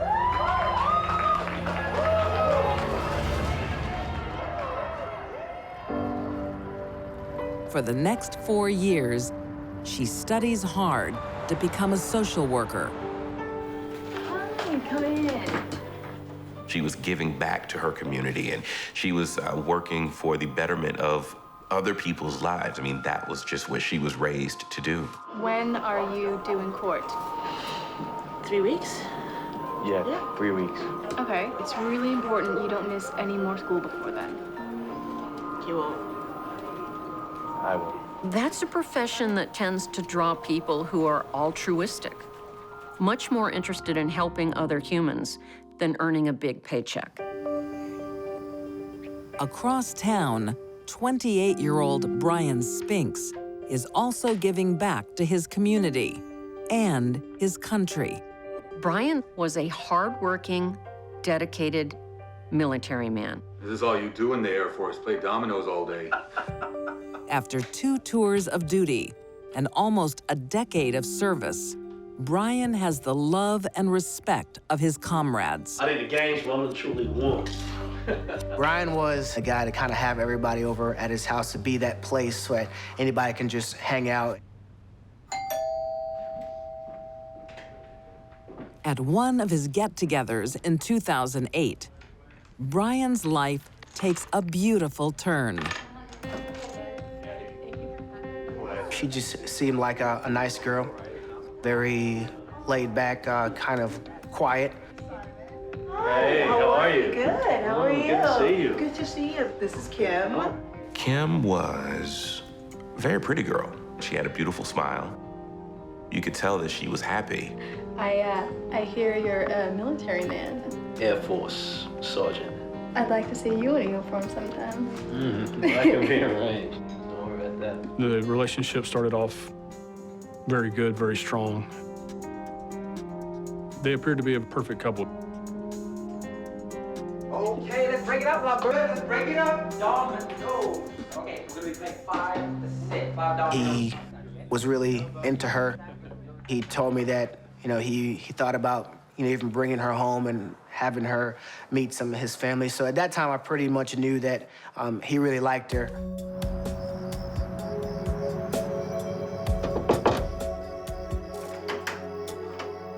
At your service, man. You're crazy. Kim thinks she's found Mr. Right and wants to keep him close. Let's go away this weekend. No, sorry. No can do. But I want to be with you. Not 24/7.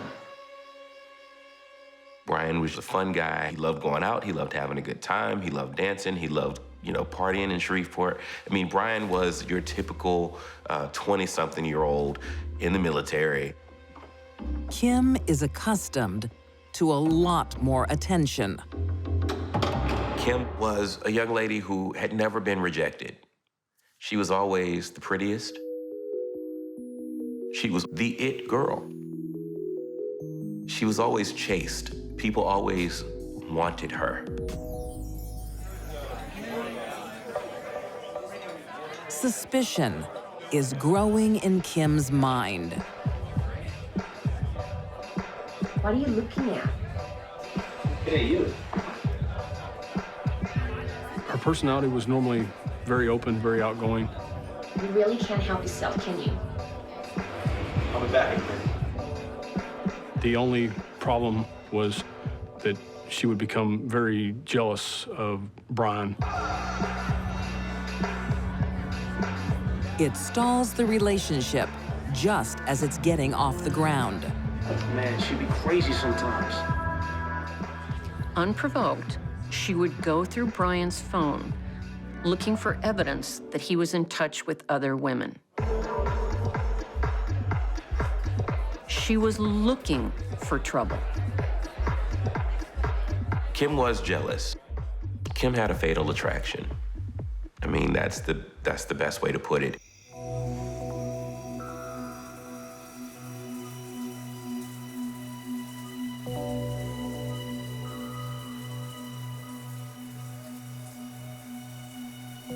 Kim's idea of loving Brian was completely possessing Brian.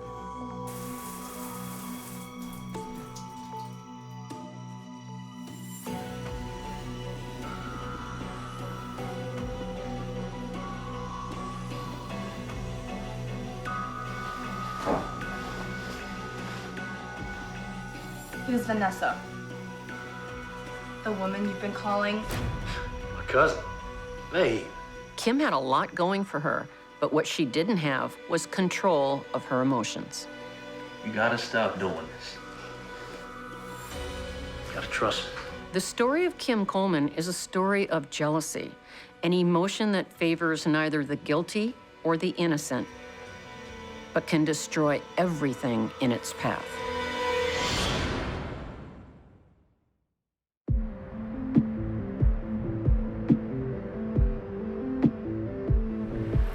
In Shreveport, Louisiana.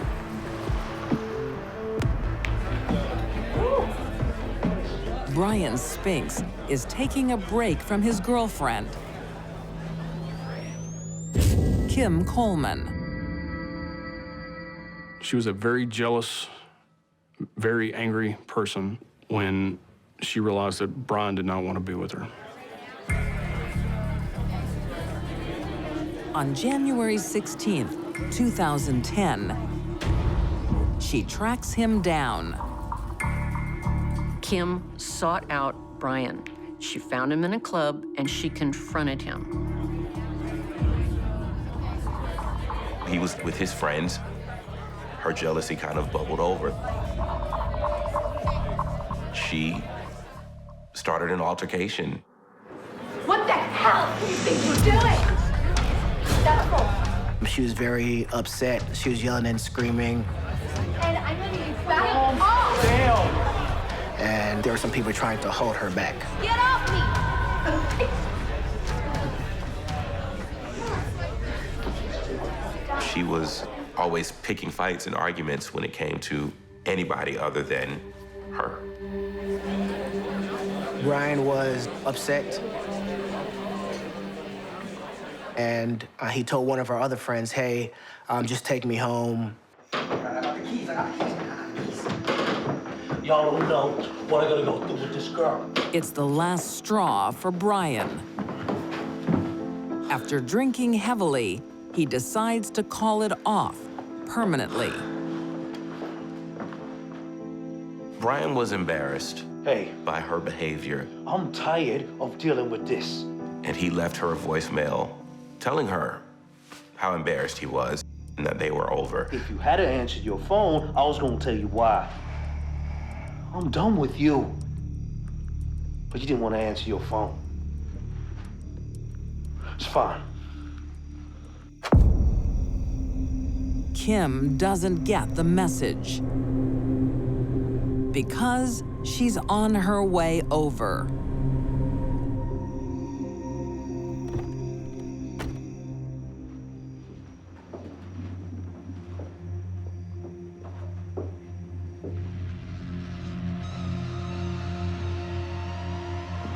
The hell you doing here? Where is she? Didn't you get my message? I don't want you here anymore. Kim Coleman is a young lady who never heard no. I love you. It's over. Get out of here. Please, we can work it out. Please. She had never, ever felt the type of rejection that she felt that night. She felt like she had been dumped. That had never happened to Kim Coleman.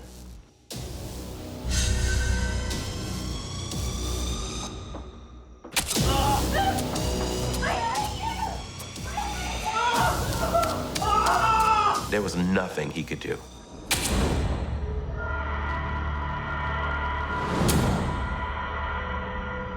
Stabbing is a bloody, dirty business. You get wet, you get bloody, you get hot, you get sweaty. Blood goes on the perpetrator and on the victim. A knife blade from the first knife was broken. It's then believed that she went back into the kitchen, retrieved a second knife, and continued to stab him 60+ times. Some would say she was out of control. I think she was very much in control. She was destroying Brian because he wanted to leave her. She was a woman scorned in that moment and committed an unimaginable crime against someone who fought for our country.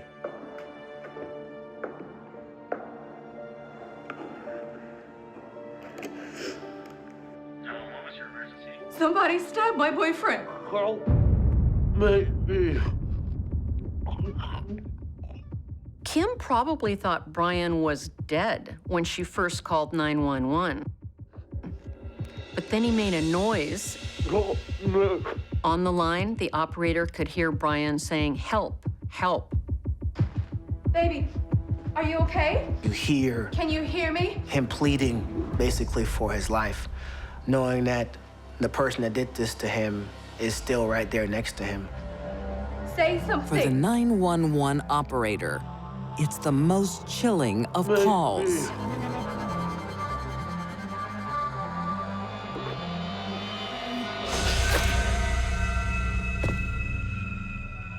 And you hear a gurgle. It's almost demon-like, what she did. His name was John or James. She created a story about an intruder and even stabbed herself a couple of times to make it look good.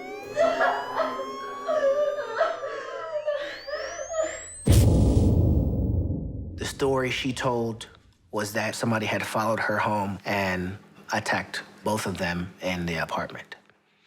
That was the first story she told. However, the pattern of injuries didn't fit the story. The doctor believes your wounds were self-inflicted. If she had been trying to fend off the attacker, she would have had cuts on the outside of her arms or on the back of her hands as she's trying to push this knife away. If you had answered your phone, I was gonna tell you why. And when the police discover Brian's voicemail, it's clear there's been a fight. I'm done with you. There was no doubt in my mind that we were looking the person that killed Brian Spinks directly in the eyes. I did it. But he was coming after me. She changes her story several times. And that was the beginning of the end for her. But Kim's claim of self-defense doesn't add up either. She's charged with second-degree murder. In court, she tries one last story. Kim was feigning mental illness, clinically known as malingering. The prosecution did such a great job poking holes in her story. The jury knew that Kim Coleman killed Brian Spinks in cold blood.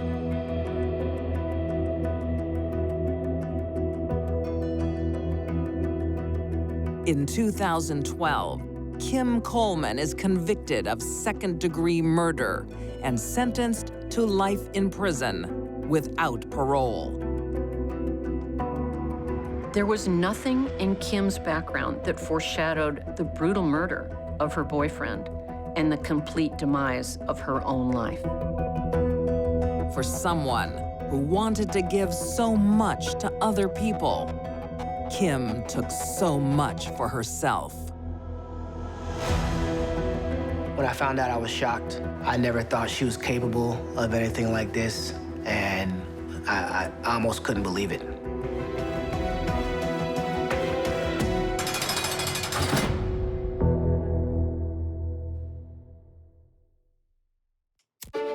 When paranoia sets in, these girls went way back.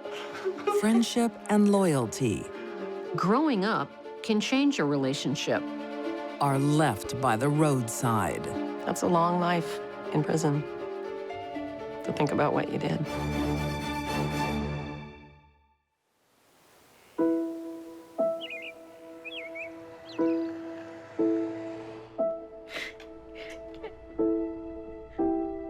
"24-year-old Stephanie Aarons is in love, but her boyfriend isn't. Can't you at least tell me why? I just need some space. Stephanie is really upset. She's really hurt by what was said. I just want to have some fun. Sorry I'm not fun enough for you. For the California native who doesn't have much in life, it's a devastating blow.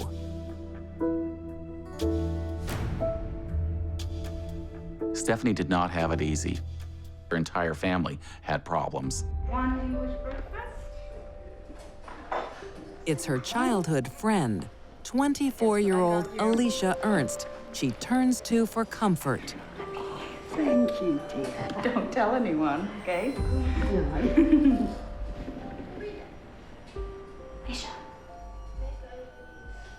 Stephanie wanted Alicia to know how upset she was. These girls went way back. In fact, they were best friends since age 13, which is a long time. Unlike Stephanie, Alicia comes from a close, loving family, and she's a woman with ambition. Alicia wanted to be a nurse, and she was making strides toward that. I'll see you tomorrow. She worked in a nursing home. Patients loved her. Sorry. She had a good job. She had friends. This place stinks like old people. I don't know how you do it. Don't be so mean. They're really nice. I mean, she had it, you know, that sparkle. Hi, Carl. The friends commiserate by partying hard.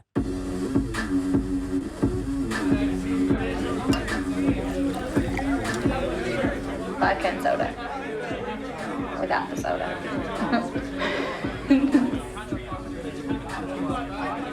As always, bubbly Alicia is the center of attention. Alicia had everything that Stephanie didn't. Alicia had a very outgoing personality. She was a very likable person who seemed to kind of have her stuff together.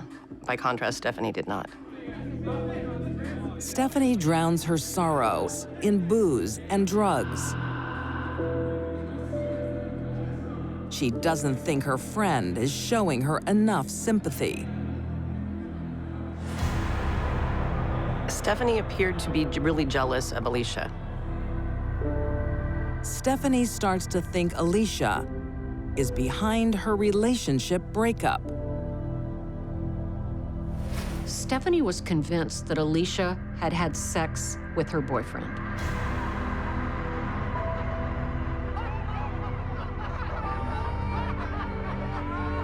Stephanie was massively insecure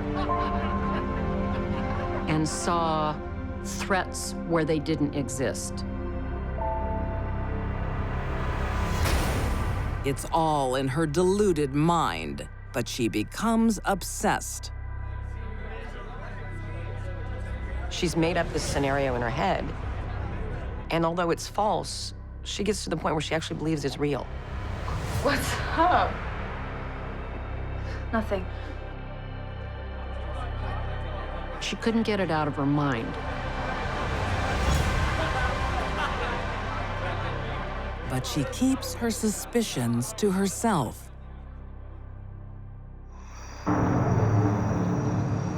On Stephanie's 25th birthday, Alicia still thinks they're best friends. They keep the party going with crystal meth. Stephanie had a lifetime of drug abuse. I think with all the drugs, I think it put Stephanie in a very agitated mood. You gotta get over him, Stephanie. Come on, it's not like you're not having sex. While they're partying, Alicia starts taking pot shots at Stephanie. Come on, no one has as much sex as you do. What do you do? Really despicable things about her body. My God.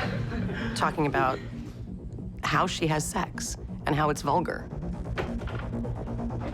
Hey! It was cruel. But then again, methamphetamine doesn't make people nice. I'm just joking. Have a sense of humor.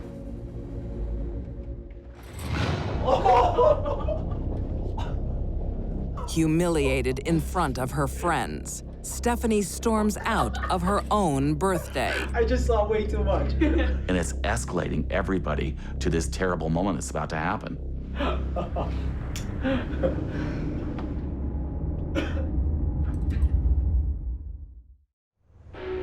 In Placer County, California, March 8th, 2008. It's not like you're not having sex. Stephanie Aaron's 25th birthday celebration has degenerated into insults and drug abuse. Hey! I'm just joking. Have a sense of humor. Emotions are high, and mental stability is low.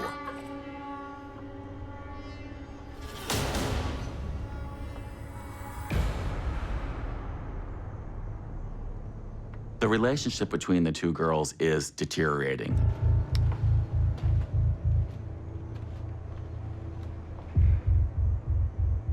Sorry. I thought you knew my sense of humor by now. Alicia tries to apologize. Just like, lose some weight and you'll be happier. But only makes the situation worse. I'm sorry. I'm wasted. Of all the things Alicia could have teased Stephanie about, she chooses to make fun of her body. Can you just take me home?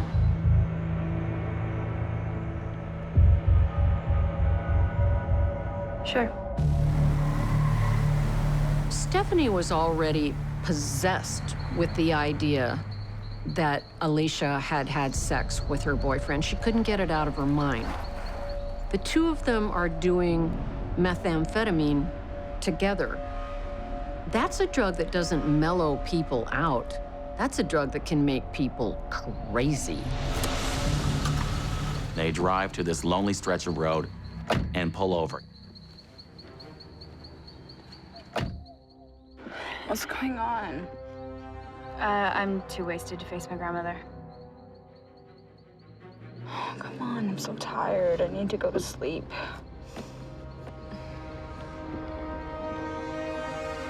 These women are best friends, but now they're best enemies. I know you've been screwing around with Alex. What? Stephanie's weapon, a wallpaper scraper. Stephanie takes that wallpaper scraper, grabs Alicia by the head, and slits her throat. It's one of the more heinous cases of murder that I've seen.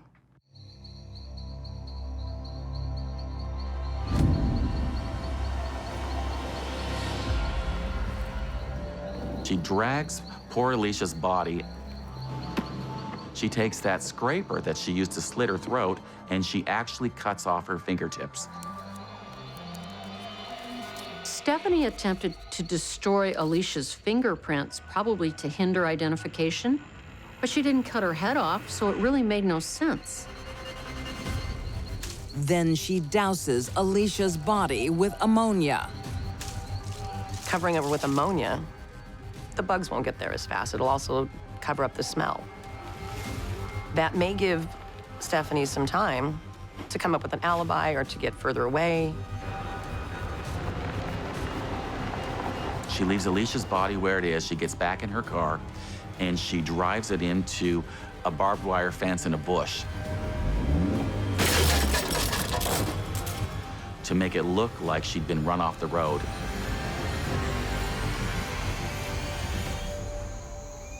Stephanie makes little attempt to hide the body.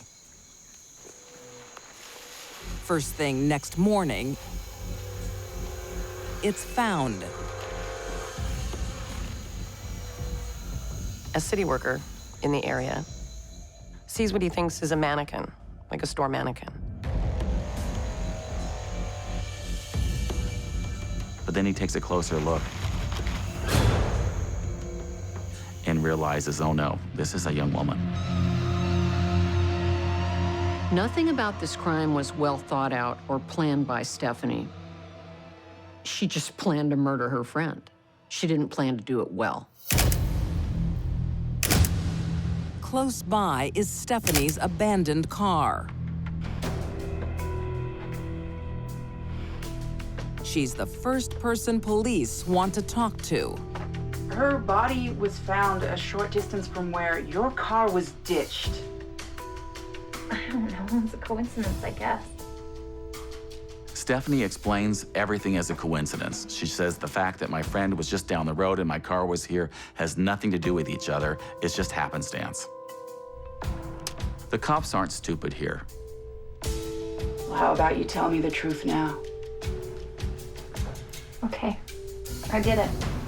Stephanie tries another explanation. I just snapped. She lost her temper. She was agitated and she just snapped. And that was it, that's all it was. Yes, she killed her. There's one problem. The evidence shows it was all planned.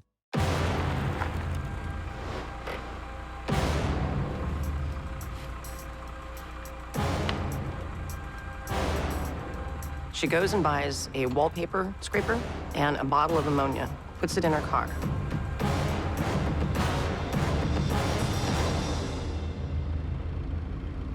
Stephanie didn't snap. This murder was premeditated.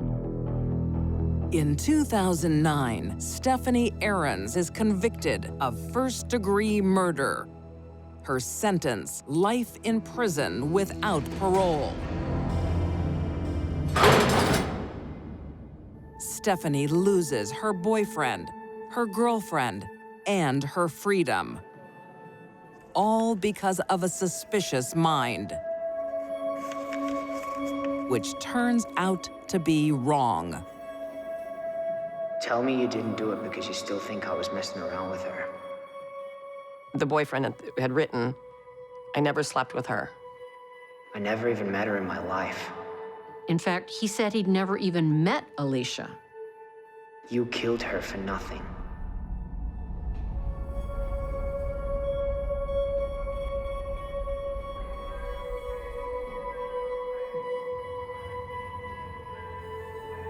Jealousy is never a good explanation for murder, but it is the most common explanation of murder.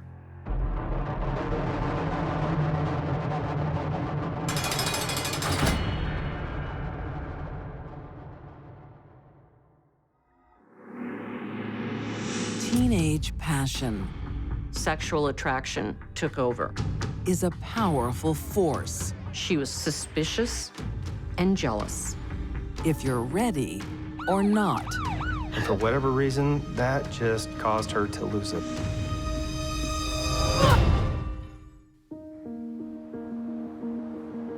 In 2013, Holiday, Utah. It's a day of new beginnings. Following the tragic death of her mother, 21-year-old Victoria Mendoza moves in with her girlfriend's family. Welcome. Thank you. You need some help? No, we're good, thanks. Okay, come on, I'll show you the room. 20-year-old Tawny is happy to share her good fortune. Tawny did have more family support than Victoria did. She was more the rock in the relationship. I'm just gonna get dinner started. Do you like spaghetti? I love spaghetti. Great. Your mom is so cool. The women's bond starts 3 years earlier. Both teens were in trouble with the law and ended up in a youth detention center.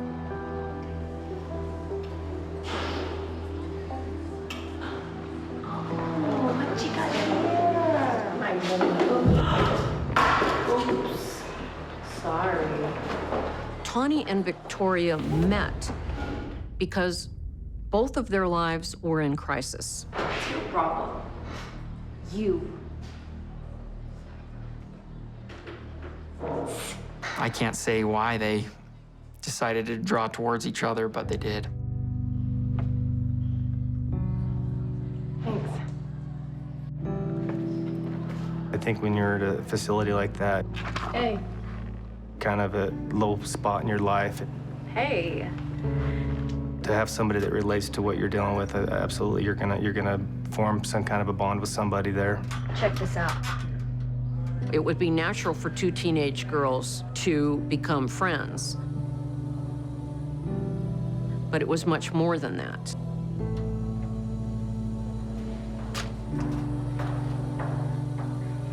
Sexual attraction took over, and that bonded them together. When Victoria moves in, she makes herself at home. So this one or this one? Oh, man, you've got so many clothes. Well, girls gotta look good. Look good for who? For you, babe. In Tawny's life and her bed. What's that?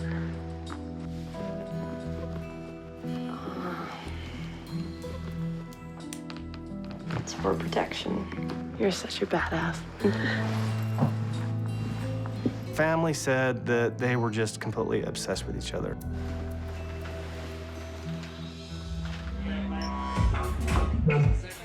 Tawny was very bubbly, outgoing. She liked to flirt. I know I ate you the scotch. Are you on? Yeah. She enjoyed being the life of the party, just being happy and go lucky.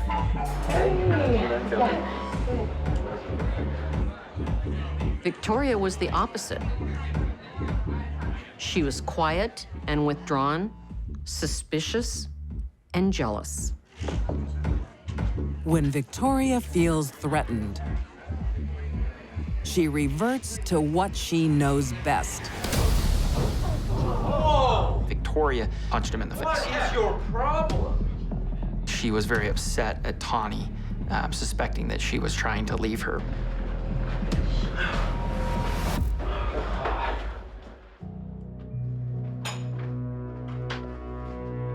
But Victoria wants to be back in Tawny's good graces. She found a job to be a security guard, and she was training to learn how to do that. What do you think? She was trying to find herself and find out what makes her happy in life. What? Just don't hurt anyone, okay? Come on, I've said sorry a million times. But you still need to learn how to control yourself. I'm trying, babe. Trust me. They really loved each other, were attracted to each other, and didn't want to break up. The couple make up. But for how long? Yeah, well, this is my car. God. Seriously, you're in like one of your moods. Every 2 seconds, you gotta tell me what the hell I gotta fix. Turn right here. Right! What are you doing? In Holiday, Utah, Tawny Baird and Victoria Mendoza have a volatile relationship. Don't shout at me. Why won't you take my direction? You wanna drive? Yeah, I do. Get out. It's my car. Don't you? They got in a verbal argument. Victoria punched Tawny in the face. John, I'm sorry. When you are raising to that level, it's escalating and it's escalating. Most relationships would be over, but not this one. Tawny doesn't have the heart to end it. You know what? All right, come on, Tawny. Can't you just leave her? I can't. Victoria was living with her and her mom, so if she wanted out, the only course was to evict her or kick her out of the house, and I think that'd be tough for anybody to do. But on October 17th, 2014, the relationship is at a crossroads. Like when we moved in, and the whole in, we moved in the crappiest time. I think the thing is with these relationships, there could be anything that could set them off. Whether that issue is imagined or not. and it was on the tree. Let's go, babe. Yeah, okay, you can wait. I've got to get up early in the morning. Yeah, okay. Yeah, Victoria was suspicious that Tawny may be involved with a man. Jealous people don't need proof of an affair. Their suspicions fuel their insecurity. No,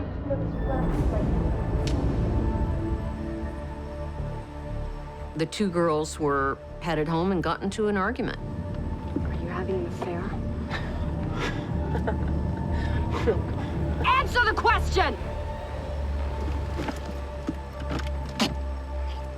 Tawny actually pulled over when they were fighting. That told me she was frightened to be driving with Victoria so angry. You're paranoid. They were arguing about infidelity issues. Tawny pulled Victoria's hair. From that, she snapped. And pulled out her knife.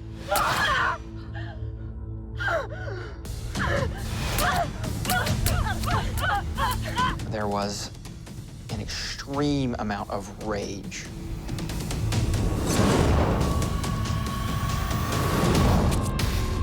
I can't imagine stabbing an enemy, let alone somebody that you love deeply, that many times. I can't.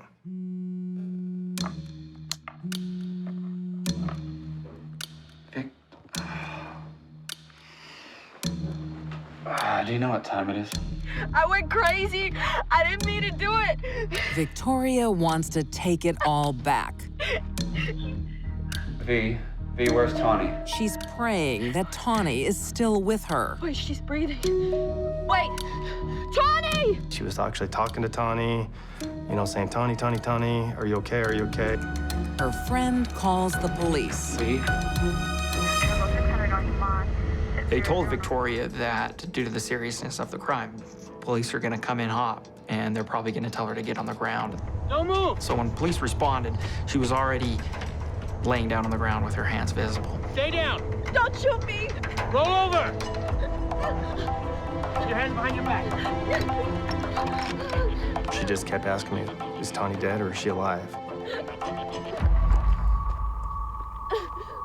Tawny has over 40 stab wounds.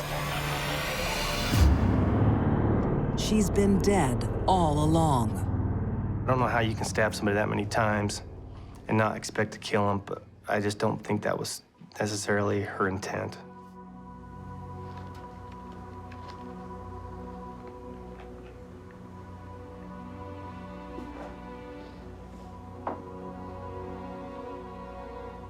I'm pleading guilty.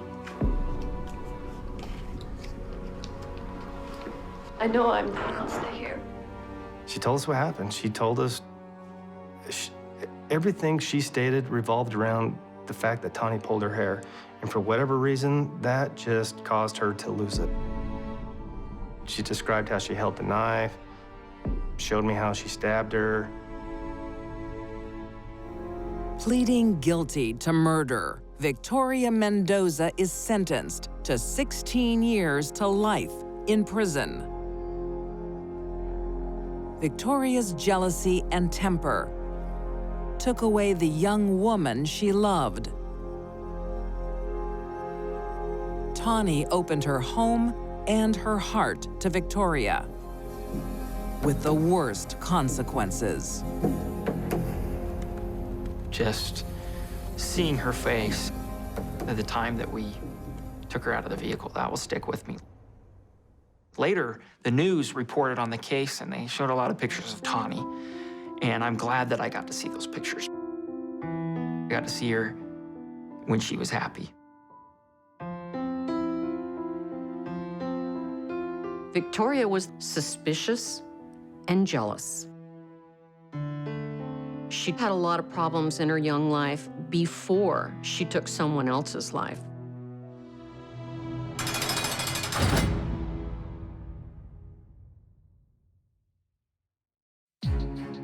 These deadly women had no trust. Kim Coleman sacrificed her boyfriend rather than share him. Stephanie Aaron's imagination killed her lifelong friend. And Victoria Mendoza destroyed the love of her life. All three women committed senseless murder because of their suspicious minds.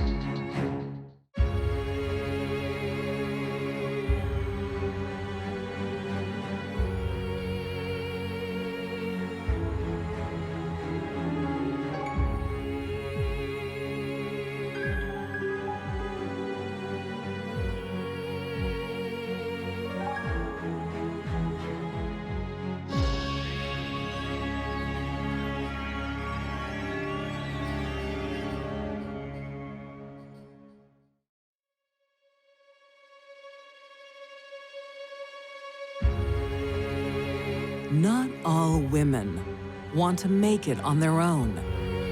Some prefer to feed off others. These girls need routine. A military man's true enemy is closer than he thinks. Just an evil, psychopathic person. One nurse is no Florence Nightingale. They actually needed a lot of care, and Dorothea didn't like that. And a devoted wife organizes a special surprise. There's one clear-cut motive that begins with G and ends in R-E-E-D.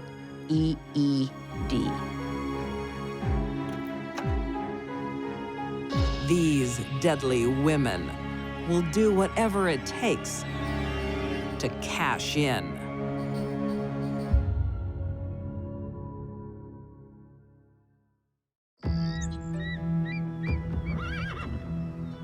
In 1993, Riverdale, California. Mother of two, 38-year-old Susan Lee Russo has a rigid routine. She would fanatically clean the house. I mean, every corner, every piece of furniture had to be spotless for her. I need your help. David will be home soon. Susan had to keep things neat and orderly. Her house was immaculate, even though she had a toddler living there. Daddy's home. Hey there. Married to a Navy man, expectations are high. Hey, sweetheart. Husband David likes a tight ship. I've known military people in the past. Their clothes have to be perfect. Their locker has to be perfect. They come home, I'm sure they expect the same thing. That's what they know. Dinner won't be long. It's not ready? We always ate at 1800. This isn't the mess hall. Well, these girls need routine, don't they? Some people said that he would ask Susan to jump, and she would say, "How high?" Money is as tight as the rules in the Russo household. There you go. There's your weekly household money. I need to buy new shoes for the girls. David controlled the purse strings, so much so that if Susan asked for $20, later she had to account for it. That's not enough. Sending us broke. I could get a part-time job to help out. So Susan turns to what she does best: cleaning. She was cleaning homes for various people in the area. She said it was to take care of the kids, but it was off limits to David. That was her money. But this Stepford wife isn't as clean as she makes out. You know, on the outside, Susan looks like the perfect wife, the perfect mother, but all wasn't well inside. She was hiding something.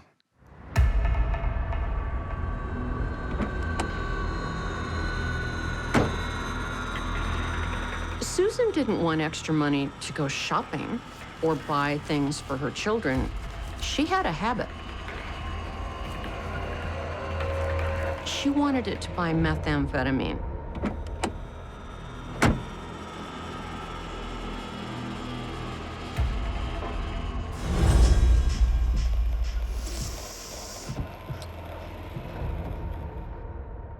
She was doing that even prior to her association with David.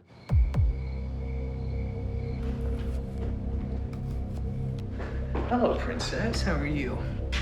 Hey, sweetheart. Where's Mom? Let me get changed and I'll help.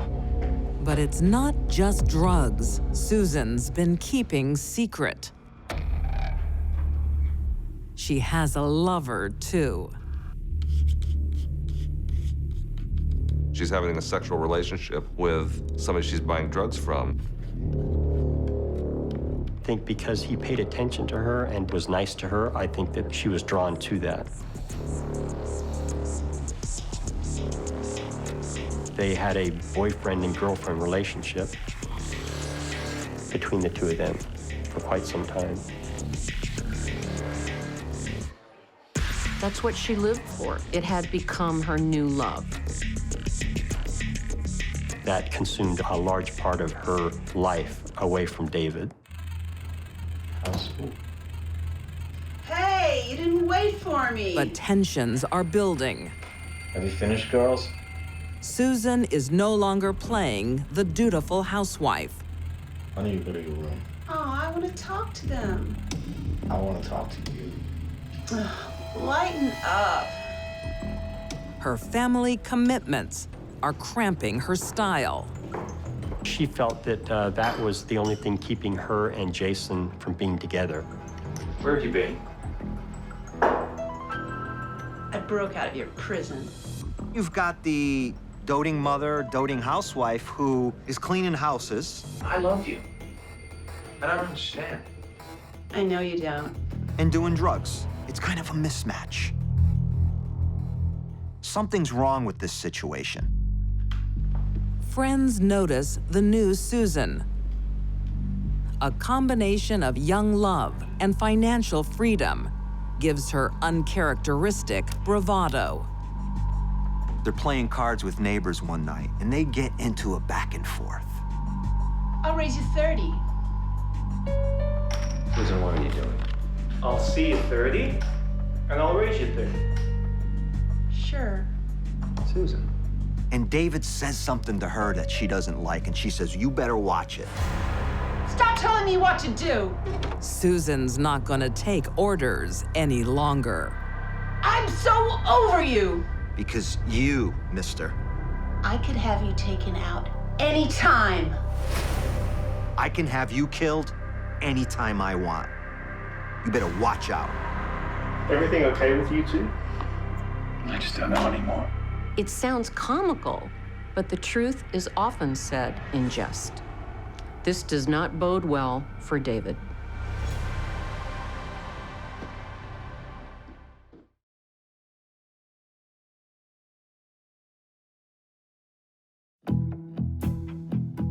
In Riverdale, California, Lighten up. Susan and David Russo's marriage is falling apart. Where have you been? While he's serving his country, she's getting high with a secret lover.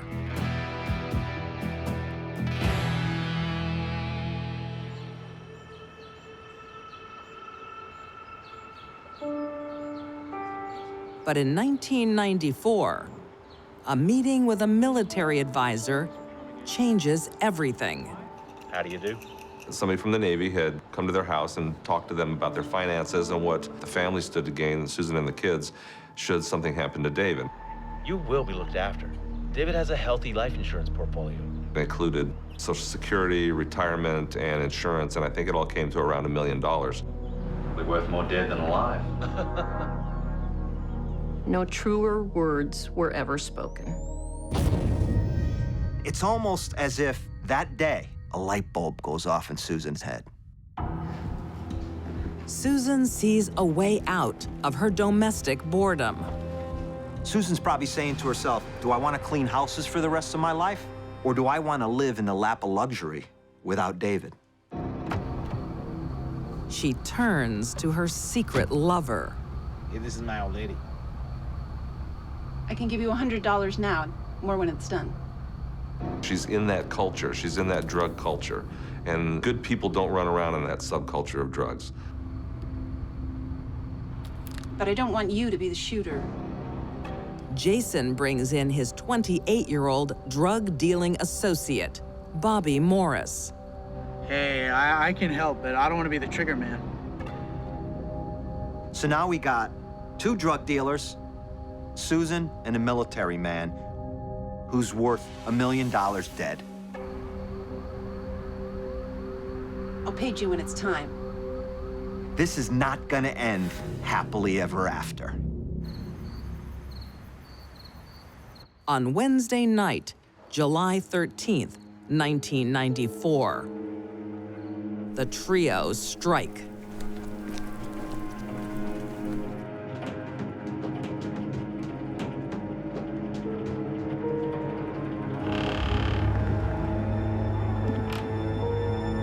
We never were 100% sure of who fired the shot.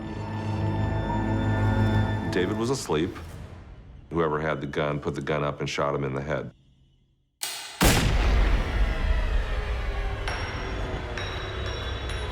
To be killed in your own house while you're sleeping is pretty cold-blooded.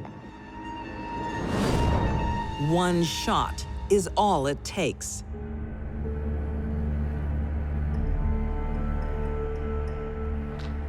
Not only did Susan have no regard for David's life, her children were in the home during the murder. She didn't care about that either. Susan thinks she has everything in order.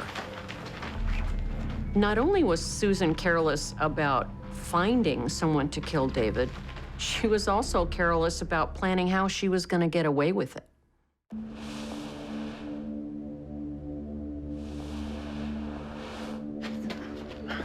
Jason was going to drive the body to a remote location and then torch the vehicle to get rid of the body.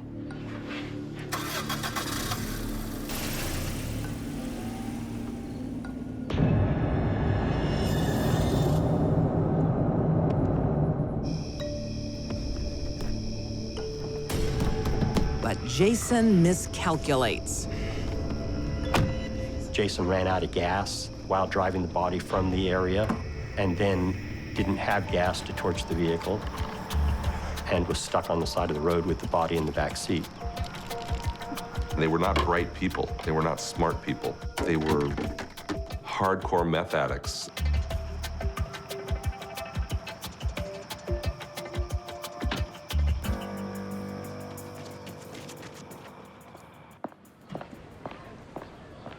The next morning, David's colleague comes by. David was supposed to be at work this morning, and he's not there. Hey, Susan. Is David sleeping again? No, I'm a bit worried. I don't know where he is. Something's wrong. Don't worry. We'll find him.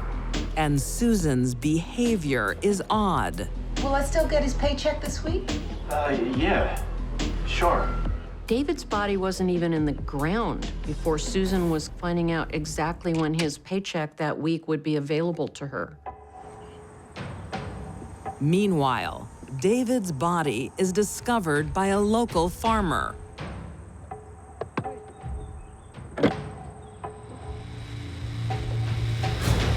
It looks like an execution. And that's because it was. Mrs. Russo, we've discovered a body in the backseat of your husband's car. As routine procedure, the police interview the victim's spouse. Oh? I hope it's not David. It is David. And get more than they bargained for. Well, you won't find any blood in the house.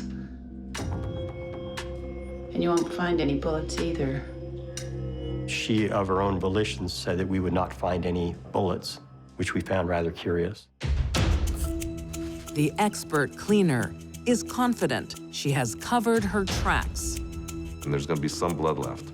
That's just the way that is. Police find microscopic traces of blood in the bedroom, and the shell casing links the gun to her partners in crime. All three are convicted of first-degree murder. Bobby Morris and Jason Andrews are serving 25 years to life. I think Susan was a big mastermind in this whole thing. And I think that her manipulation of Jason and Bobby probably is, I mean, that's the callousness. In 1996, Susan Russo is sentenced to life without parole. To the world, Susan played the role of the diligent housewife, eager to please her husband. But in truth, she was only looking out for herself. Absolutely evil, just an evil, psychopathic person. She offered someone $100 to kill David. That's the value she put on his life and their marriage.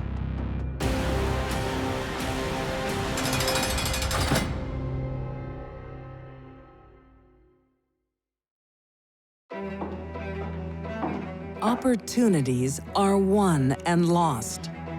She wanted to change her will. On a woman's ability. Certainly is an interesting coincidence. To adapt. This was a toxic, lethal overdose. I think caring for the elderly is my calling. In the 1930s, Nottingham, England. New widow Dorothea Waddingham is left alone to care for a young family. After Dorothea's husband died, she'd have been in quite a difficult situation with 3 small children to bring up. But it's not for long. Her lodger, 39-year-old Ronald Sullivan, seems like a good catch.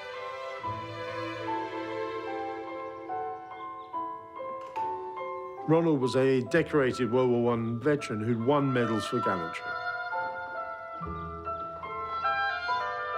Ronald, how kind of you to come. How are you? What starts as a financial transaction turns into a happy union. Better for seeing you. She formed a relationship with Ronald Sullivan, who was, after all, living in the house.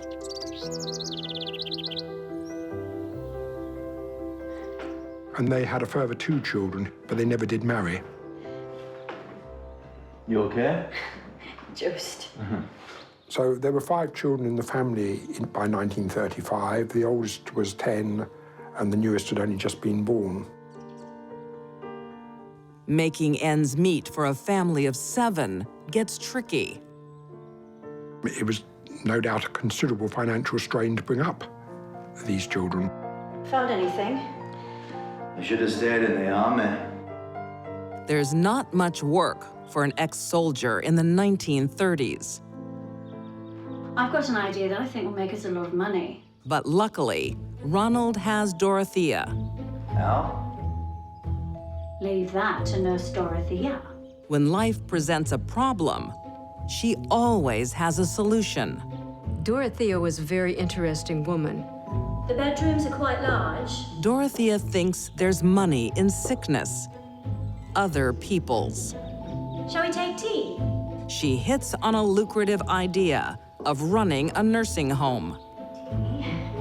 They had a big home, so she decided to take in some elderly sick people and care for them.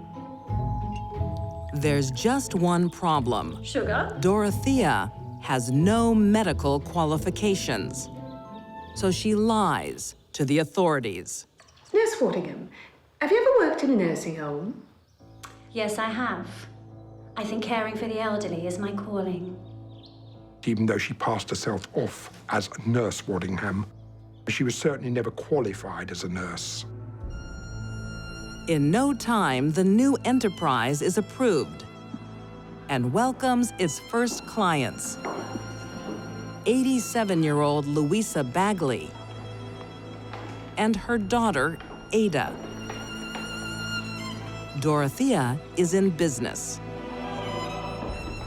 The nursing profession doesn't generally make nurses wealthy, but Dorothea made it work for her. When 2 infirm women, mother and daughter, were referred to Dorothea's nursing home, she didn't look at them and wonder, how can I help them? How can I make their lives easier? She looked at them for their bank accounts. I hope you're comfortable here. I'm pleased we're here together. Ada was 50 years old and had a disease described as creeping paralysis, where the paralysis of the body progressively increased, necessitating eventually immobility. Being an entrepreneur isn't easy. Dorothea's patients require hard labor. They needed fairly much round-the-clock care. They would be receiving medications, they would need feeding, cooking, etc. They actually needed a lot of care, and Dorothea didn't like that.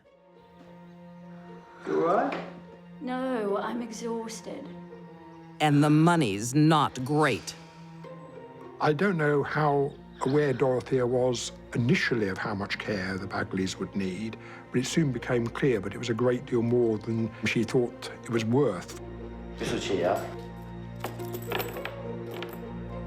Dorothea wasn't happy with the amount of money she was being paid to care for them. Nurse Dorothea, can you come here, please? I'm coming! This is not the life Dorothea has planned.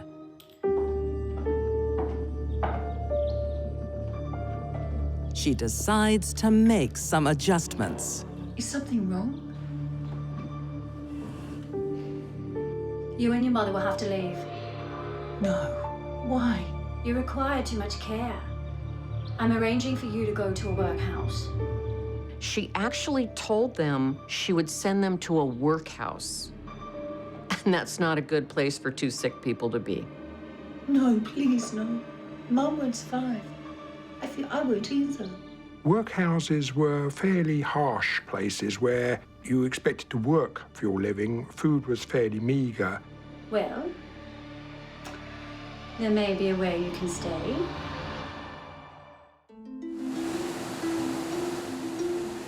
In 1935, Nottingham, England. Struggling to cope with the workload of her nursing home. Ever resourceful, Dorothea Waddingham has a solution. You and your mother will have to leave. No. Why? You require too much care. I'm arranging for you to go to a workhouse. No, please, no. Mum won't survive. Then, fate intervenes. Mother?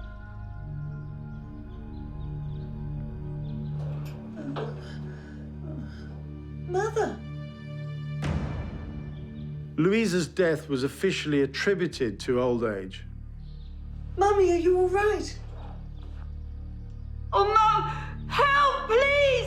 Please, somebody help me!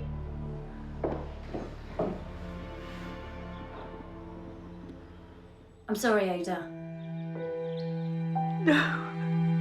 On May 12, 1935, with the death of 87-year-old Louisa Bagley, Dorothea has one less mouth to feed.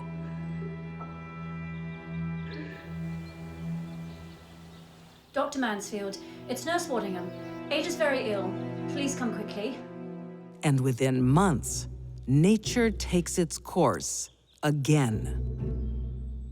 Ada was chronically ill, not acutely ill. She had multiple sclerosis. She was fine. And the next day, she was in a coma. I'm afraid she's gone. What happened? I think it was a stroke. There was nothing to suggest that Ada had died of anything else. She came in with her mother, who died recently. That was good enough for him, so that's what he recorded on the death certificate.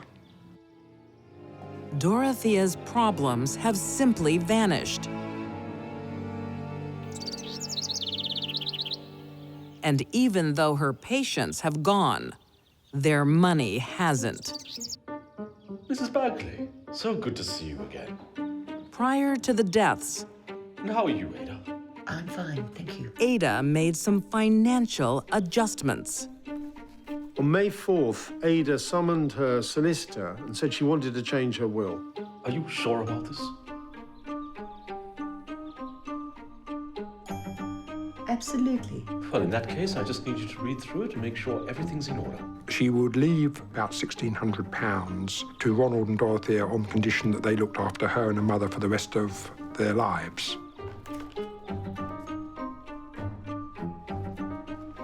Ada's idea of the rest of her life and Dorothea's idea of the rest of Ada's life didn't match. After she changed the will, she died. Certainly is an interesting coincidence. Ada's will also requests cremation. Unfortunately for Dorothea, the local coroner smells a rat. When you look into somebody's death, you're really looking into their life. You're looking at how they ordered their affairs.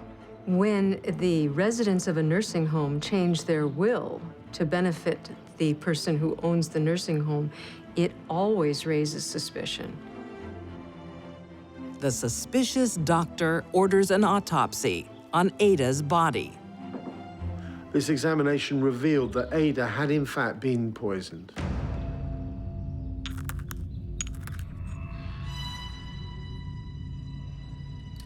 The physician who did the autopsy found more than 3 grains of morphine in her stomach. So this was a toxic, lethal overdose.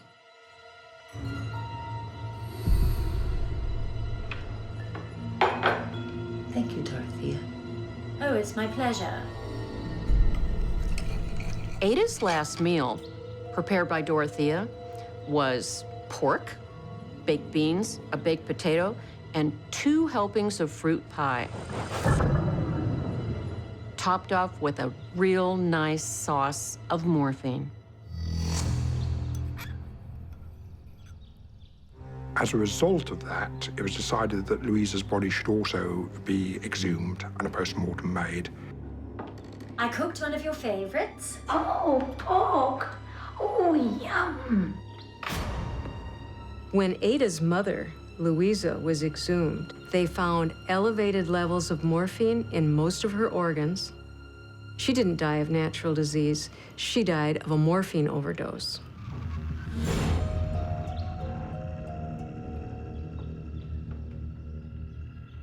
Seeking refuge, Louisa and Ada Bagley gave their trust, their money, and in the end, their lives to Dorothea. I hope you're comfortable here. I'm pleased we're here together. Louisa was elderly and frail, and her daughter was very sick. They had one thing going for them. They had money to buy health care, but they went to the wrong purveyor. Dorothea Waddingham is convicted of 2 counts of murder. She is sentenced to death. Dorothea might have gotten away with 2 murders if it hadn't been for the suspicious mind of their doctor. The FBI could have used a man like him. On April 16th, 1936, Dorothea Waddingham is hanged. Serial killers always think they're gonna get away with it.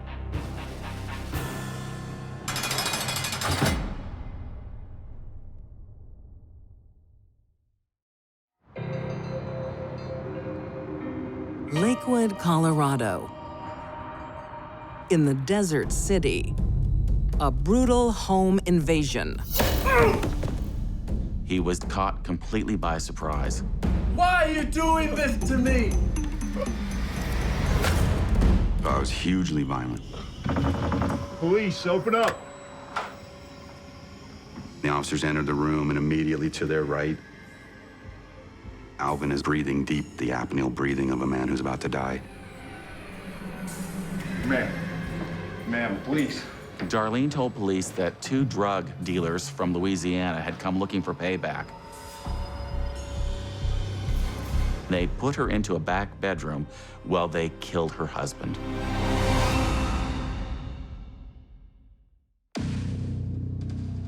The story starts in 2003, down in Louisiana, where Alvin and Darlene Spears are running with the wrong crowd. Alvin had a bit of a checkered past for sure. He was dealing in drugs. And his 28-year-old wife, Darlene, is dealing guns. Make sure they're 38s. Have I ever let you down? She was charged or indicted by ATF for selling straw purchases, selling guns through straw purchases. But their life of crime comes to an end when Alvin is arrested. To save himself, he becomes a police informant. There's probably no more dangerous activity What do you got? Tuesday, Sammy's garage at midnight. than being a drug dealer and informing on your colleagues to the police. But that's what Alvin was doing. Nice work. Okay. He is making enemies fast. So Alvin and Darlene skip town. Alvin wanted to get out of the criminal life he had in Louisiana and saw Colorado as a new beginning. Testing 1 2 1 2. Testing 1 2 1 2. Testing. We good. Alvin is Testing, 1 2. reborn. Testing. Alvin was studying to be a minister. Your husband's a very talented young man. How are his studies? He'll be a minister in no time. Darlene is right by his side.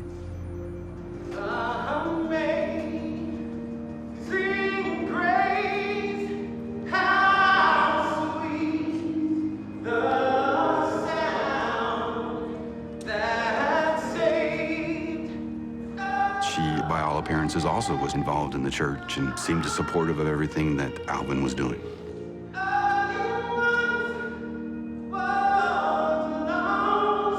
To everybody, she presented as a God-fearing, church-going woman.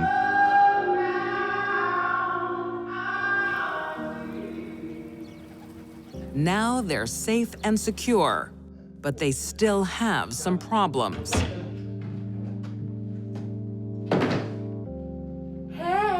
Money was a huge issue. They didn't have any. Darlene and Alvin's new start in Colorado left them pretty much penniless. What do you think? How much all that cost? Why? You don't want your woman to look good? Life without crime doesn't pay so well. And Darlene is missing the cash. Don't stay up too long, baby. Darlene's life in Colorado was going the way she wanted to go. She was respected. She saw a future. The only problem is she didn't have the money. But Darlene is enterprising and is planning a surprise for her husband. You're home early. Yeah, I pulled a hamstring. What's up working on the weekend? It's nothing. It can wait. I think she had plans for him. Need a massage? Hell yeah. That he wasn't going to like. Come on, baby.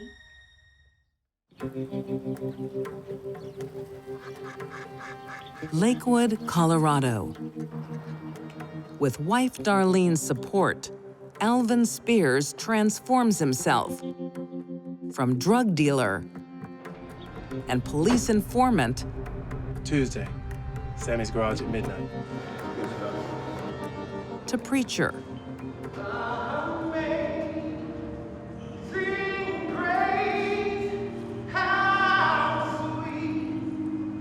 Darlene and Alvin left Louisiana behind. But Alvin would probably have to always be looking over his shoulder. Old foes are one problem. Lack of cash is another. But on December 7th, 2003, over a romantic meal, Hey, you coming?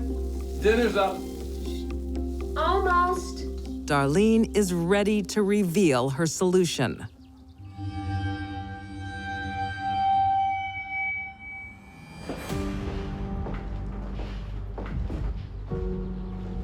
Spoil me, babe. I almost forgot. I got a surprise for you. Let me get it. You are spoiling me.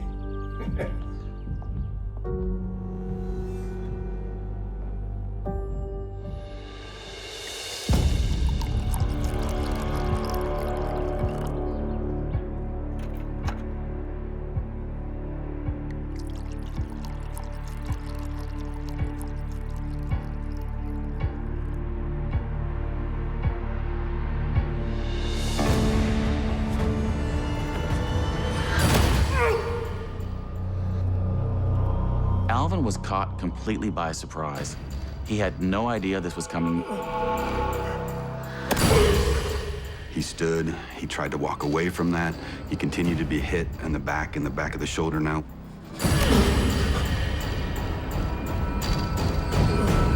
He was in shock. Alvin could not believe that his wife was standing there with a sledgehammer doing what she did to him. Why are you doing this to me?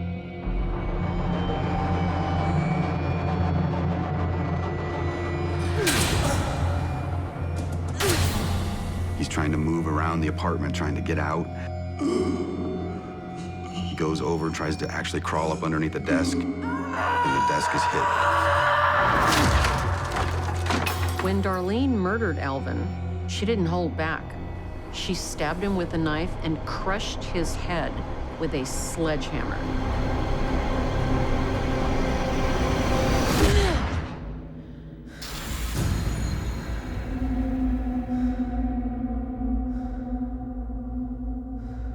Whatever plans Darlene has next are changed instantly.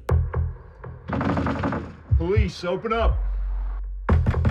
Neighbors, appalled by the sounds they hear, call the police. They knock, they announce their presence, and immediately Darlene locks the deadbolt on the front door. Open up. This is the police. Open the door. I'm safe now. Open the door. Darlene needs to stall. There was a slight delay in getting that door open. And Darlene claimed that she had to change because she wasn't dressed.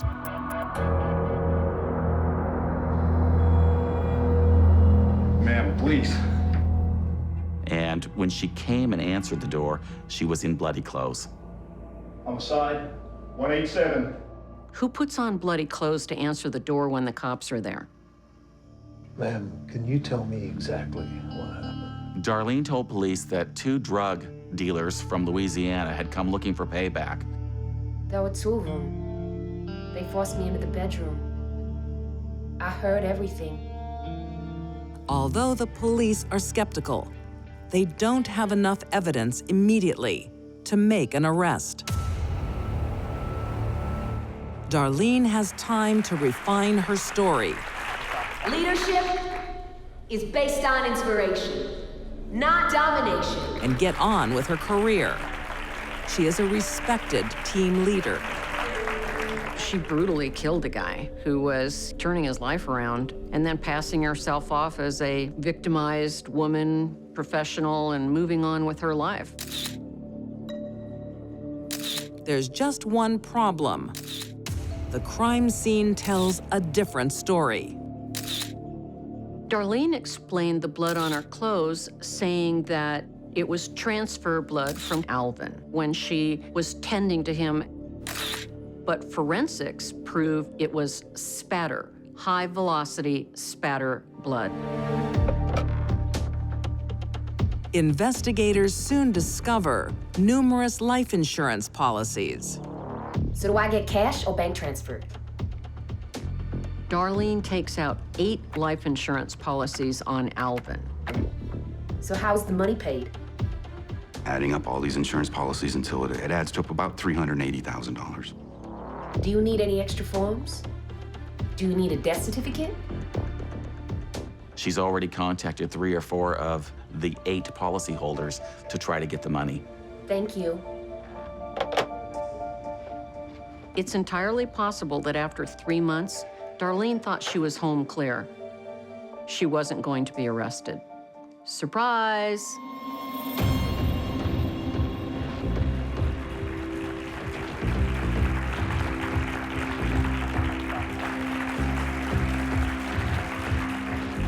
She's actually at a seminar, a work seminar on leadership. There is only one rule. Hunt or be hunted. She's in the middle of a seminar when I arrest her.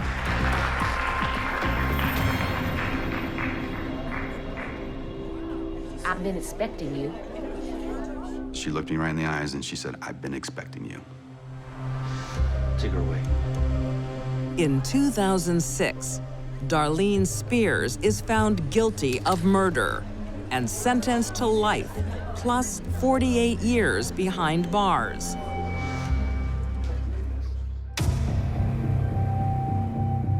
Although she'd been a petty criminal, Darlene has no history of violence and a good relationship with her husband. There's one clear-cut motive in this case, and it's a word that begins with G and ends in R-E-E-D.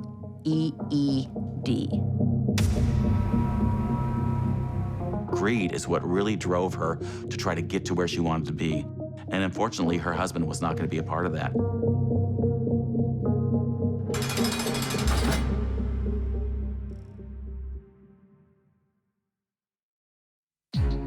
These deadly women valued money more than lives. Susan Russo went to war on her military man. Dorothea Waddingham targeted the most vulnerable. And Darlene Spears sacrificed her husband for the good life. For all three, the ends justified the means when they decided to cash in.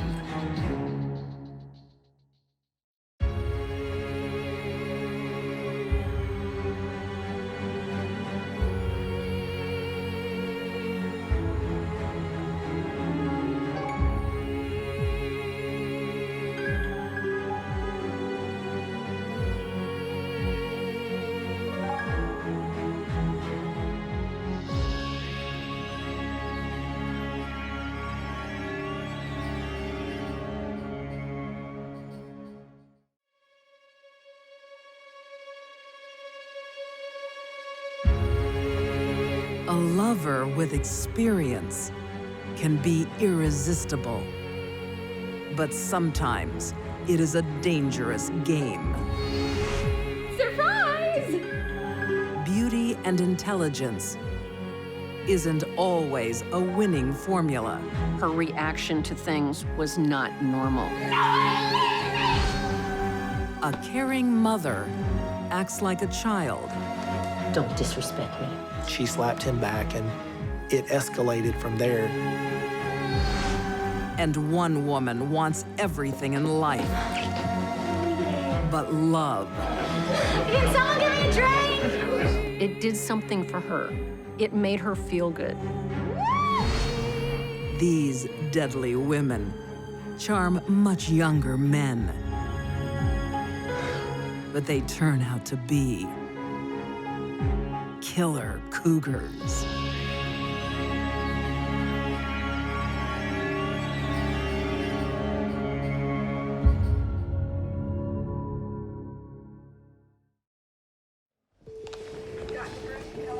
In 1999, St. John's, Newfoundland, Canada. I'm sure she'll come in soon, Mr. Myers. Easy on the eyes. I'm sure she hasn't forgotten about you. Smart and a doctor. Quite a catch. Hello. 39-year-old Dr. Shirley Turner makes a good first impression Well, somebody has a great... on 26-year-old American medical student Andrew Bagby. I'm not a doctor yet. Well, I'll be happy to show you the ropes. Thank you. How are we doing? Shirley Turner was attractive, very intelligent. She was very outgoing. Your iron count has come up. A self-made woman from a poor background. Shirley's determined, strong, and impressive. She had a childhood dream of becoming a doctor one day. And she was very, very smart, and she had the brain for it. But it's Shirley's charm that wins over Andrew. I'm sure I'll see you later. I hope so. Nursing a broken heart, he falls for the charismatic doctor. He's 13 years younger than she is, Andrew. And boy, does she go right after him. Hey, guys. It's a whirlwind romance. They're inseparable. But Andrew's friends are unsure about the rebound, the age difference. Looks more like his auntie than his date. And Shirley's behavior is a bit risque. So have you guys known each other long?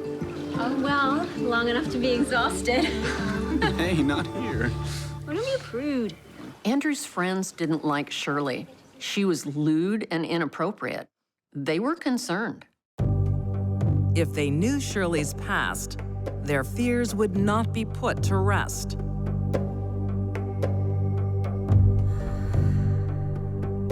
She's had a string of boy toys. She thinks they're gonna be easier to manipulate and to control. Come back. But in truth, she can do neither. I've gotta go. Her last boyfriend left, like all the others. I'm leaving. Shirley has absolutely no faculties to deal with rejection. You can't leave. You don't want to. I've gotta go. No, I'm leaving. I gotta go. No, you don't. No, I'm leaving. You can't Gotta leave me. You can't go. leave me. Rejection to her Not. is the ultimate betrayal. She takes one of her high heel shoes off You can't leave me. and she whacks him across the jaw with it. You're crazy. This is terribly violent. You're not leaving. I'm out of here. Don't you go. Don't you leave me. Don't. There is a personality disorder known as borderline personality disorder. One of the hallmark characteristics is the individual cannot tolerate rejection of any kind. Shirley's personality reveals itself Figure out which way this goes. to her current young lover on the day Andrew graduates from medical school. So, come on, tell me now, who else have you invited? Well, of course, you, the family, and Heather. You're not serious. Andrew Bagby maintained a relationship with his childhood sweetheart. He continued to communicate with her, meet with her, talk with her constantly. And it wouldn't be because you're still in love with her. Just stop, now. But Shirley's having none of it. Stay out of our lives. Shirley snaps at her and accuses her Are we clear? of still wanting to get with Andrew. Good. Have a nice day. It's ridiculous. Shirley's ridiculous. So where were you? Because you weren't where you said you would be. Because I went there and your car was on the... Andrew's had enough. Surely this is a problem. You don't trust me.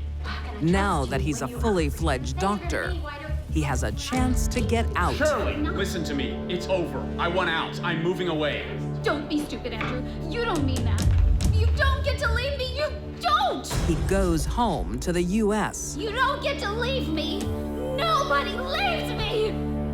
Andrew decides he needs a clear break. He needs to get away from this woman. She's too volatile, too unstable, so he hightails it out of there. It's not just Shirley's personal relationships falling apart. Shirley didn't only have problems with men. She had problems in every area of her life. Are you gonna be seeing Mrs. Jennings soon? No, but I will. People at the hospital, other staff members, they didn't really care for and appreciate her behaviors. You said you were gonna see her this morning, and she hasn't been seen. She needs to get her catheter removed and also the blood. Are you done? She couldn't take constructive criticism at all. To her, it was like being stabbed in the heart, and she would counterattack. Down in Pennsylvania, Andrew thinks all that is behind him.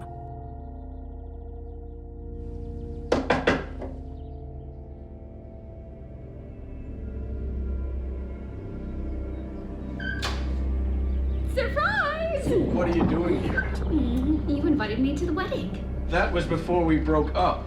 Well, I'm going. You can't reject Shirley, because she's always gonna come back at you. Come on.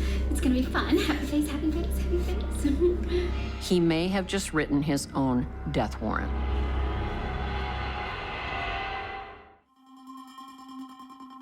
2001, in Latrobe, Pennsylvania. 42-year-old Canadian Shirley Turner won't let go of her boy toy ex.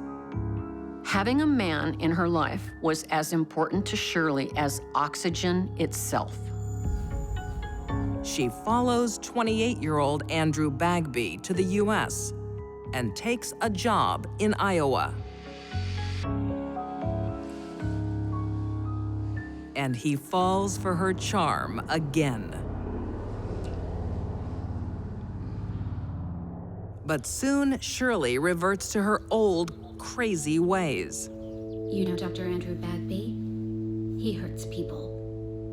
Ask him about the beautiful blonde lady doctor he's seeing. Go on. Ask him. Shirley saw every woman as a threat to her existence. She starts harassing the competition. Andrew, have you got a minute? Sure. I've been getting crazy phone calls about you. She would look for things, make them up. She loved it. I'm so sorry. I'll deal with it, okay?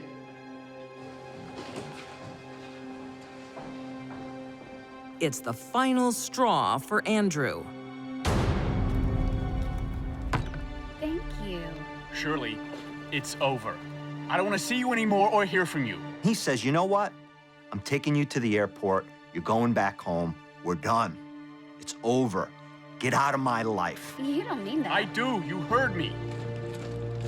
Shirley won't take no for an answer. Andrew, don't you drive away from me!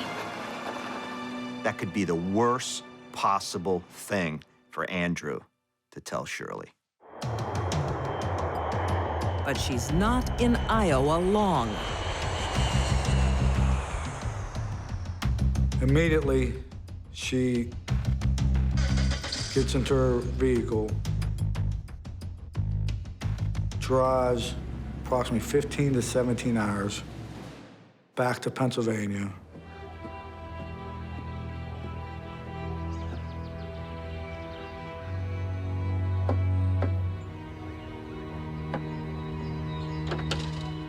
Hey, it's me. Andrew! Wait, please. I've got to go to work. I've driven all night. Can you at least talk to me? Will you meet me later, please? He says, you know what? I'm going to work. Okay, I'll see you then. Chill out, calm down. On November 5th, 2001, Make sure you're there. they agree to hash it out one more time. He agreed to meet her at the park, just to try to distance himself from her. Shirley, this has got to stop. We're meant to be together. No, we are not. I don't want you. No. She was on a mission, and the mission was to destroy the man that she believed had destroyed her. No man abandons me. Shirley?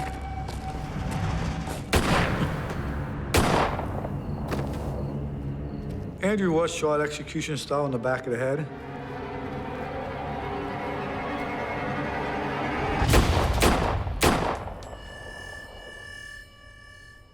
Why did you make me do this? Why?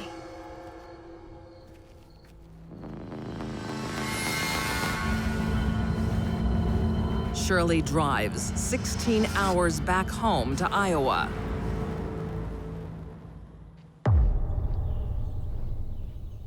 So cops find his body. I mean, it's right there in the state park. And they go to his work, and they start questioning his colleagues, and they immediately talk about that situation with Shirley. At that point, Shirley Turner became a suspect in our investigation. Can you tell us when you last saw Dr. Bagby? When he drove me to the airport. Shirley Turner did try to come up with an alibi. She had indicated that she was homesick. Thank you for your time. Without any witnesses, she may have gotten away with murder, except for one thing. Through cell phone records, we were able to hit different towers, and we could see how she drives from Iowa back to Pennsylvania. She was guilty. She knew we were coming on to her. But the smart doctor moves first. Back to Canada, complicating the investigation. Now the police have to file for extradition, and that takes time. And there's something else.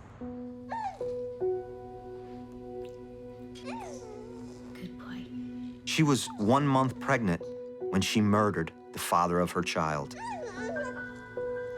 For 2 years, while she fights extradition, Shirley raises Andrew's son.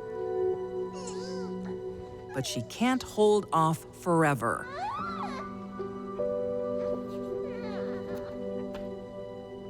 She saw where she was going, and it was prison. But prison is not an option for Shirley. In August 2003, she does it her way.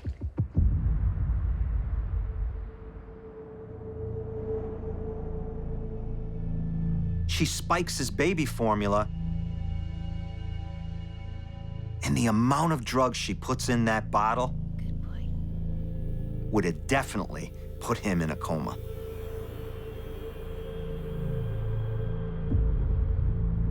She straps the boy to her chest, inside her jacket. Shirley's final revenge against Andrew was to take his son with her to a watery grave. She jumps into the Atlantic Ocean.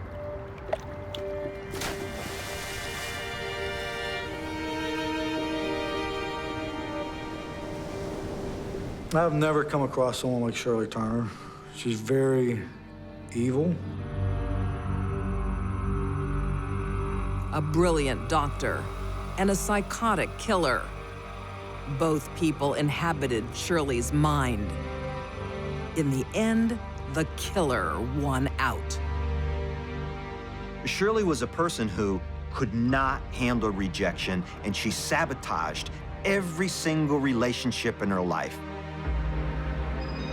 Shirley knew there was something wrong with her, that her reaction to things was not normal. In her own suicide note, she said, "I'm not evil, I'm just sick." But she still couldn't get a grip on her behavior.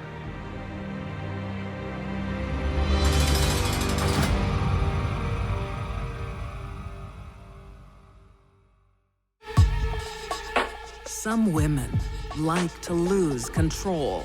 There was more to it than just sex. Go now! Others like to be in charge. Probably got a little more than he bargained for. A few want to be both.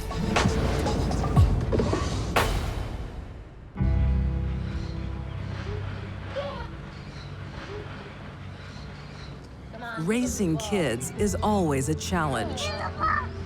Bringing them up on your own is doubly hard. In Mobile, Alabama, 30-year-old single mom, Allison Miller, does her best. Allison was a young mother who had 2 sons she had to take care of. They were 7 and 9 years old. She was working hard to raise her family. They're such good boys. They sure are. Despite the joys of motherhood, one thing's for sure. But you know, mama's gotta have a bit of fun too sometimes. Sometimes a mom needs a break.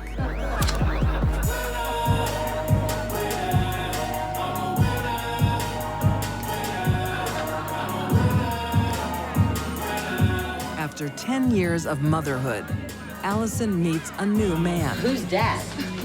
They call him Pig. I don't know why. Jasper went by the nickname of Pig. Who looks like tasty bacon to me. 19-year-old Jasper Pig Thomas is just the plaything Allison is looking for. Perhaps Allison was looking for one last fling at youth. Perhaps a part of her life she'd thrown away. He was 19. Maybe it was the sex. Allison finds happiness with her new boy toy, and he soon moves in. She was 30. He would have been 19, so there was a big age difference there. I've got a little surprise for you. Jasper gives Allison more than loving. It would be speculation, but I would tend to believe he was probably supplying her with drugs. Allison knew that Jasper was a heavy drinker, a drug user, basically a wild kid. Maybe that was part of the attraction. Mama is happy. For a while. Jasper went from being a teenager living alone to a teenager living with a 30-year-old woman who had 2 kids. Allison discovers the flip side of taking a young lover. Her new toy is still very much a boy. In a lot of ways, he was still just a kid. Don't you have somewhere to be? She was probably treating him like she did her 7- and 9-year-old boys. Go now. Whatever Jasper was looking for in that relationship, There you go. probably got a little more than he bargained for. And when he struck out against her and didn't want to do what she said, she was furious. Don't disrespect me. Jasper's not looking for a mother. He's looking for a good time. And he'll find it wherever he can get it. Most 19-year-olds don't think about settling down. I'm sure Jasper was no exception.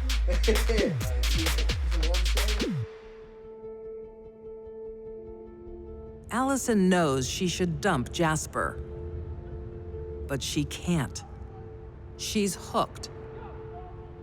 Whether she was attracted to him and would miss the intimacy, whether she was motivated by the drugs, she wanted to hold on to it as long as she could.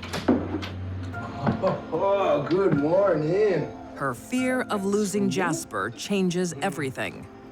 Boys, go get ready for school. When you get a situation where the man is really just a toy boy, well, they're supposed to do what you tell them to do. What's your problem? Where have you been? Man, I ain't telling you that. Stop asking me. Tell me where you've been now. I ain't tell you nothing. You ain't my mama. And I'm out of here. No, please don't go. I'm sorry. I'm sorry. I'm sorry. Allison is no longer in control. And she'll do whatever it takes to get it back. That's when the real trouble started.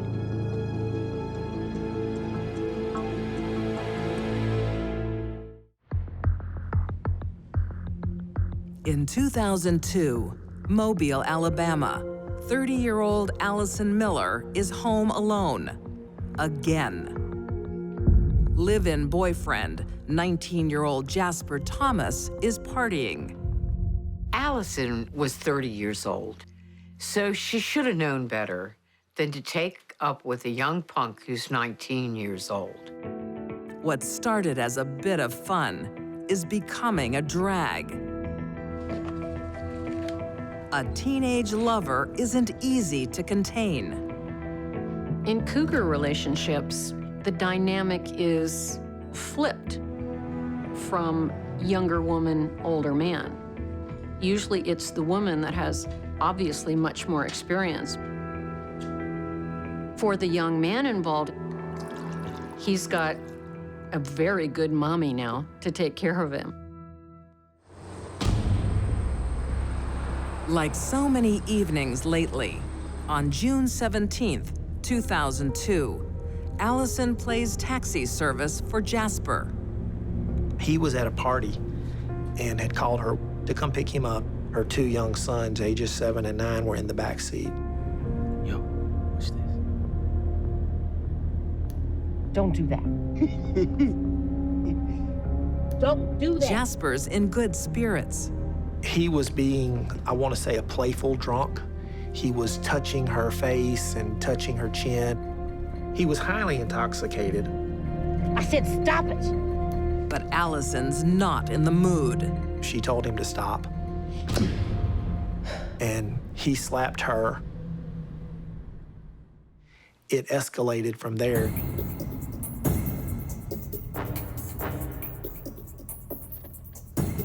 Get out of the car. Allison didn't take it so well, and she kicked Jasper out. It's over.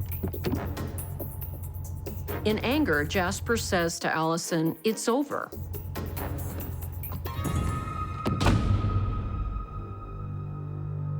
As Jasper goes back to his party, Allison stews. After she put him out of the car, she then went home to her house. She had a scratch on her face that looked like maybe a kitten or an infant with long fingernails had scratched her on the nose. But to Allison, the scratch is a deep emotional wound.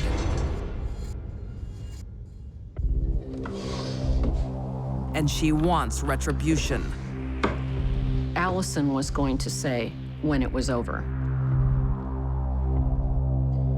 Come on, boys. We're going out again. So Allison's idea of ending a relationship is different than most of our ideas. For the second time that evening, Allison drives across town.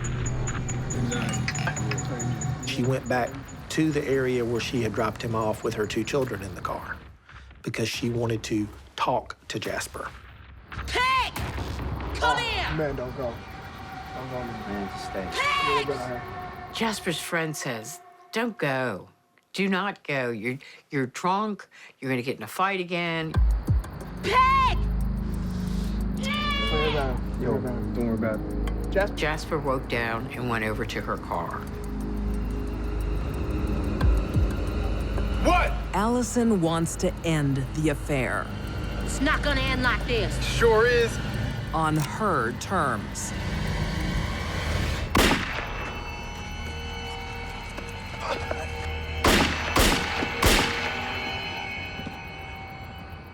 She fired 4 times and then sped off in her car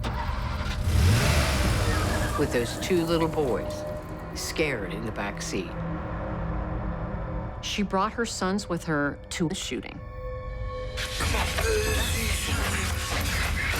19-year-old Jasper Thomas doesn't stand a chance. He dies hours later from the gunshot wounds. Shortly after the shooting, police arrive at Allison's door. With so many witnesses, there's no question who the killer is. The only surprise is her reaction. When they told her he was dead, she seemed surprised and a little bit sad. If you've shot at someone and you find out they died later, you shouldn't be surprised. Charged with murder, in 2004, a jury convicts Allison Miller of the lesser charge of manslaughter. She is sentenced to 20 years in prison. Allison, her record was clean except for unpaid traffic tickets, writing bad checks, that type of thing. No one can explain how a busy mom turned into a killer. She doesn't seem like a bad person, she just made bad choices.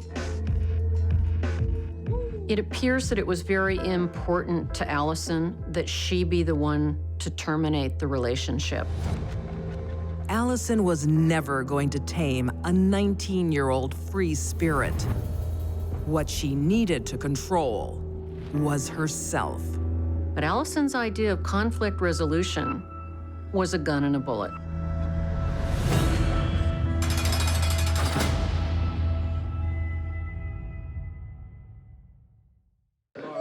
In the search for happiness, she seemed insatiable. Some women won't compromise. She was arrogant and she was stupid. And there's a grim price to pay.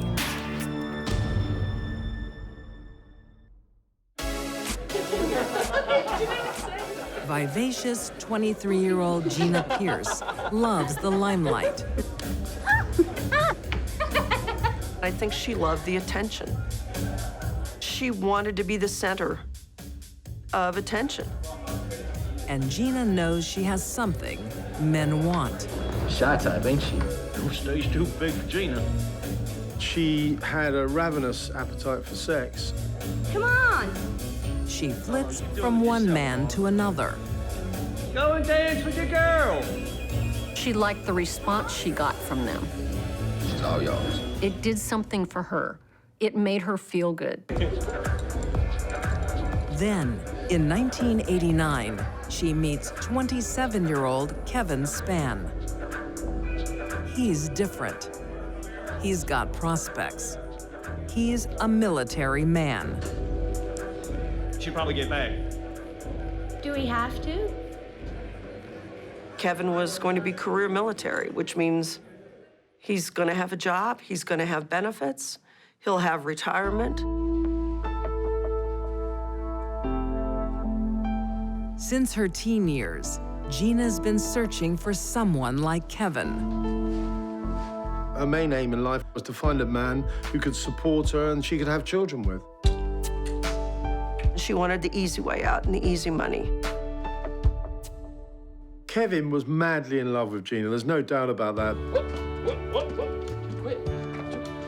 Kevin adores everything about Gina, including her son from a previous marriage.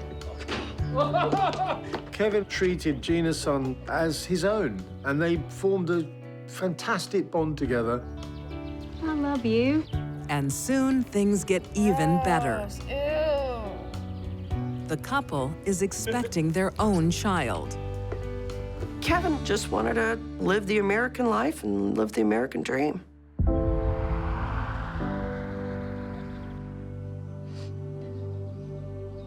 But tragedy strikes. A few weeks later, she announced she'd had a miscarriage. It's okay. We can try again. It's a devastating loss for Kevin. But soon, there's an even bigger shock. Gina's lost the baby. No, she lost it. Gina's family told Kevin she couldn't possibly have ever been pregnant. Excuse me? Years earlier, she had a tubal ligation. No, I didn't know. Okay. All right.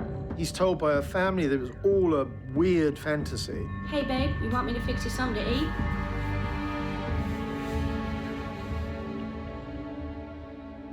What is it? You lied to me. I didn't know what to do. I didn't want to lose you.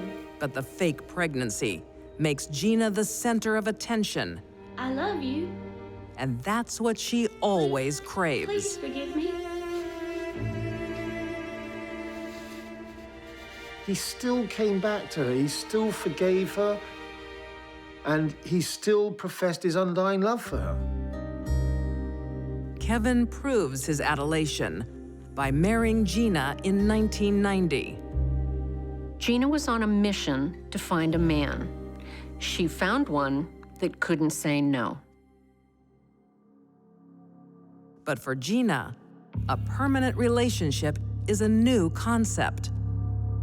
Old habits die hard.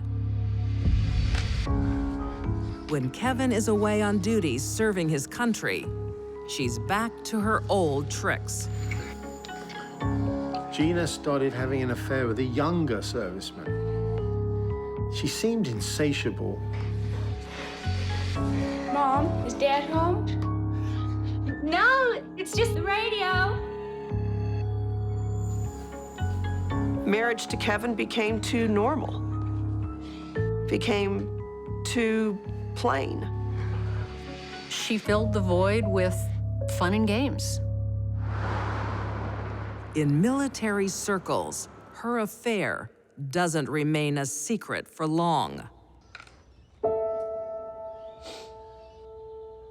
Kevin finds out and is devastated. But Gina begs him for a second chance.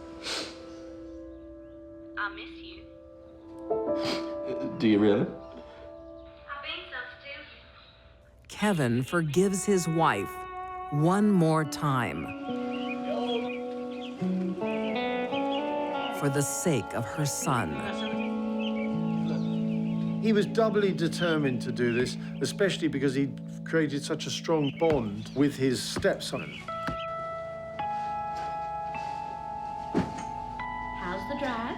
Drive was fine.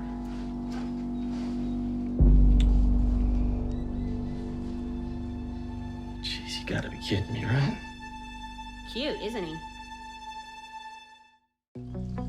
In 1997, Augusta, Georgia, Gina Spann treats her husband appallingly. She lies. How's the drive? The drive was fine. She cheats. And now, she's moved her young lover into the marital home. The household was about as non-traditional as you could find it. Get out. He's not going anywhere. And neither am I. Gina had no respect for Kevin or her son. But she's overplayed her hand. Want a divorce? Kevin said, "This is enough. This is over." But Kevin doesn't move out immediately. Have you ever made a bed? He was not a confrontational person, as evidenced by this circus that she brought through the house. Come on, boy, it's late. He stays to protect his stepson from Gina's lifestyle. I think Kevin stayed in that house longer than he wanted to because of that boy. Kevin was the parent while Mama was out playing.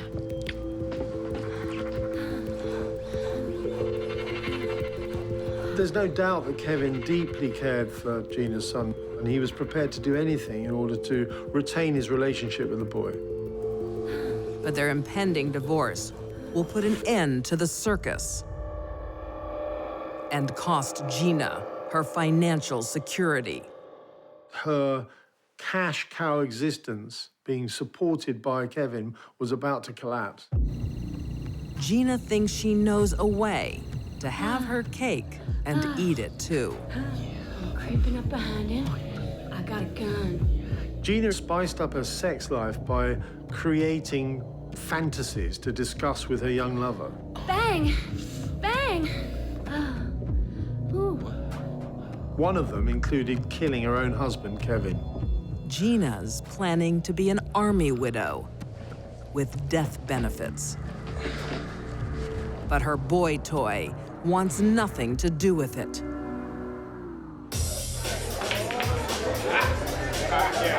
So Gina finds someone younger and more impressionable. Can someone give me a drink? She was almost like a sort of female version of the Pied Piper. She had these teenage boys sort of eating out of her hand. She'd flirt with them. She'd make suggestive moves. Gina was 31 chronologically, but mentally, she was still an adolescent. Gina finds a new plaything, 17-year-old Larry Kelly. Larry was a virgin when he met Gina, but he soon found himself overwhelmed with her insatiable desire for sex. Larry doesn't know he's been seduced into killing. Well, it's got to be done soon. She recruits him What's in it for us? and two friends. $5,000. The new people to the plot, Matthew Piazzi and Gerald Horn, are all in their teens. They're 16, 18 years old. She uses sex and money to motivate her teen murder squad. So we have an extremely immature 31-year-old woman who's the ringleader of a bunch of teenagers to kill someone. What could possibly go wrong? Gina's plan is simple. On May 11th, 1997, Kevin will die.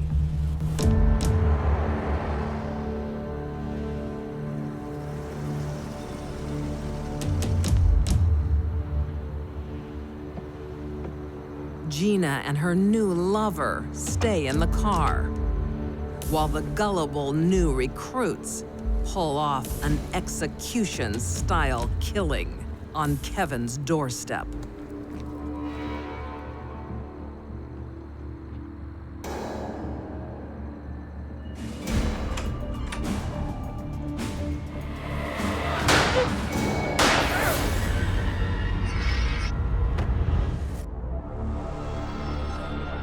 He was shot in the chest and in the face. He died immediately. It was just greed. Pure and simple greed. Kevin is dead because he loved Gina so much, he couldn't see the monster that she was. But before dawn, the monster is exposed when the police find Gina's private videos at the crime scene. What'll make you happy? Killing Kevin. That'd really turn me on. I remember the movie clip. She's driving down the road and he says something and she says something about killing Kevin. Just chilling. Gina did everything wrong to get away with murder. The police almost immediately link Gina with her new lover, Larry. Larry, where were you at 9 p.m.? Larry being the kid that he was, it didn't take long, and he finally fessed up to what they were doing. Gina organized the whole thing? Within several hours of Kevin's death, we had all 5 of these people in custody. Gina preyed on the young and naive, who will pay a terrible price. 16-year-old Matthew Piazzi and 18-year-old Gerald Horn are sentenced to life for felony murder. Larry Kelly is found guilty of premeditated murder and is serving life plus 5 years for firearm offenses. We did not go after the death penalty on the boys. They're 18, 17, 16. She was the main goal. We were seeking the death penalty with Gina. To avoid the death sentence, Gina Spann pleads guilty to premeditated murder. She's sentenced to life without parole, plus 5 years for firearm offenses. She was arrogant and she was stupid, and she got caught. Thank God. All Kevin wanted in life was to forgive Gina and protect her son. Instead, his mother's in prison and his stepfather's dead. Gina cared about one thing only, getting what she wanted. She completely disregarded what it would do to her son to see his stepfather dead.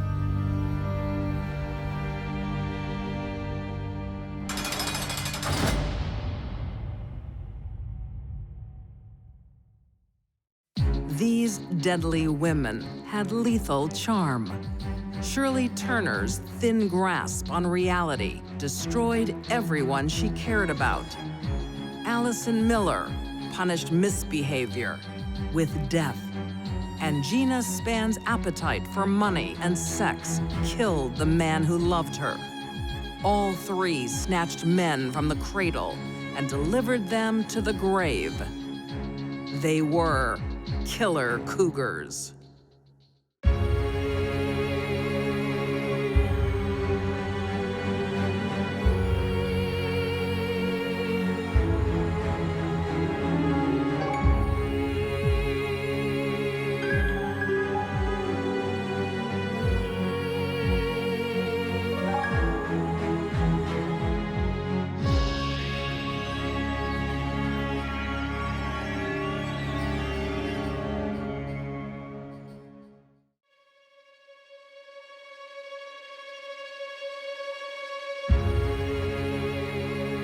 Speak of the devil, and she shall appear.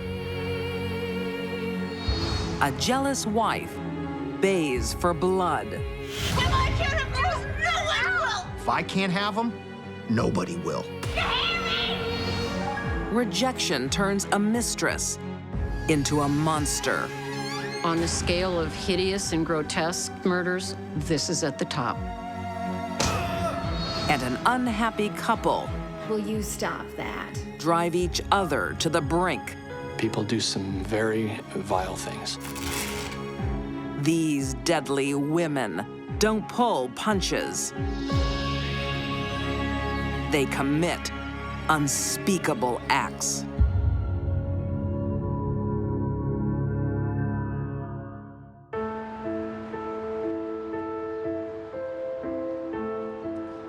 "43-year-old Delpha Jo Spinagle loves having a man about the house.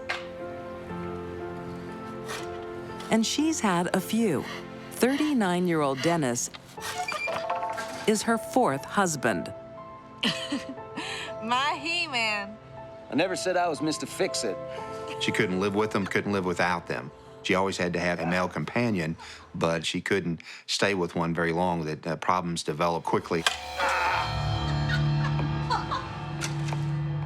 Oh, honey, I know someone that can do this. Oh, good. She had met Dennis in the late 1980s, and he had a small business, a silkscreen business. Should we go for a drink then? It's not even 5 o'clock. Well, it's 5 o'clock somewhere. My bad, boy. Dennis Spinagle didn't have much, but he was a hard-working guy, taking care of himself. But Delpha had nothing. So to her, Dennis looked like quite the catch. But Delpha has a wandering eye. Can you pass me my saw? And after 6 years of marriage, she invites another man into their home. Thanks. David Woodward. He was a handyman, and she had known him prior to the marriage. David is young and handsome. He's 13, 14 years younger than Dennis, younger than Delpha, and he starts working for Dennis. Soon he is more than just the hired help. Perfect. Well, make yourself useful and pass me my toolbox. Both her and her husband had kind of struck up a friendship with him. It's looking good. How long do you think it's gonna take? Reckon about 3 days. Great. I'll see you both later then. Oh, honey. He lives so far away. Could he maybe stay in the motorhome? Sure. He seems like a nice guy. Dennis and Delpha, they grew quite fond of David, and they trusted him enough to allow him into their home. Delpha wanted David around, and Dennis would do whatever Delpha wanted.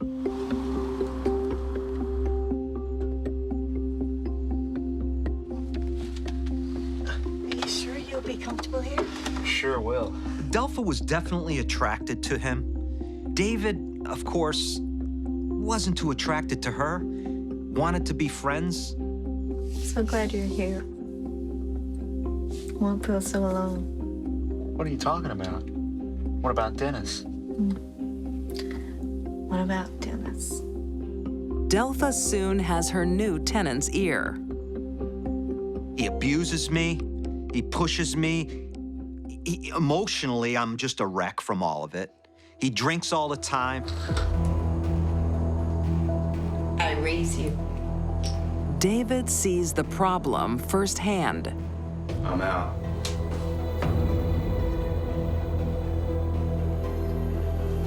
What? Delpha claims that Dennis would like to get his drunk on. What's up? I think you've had enough. Don't start, Delpha. A man can relax and have a drink in his own home. Hey, are we playing or what? I'm in. Well, I'm going to gents. Unless that's not okay with you. And though he would never really hit her, he would push and shove her all the time and verbally abuse her.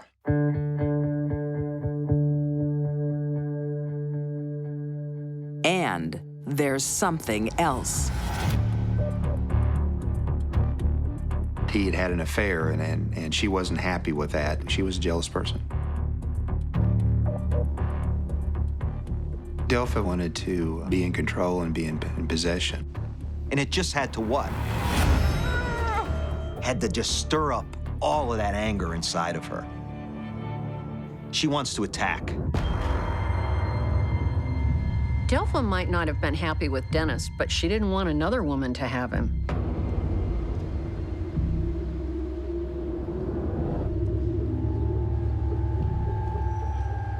Delpha confronted, told her. She said, listen, if I can't have him, nobody will. Watch it. You're a homewrecker! Stay away from my husband! Homewrecker! That tells me that there's a lot of pent-up anger, maybe a volcanic rage inside of her just waiting to come out. If I can't abuse, no one will! You hear me? Delpha's frightened of losing her man. Not because she loves him, but because he's paying all the bills. There is another option to secure her financial future. Delpha wanted one thing from Dennis: his life insurance payoff. There was a $150,000 life insurance policy on Dennis's life. She was going to obtain that $150,000 because of his death. Delpha wants someone else to do her dirty work.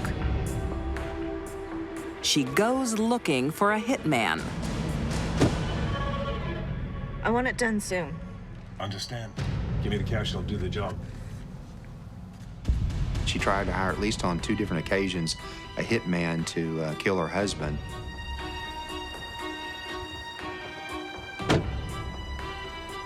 Listen, there's a lot of money at stake here. There's gonna be more in this for you than you could ever imagine. So help me get it done. We'll be rich.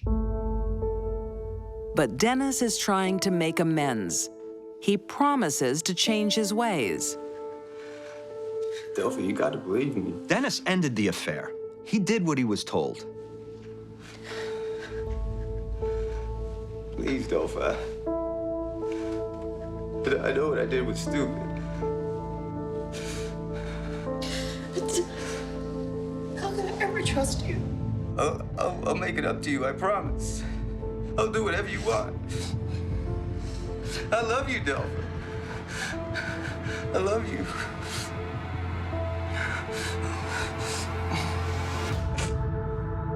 That wasn't enough for Delpha. It's too late. Delpha's wheels are in motion. It's what's inside people that's hard to see.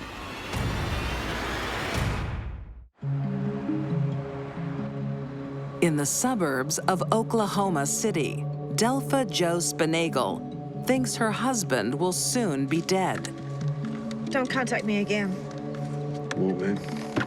She's paid a hitman, but she's been double-crossed. Delpha now realizes, I have to take this on my own. I have to do it myself. If he won't help, I'll find somebody and I'll get this done. But Dennis, he's gonna die. On August 14th, 1993, it's time to call in a favor. She turns to her resident handyman, David Woodward. Come on. Get up, it's time. It's time, get up. What's important to Delpha in all of this is that she is driving the bus. She's calling the shots, literally. Come on. David becomes part of Delpha Jo's nightmare. Delpha wanted Dennis dead, but she didn't want to do it herself. Do it. David would do anything for her, and she knew that. Do it. We have no idea why. So David has a baseball bat, and he hauls back and takes a whack. Hit him again! Get him! Dennis would have had an incredible rush of adrenaline, fury, anger, and pain when he was initially beat. Hit him again! Hit him again! Hit him! Get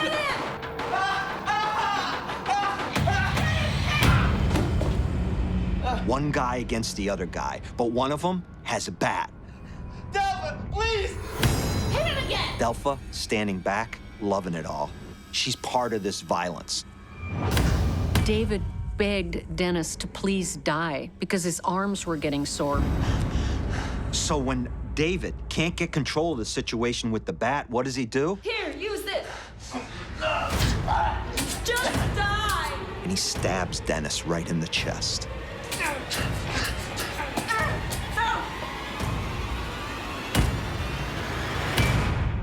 Incredibly, Dennis is still alive. This man was heroic. He had tremendous courage. Much more than that, he had stamina and determination. He had a lot of fight in him. Dennis just wouldn't die. I mean, it was a very gruesome homicide scene. There was blood on the wall. There was blood on the ceiling.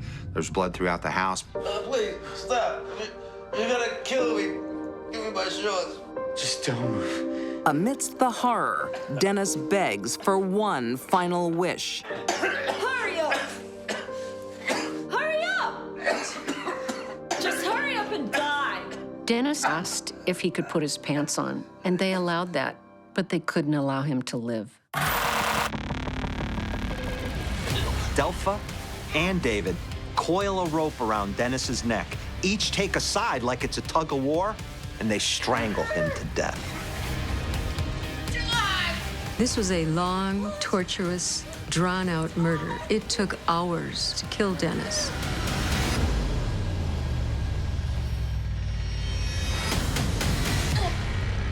They took his body and they dumped it out in a rural area of Oklahoma County out by a culvert. And it was in the middle of summer, and it was very hot, 100 degrees during that time period. Days goes by. Delpha waits, picks up the phone, calls the police.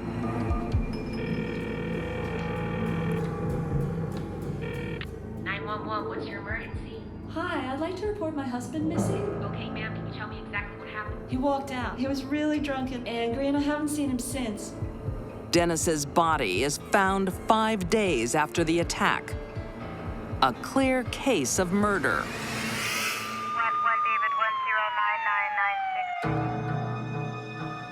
The first place the police investigate is the family home. There's no way in this particular incident that a person could have cleaned the house up with any cleaning agents. The only way that they could have cleaned this house up if the house had been burned down. Luminol reveals blood spatter everywhere. They found hair and blood specimens like in a vacuum. They found dried blood throughout the house in different locations, and it was quite apparent that there'd been a major struggle. And the cops figure it out like it's a puzzle, a kid's puzzle. Delpha Joe tries to pin it on her accomplice. Delpha said this guy went crazy. He wanted to commit some sort of satanic ritual by killing her husband. Mr. Woodward was saying that he was involved, but he was solicited to commit the crime by Delpha, and that Delpha actually physically helped in the crime. They are both convicted of first-degree murder. David Woodward is sentenced to life without parole. In 1998, Delpha Joe Spinagle accepts a plea of life, no chance of parole. She committed a murder with no value for human life. This was somebody she supposedly loved. The three major motivators of murder are jealousy, revenge, and money. For Delpha, it was the almighty dollar.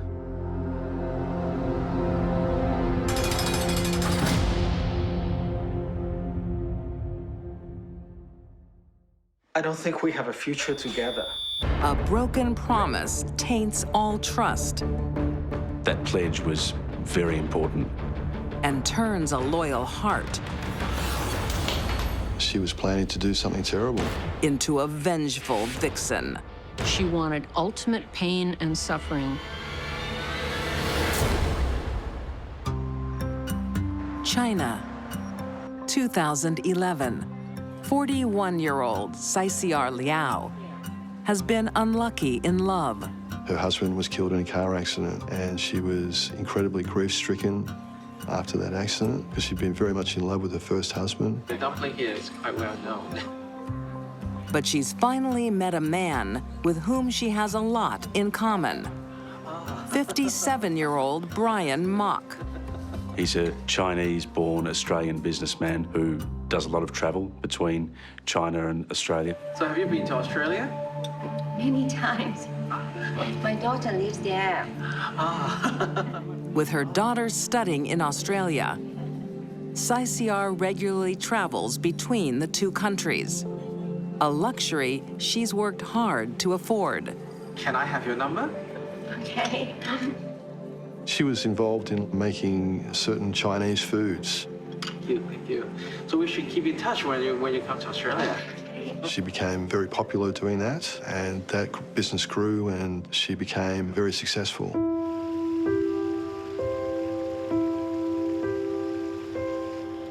They agree to see each other whenever their jet-setting paths cross.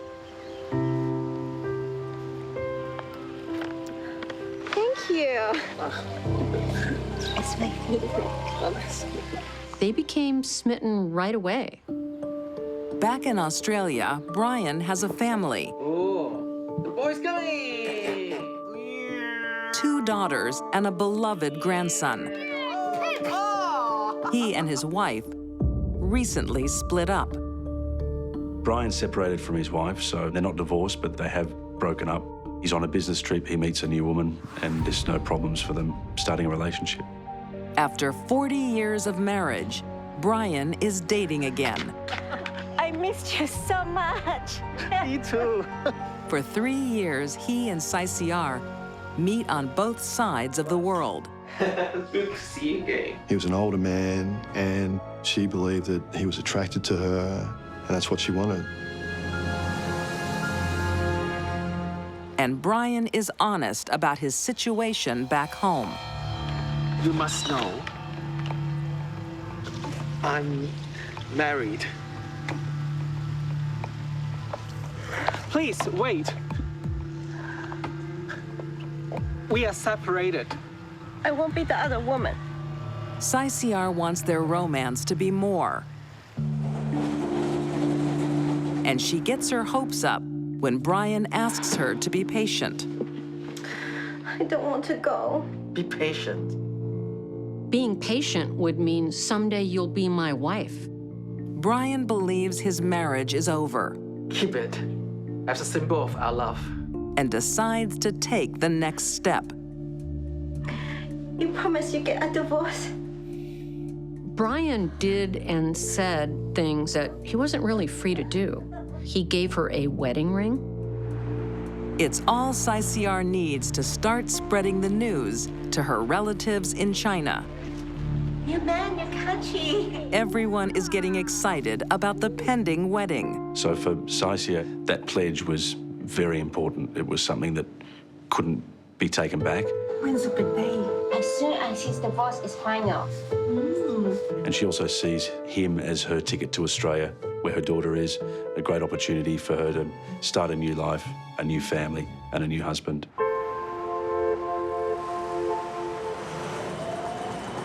But there's one thing Brian isn't expecting.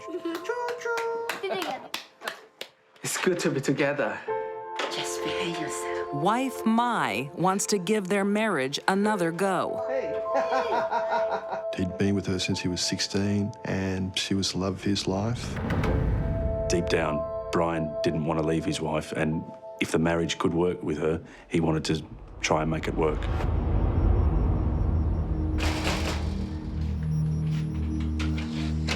Where have you been? Why haven't I heard from you?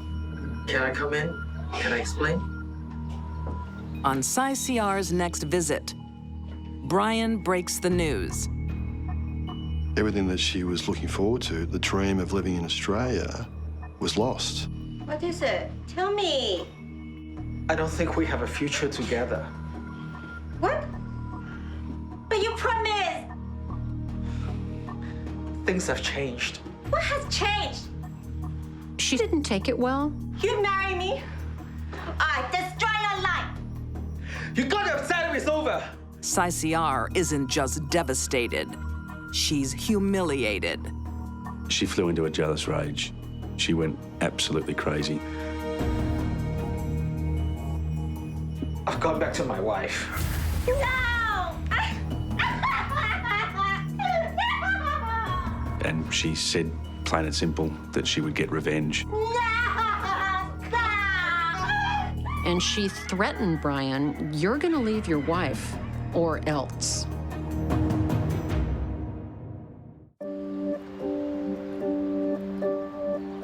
Melbourne, Australia, 2015. Chinese businesswoman Saisiar Liao's hope of a new life and a new man in Australia is over. She felt that it would be sort of happily ever after. When Brian told her that wasn't to be the case, she started plotting her revenge. But Saisiar isn't willing to give up 61-year-old Brian Mock. I'm not going home. You promised this will be my home. People caught in the grips of a severe jealousy and obsession know their life is horrible. She became fixated on this idea that Brian had to marry her. Spurned, then dismissed. Saisiar schemes to bring him down. Saisiar made threats for months to Brian, and it was often over social media. And she would threaten to kill his wife. She never actually threatened to kill Brian. All the threats were always directed at May. Saisiar offers the man who rejected her one last chance. The next day, Saisiar went to Brian's house and waited till his wife had gone to work. Brian! But she'd been to the house before and she knew the layout of the house. And she demanded to be allowed in to discuss what was going to happen. What are you doing here?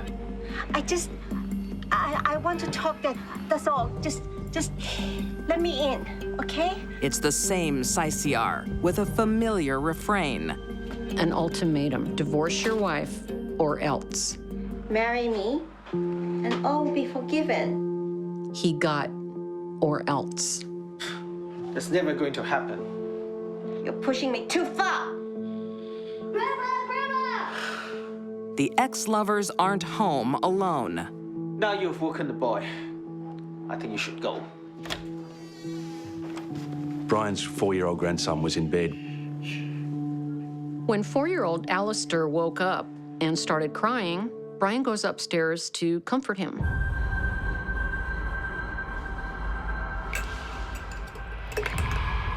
While he was gone, Saisiar slipped something into his tea. She spikes his tea with sedatives.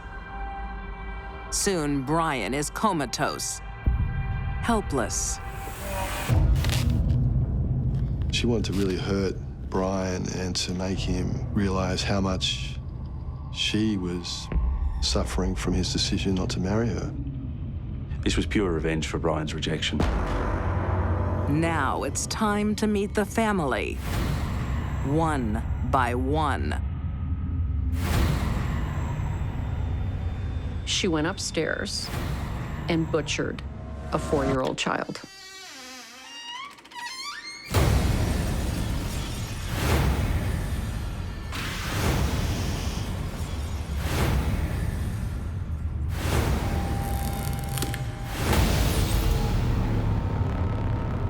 She stabbed him repeatedly with the garden shears, left him in a pool of blood on his bed, just left him like he was asleep. This vengeful lover hasn't inflicted enough pain yet. Where's my grandson? Brian was wondering where his grandson was. He kept calling out for his grandson, asking Saisiar where he was. Is he okay? Shut up! I'll put this right into your eyes. But she refused to tell him. She just kept promising that what was about to happen was going to be bad. She kicks him, she punches him. She just vents her fury at him for not doing what he'd promised to do. It had to have been pure hell for him. Brian was now being held by a monster and was completely helpless. When will your wife be home? She doesn't kill Brian. She's just killing time. Saisiar waits 10 hours for his wife to come home. Not only is she torturing him physically, kicking him in the face and chest, she's also telling him when his wife gets home, she's going to kill her. And there's nothing Brian could do about it. At 5 p.m. on March 31st, 2015, Saisiar strikes.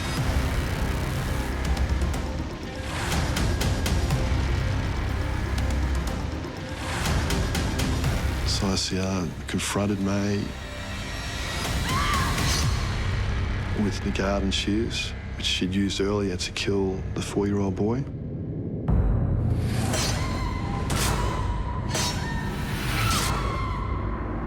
She stabbed her 23 times.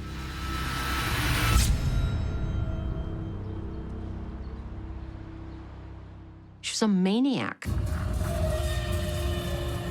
Brian's tied up and listening to his wife be killed. I cut her throat. I kill everyone to make you suffer. But this killer's work is not yet done. The mother of Brian's slain grandson is due any minute. She was waiting to try and kill Brian's daughter as well, and that's why she didn't flee the scene. He was going to have to sit there and listen to both his wife and his daughter be murdered while waiting, knowing that his time was coming. But the neighbors had heard the commotion and called the police, and they intercepted her. Miss, I need you to stand up. You're under arrest. They found her sitting on the couch next to Brian, almost as if nothing had happened. In 2015, Saisiar Liao pleads guilty to murder and is jailed for life, with a minimum sentence of 32 years.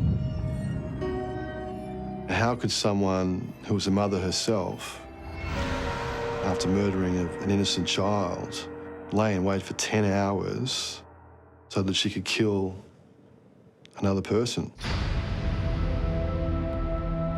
The man who inspired her passion and her fury is left to suffer the rest of his life. To make a man that you had wanted to marry sit through that and listen to his entire family be murdered, it's sadistic. On the scale of hideous and grotesque and senseless murders, this is at the top.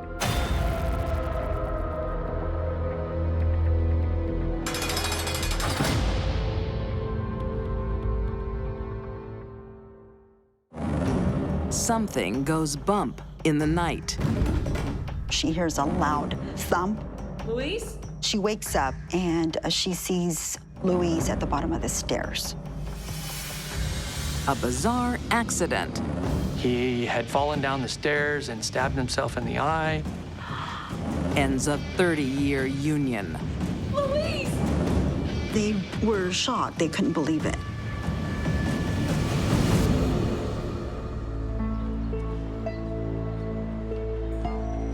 San Pedro, California, 2004. Keeping a marriage strong over decades isn't easy. He's passionate. Yeah, but I've heard it all before. As Nancy and Luis Larios know. Nancy Larios was a respected school teacher, admired by her friends. She taught French and Spanish. Cheers. He was a big, loud, bombastic Spaniard. After 30 years of marriage, Wow, a thinker and a cook. Why, thank you. Yeah, Mr. Perfect. Nancy isn't hanging on Luis's every word. They didn't have a lot of affection between them. When it came to her husband, would pick at him and criticize him in front of other people. And it's the little things in a marriage that can make or break it. Luis had this annoying habit of picking at his beard. And that drove her crazy. And she wanted him to get rid of that beard, and that beard was too long, and she never liked it. They may no longer be a romantic couple, but Nancy doesn't want to leave. But she's worried Luis may be planning to. Still preening yourself? Well, you like the new me? Luis had lost 80 pounds within the last year. He had been working out a lot. She didn't seem to be happy about it. What are you all dressed up for? I'm gonna meet the guys for coffee. You're going to a lot of effort. A middle-aged man suddenly on a fitness campaign. Just get off my back. Nancy is suspicious. Or what? I mean it. And she has every right to be. He did have an affair. He had the affair for about 2 or 3 years. I think Nancy viewed her husband as being the kind of person that could, in fact, have walked away from the relationship. Luis has other secrets as well. Luis had received approximately $90,000 from his father's inheritance that he may not have disclosed to his wife at the time he received it. Nancy was very concerned about it. What's this? Hey, it's really happening. It's an inheritance. That you were keeping secret from me. No, it was gonna be a surprise. And you expect me to believe that? Yes, it's the truth. Nancy no longer trusts Luis. She takes charge of the family fortunes. So, how can I be of assistance? I just think I need to get a handle on our affairs. She's worried I got a secret stash. No, I just want to plan for our future. Nancy was much more interested in their financial future than Luis was. She puts her husband's inheritance to good use. And can we fit an ensuite there? Sure, that's easy. And an extension here? Sure. How much? For everything? 40, 50,000? And there are other financial matters Nancy is dealing with. No Luis today. Oh no, he couldn't make it. They had arranged for 10 meetings with a financial planner. So how can I help? I thought it was time to review our life insurance. Oh well, Luis's policies. Nancy went to 10, Luis went to 2 or 3. Here we are here. Sounds perfect. Thank you. Nancy is full of plans for the future. Bye. Her future. People do some very vile things. San Pedro, California. Just get off my back. Or what? Nancy and Luis Larios' 30-year marriage is loveless. But on April 22nd, 2004, Nancy tries to reignite the spark with a date night. After dinner, they decided they were gonna watch movies. To his surprise, she waits on Luis hand and foot. I didn't expect a date night. I know you want to see this movie. Sure do. But that doesn't stop his annoying habit. Oh my God, will you stop that? That was a big deal to her, and she just could not stand him picking at his beard. And after a quiet night in, Nancy falls asleep. Something woke her up. She hears a loud thump.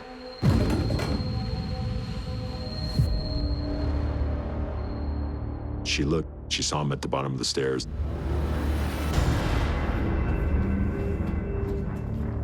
And the scissors were in his eye.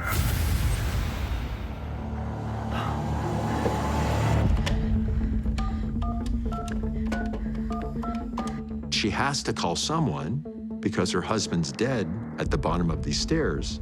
Father, it's Nancy Larius. Nancy summons an unlikely savior. My husband's had a terrible fall. She called a priest to administer last rites.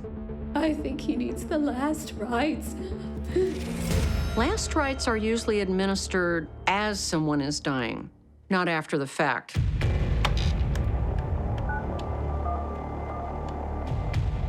The advice was, call law enforcement, call the paramedics. I heard a thud, and when I looked, he was lying at the bottom of the stairs. It was unusual. She wasn't excited. She didn't appear to be traumatized. Was he breathing? I turned him over, and he'd fallen on the scissors.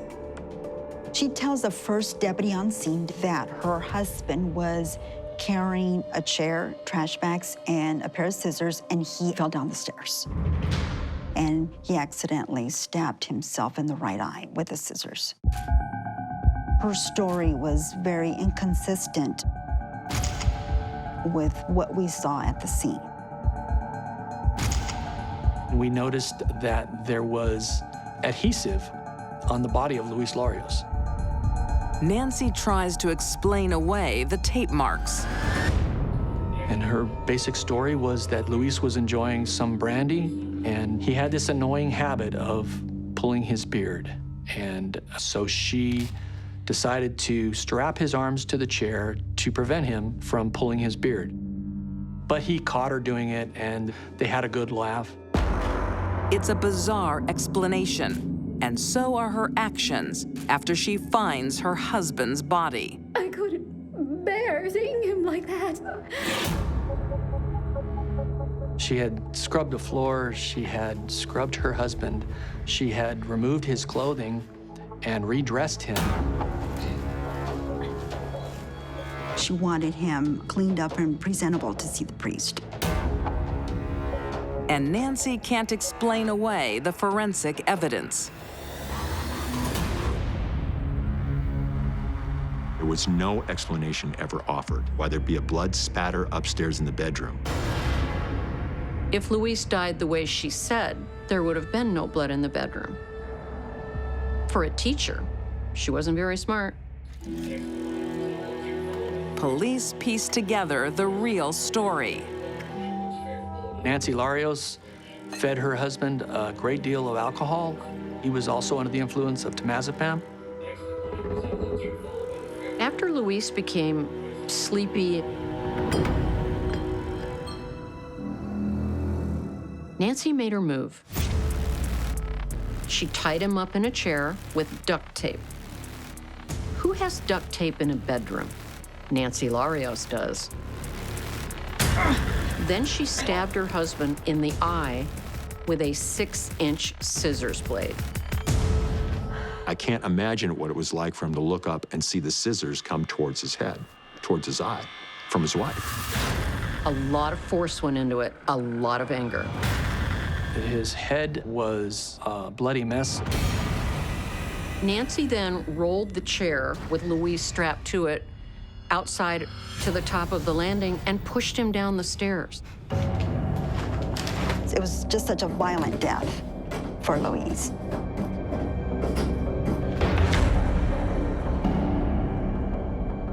If this wasn't a premeditated murder, then that was the biggest overreaction in history to a man stroking his beard and irritating his wife.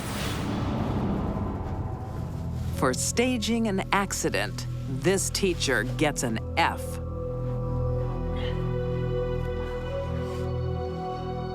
Nancy left so much evidence of the crime scene, it could have been a CSI training room. The police soon discover she has a lucrative motive. She took receipt of a $425,000 life insurance policy 11 days prior to killing her husband. That was huge. In total, there was probably about $1 million worth of insurance and annuities. She was tired of him. She didn't love him anymore. And she wanted him out of the picture, and she wanted a lot of money when he was gone. In 2005, Nancy Larios is found guilty of first-degree murder and sentenced to life without parole. Permanent detention for this rotten teacher. There was no indication she was capable of this. None. Murderers have two faces. The one they present to the friends, family, and the world, and the one behind closed doors. Luis met the one behind closed doors. It's not just Nancy's greed that sets this crime apart. It's her utter lack of compassion for the man who shared her bed for 30 years. Two people don't love each other and they just want to go their separate ways, then so be it.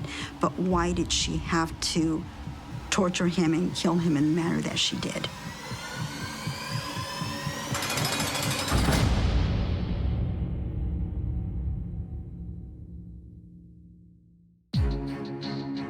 These deadly women had true darkness inside them. Delpha Jo Spinagle left her marriage in a ditch. Saisiar Liao destroyed the life of the man who betrayed her. And Nancy Larios turned resentment into bloodshed. All three found a thirst for blood that could only be satisfied by unspeakable acts